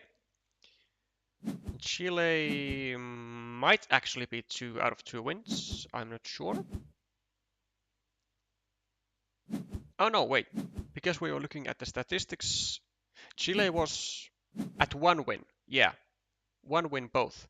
So this will certainly be a nice relief of most of the pressure for Chile. A clear, almost a 30-point margin win for the Chilean. Woo-wee.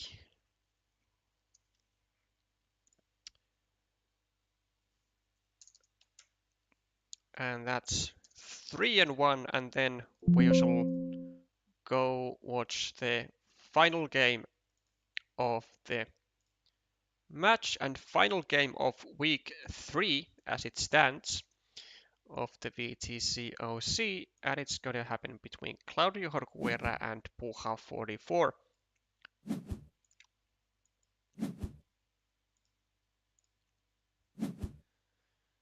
Okay, +7 for Puja. Hold up.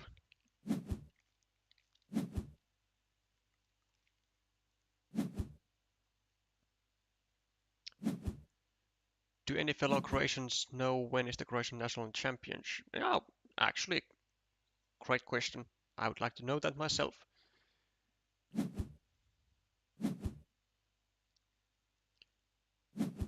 Mind games. By deliberately lowering his elo before the deciding game, he will now be considered a bit weaker by his opponent. Yeah, I'm not sure if that's what it's about. What it's all about. Croatian National Championship will be in June. Okay. Thank you for the clarification, Lorena.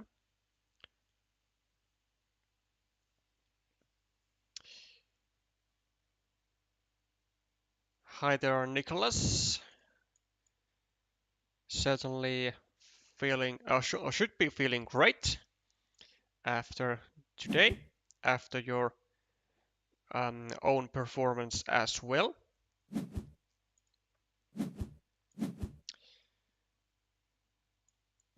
+13 for Puja. 14, 19. Equal field. 20, 24, 26. 19. Dangerously looking monastery cluster by Claudio, but they are actually all blocked except for this one. What is that? I lost the count. Damn it. 13, 14, 19, 20, 24, 26. Yeah, 19, 11, 4, +4, +6, +6 for Claudio. And he can get the meeple back from here.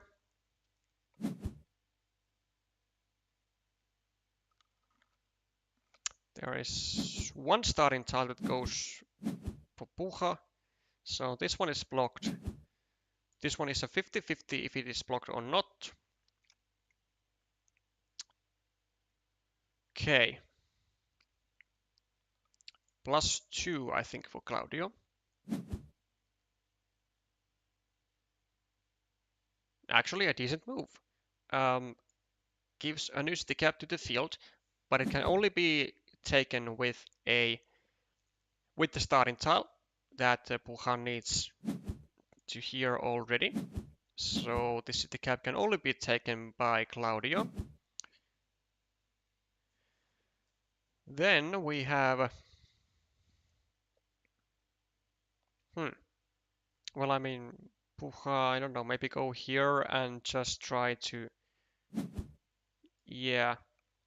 just try to not give an extra point to Claudio with like as easily, because there's just nothing else you can do with the straight road, I think. Unfortunately unsuccessful. Now we can take a 4-point loop road though, and then we have all curves, all crossroads, and all city caps that can get a meeple back to us. 1, 2, 3, 4, 5. 3 crossroads. But what is this? This like helps nothing really. Just a burner move, which doesn't help the winning chances of Puja. And Claudio makes a 6-point move with the crossroad, gets a 3-point road, and gets a meeple back also. Dangerous waters at the moment for Puja, and he needs to find some way out of this. And I'm not sure what that is.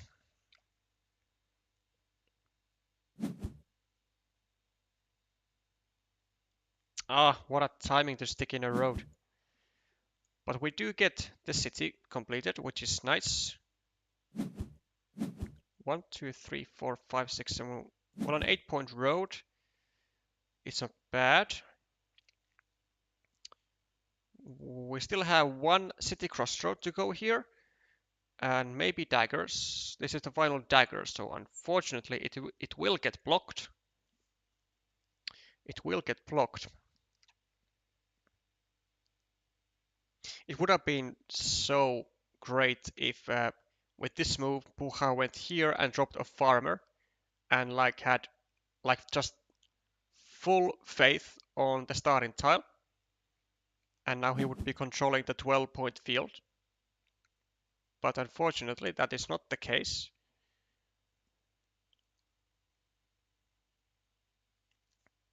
Are we in the lead actually though?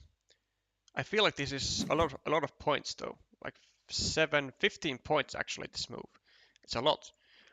Plus 15, 17, 24, 25, 33, 36, 34, 8, 8, 8, 10, 9. We are actually plus 9 as Puja. That's very good. That's very good. We have no threats, but we are plus 9, and it is almost the end of the game.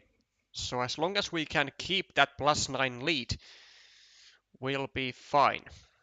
But can we keep it?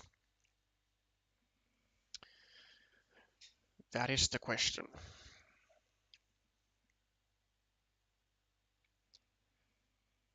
Plus 8.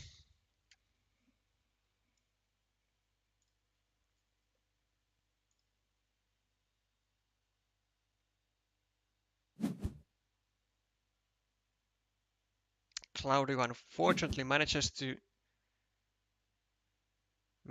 finish the city, and now we are plus 9, plus 5, and we have a meeple less. Okay, it's not so great anymore, not so comfortable.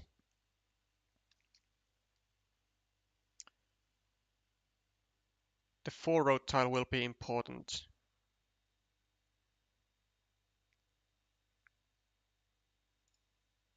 I mean, maybe as a way to get to the field. I have a feeling that, some player here is going to... Oh wait, are we gonna do it now? 1, 2, 3, 4, 5, 6, 7, 8. Well, I mean one tile that would get us to the field. And there is a crossroad still. I don't think we do this, at least just yet. Not worth the risk, because we are plus 5 and the board is very dry. Although Claudio can actually take this 5-point ruin, and he'll then be like plus 1 or plus 2. And then we are behind and we have equal meeples, and we might have to actually attack this 12-point field. When is the right time to do that? I'm not entirely sure.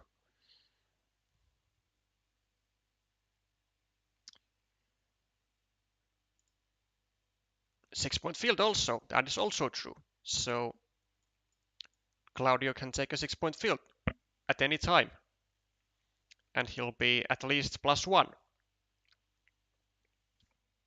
Let's triple check the points. So plus 9, 10, 14, 18, 20, 26, 29, 27, 29, and then minus 24. So yeah, we are plus 5.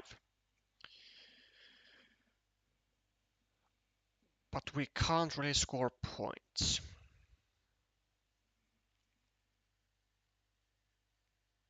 It is a very unfortunate situation. Well, as Puha, if we get... Yeah, maybe we do that. We block this one first. Claudio gets the curve, though. Which means that this connection is no longer live, unless there are daggers.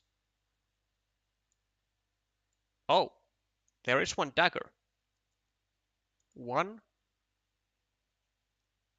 There is one dagger, so if we are feeling desperate, we can still go over here and hope for the dagger.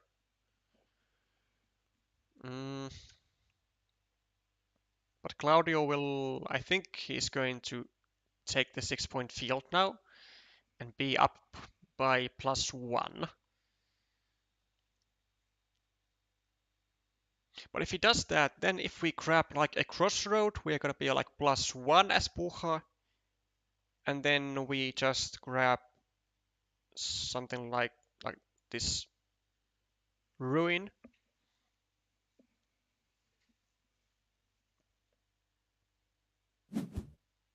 There is a possibility also that maybe there is a city cap that Puha can use. Go over here, drop a farmer, connect to the field. Now we are -1 as Puha. So 1, 2, 3, 4, 5, 6, 7, 8, 9, 10, 11. 2 city caps with... Huh. Is that right? 3, 4, 5, 6, 7, 8, 9, 10, 11, 12. No, only 1 city cap. And that's... Is it a divider? Oh, a divider is gonna be super bad for us if Claudio gets it. Because he can go over here and meeple the field. It's gonna be terrible. Okay, so I have a feeling that we need to rely on this city cap. And we gotta try our luck with the 12-point field. Or then go over here, drop a farmer, hope that we don't get blocked immediately, then draw like the case crossroad and connect. But the field, I think, is gonna have to play the part if we want to win this game. This is not, unfortunately, the thing we want to see. We might have even had to go here on the last turn, because we only have, as Puha, we only have 2 turns. Oh no, wait, it was Claudio who went here. Okay, so now as Puha, I think it's time. Oh, not there, because now Claudio will get a perfect excuse good to go for the field, and he has at least 2 tiles, like the dagger and the crossroad. And he's winning by 1 point. Oh, that's terrible for us. That's terrible for us. Oh no. I mean, I have no doubt that Claudio is gonna go here. I don't think he wants to see Puha taking that spot.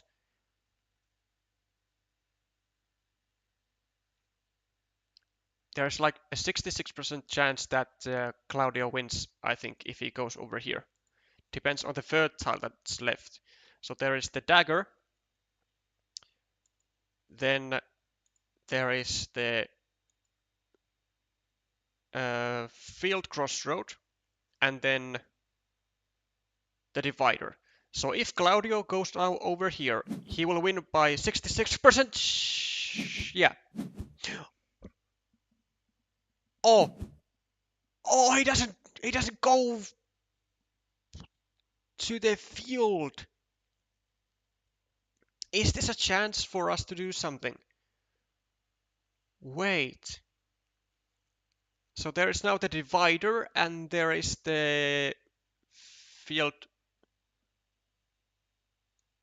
the field crossroad. And we would have been able to get to the field from here also. Okay. But now we can't get to the field anymore. What if we do this? But we are losing by -3. Is there even a way for us to win? This might have been actually a very genius move by Claudio. Might have actually guaranteed him 100% win. Maybe. Like, taking this road will not be enough for us as Puja. It would put us at +2, +3, and Claudio gets the divider. And we get the crossroad. +3, 4. I think we are, yeah, I think we are I think we are -3 at the moment, and we can't get a point. I think we'll lose by -3. Oh no. Uh, well, I did say like a couple of times that it's gonna come down to getting to this field, but we never made but we never made the attack to get to this field in time before it was too late. Ah. Sometimes, I mean, sometimes you just gotta rely on those 50-50s and just hope that your opponent doesn't block you. Because like doing stuff like this, I think it's too risky. Because you're always providing an attacking spot to your opponent before yourself.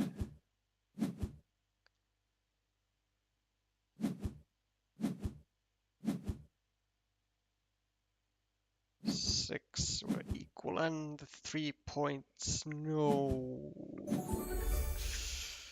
Oh. Well, it was a great effort by Puja, but unfortunately it is not quite enough to defeat a player of Claudio's caliber as he takes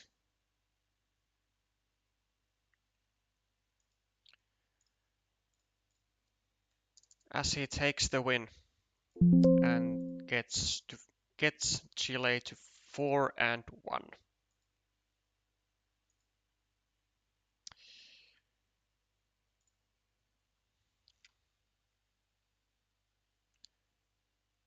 Yeah, Claudio would have not connected with the tile runout. That is precisely true. He would have had a 66% chance to win if he had done as I suggested, and it would have led to his doom. So what we learned, don't always listen to me. I play by the odds, but the odds don't always work. What he did was actually, let's have a look. Let's have a little think about this. So if now that Claudio just took 2 points with the city crossroad, is there a tile runout where Puja wins? Yes, there is.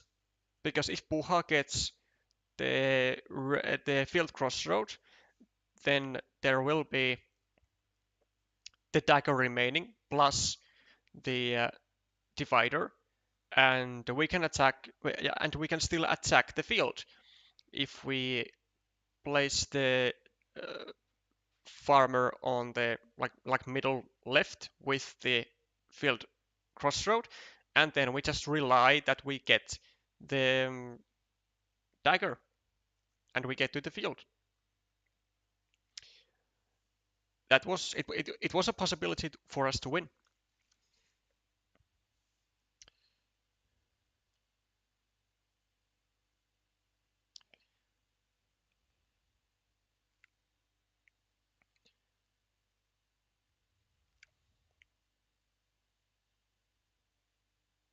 If Puha didn't place his triple city like that, he would still have the connection point now.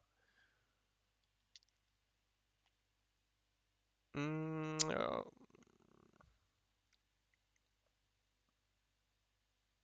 I think you are referring to the connection point like on the right side where there were a couple of cities.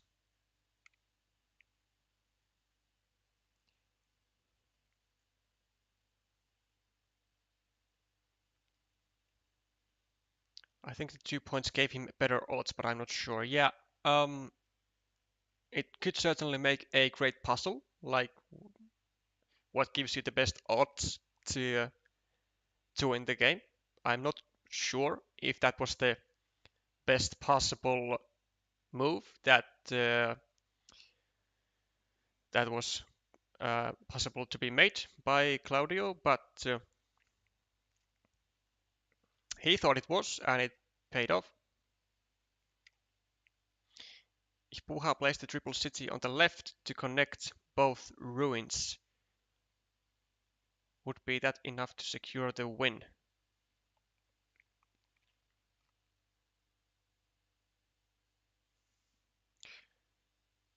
Hmm. Actually, why I'm still in this screen. Why am I not showing the final situation? Uh, the triple city on the left goes to on the left to connect both ruins.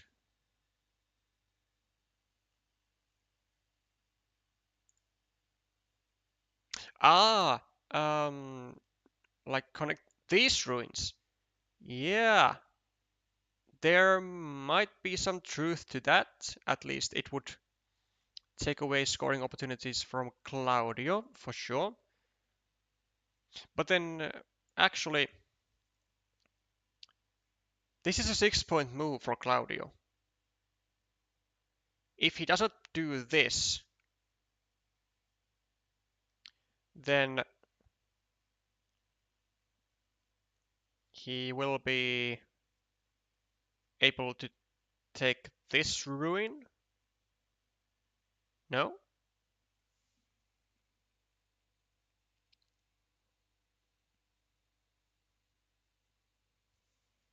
Um,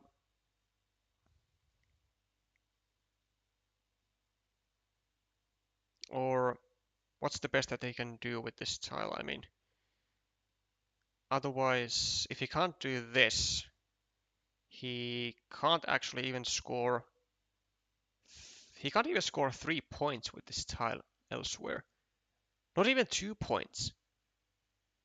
He can only score 1 point with this tile if these were connected, which is so like do this move and connect these.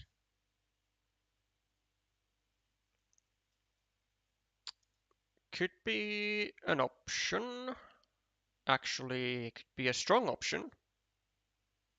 But the point of this move was to make an attacking possibility to the field, though, which could also work, you know.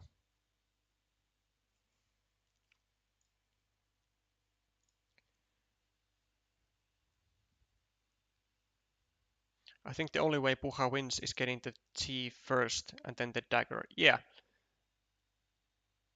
mm, possible, and I think that is exactly the T shape.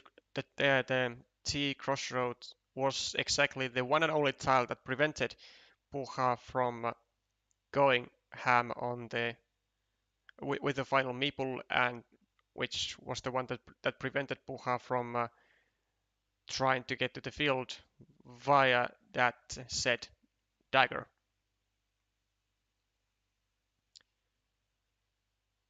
with the triple city which he played. The straight road from Claudio was enough to block the both directions. True.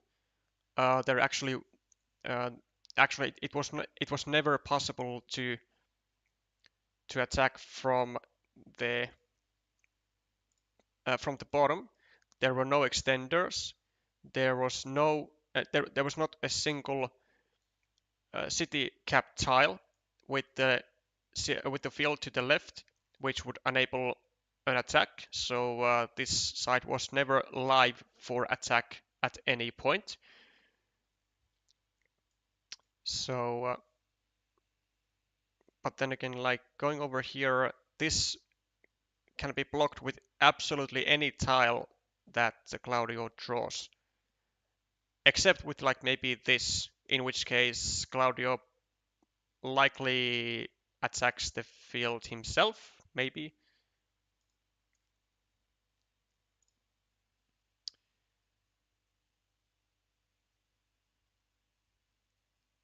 If there was no triple city, Puha could still attack the field with a dagger.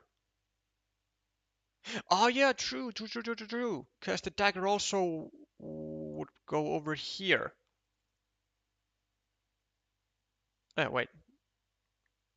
Well, wait. I mean, no, it wouldn't. Because if the triple city doesn't exist, then Puha would first need to get the dagger and then have 2 tile run out to the field, which is kind of a long process and uncertain. And if triple city was used to connect the cities, that's +1 point for Puja and no divider more for Claudio. True, that is true. Yeah, this was actually a 1 point worth of a tile.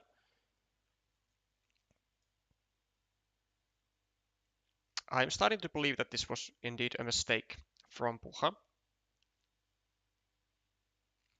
+1.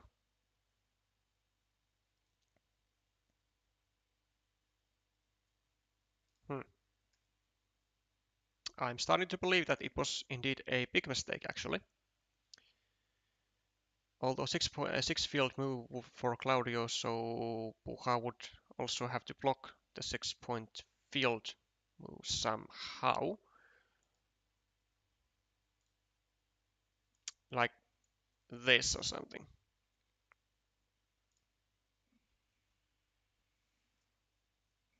I mean,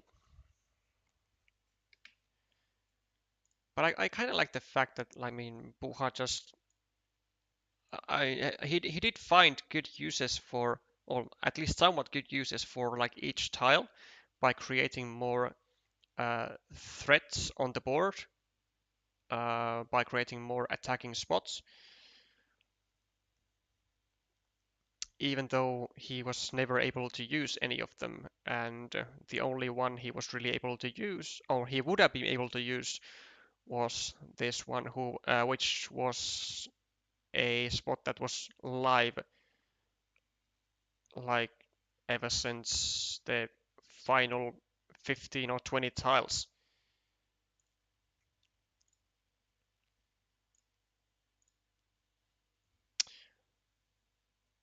But that is only a bunch of ifs and shoulds and woulds and coulds. What's done is done, and the result is visible. The result is 4-1 actually. Yeah, the result should be visible for you. It is 4-1. Chile takes their second match point, goes to 3-2, and unfortunately for Croatia, they are gonna be dropping from the third spot down to fourth or even fifth actually. Let's see. Duels won 8 versus 7. Yeah, okay, so they will be still fourth, but fourth gets nothing in this group stage, and fourth is the one you don't want to be at. So next week, Croatia will be seeing and hearing and experiencing the pressure as who will be they who will they be playing against? Let's see, round 2, round 3, round 4. RCP. Oh wait, that's Hungary, and then Slovakia. I mean, not easy opponents. Not easy opponents gonna be coming in the next 2 weeks for Croatia, and they have to kind of hold on to their seats, to be honest, as it's gonna be likely a very rough ride.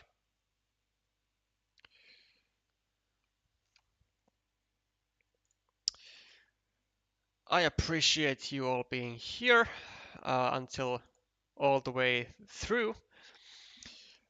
It was a longer stream than I had expected, but at least it is now done, and I have had some great increase of experience to longer streams, and a very important experience for a future stream that I am about to make, as like in regards to my sitting muscle, in regards to my sitting muscles. So that's great. Week 3 is over. On tomorrow we'll start week 4, and everyone is feeling the tension. Everyone wants to be the first and the second, and in some cases the third, with good tiebreakers. I thank you all for watching. I will be seeing you with some more Carcassonne content next week again. I hope you all have a great rest of the evening. And for now, it's bye for now.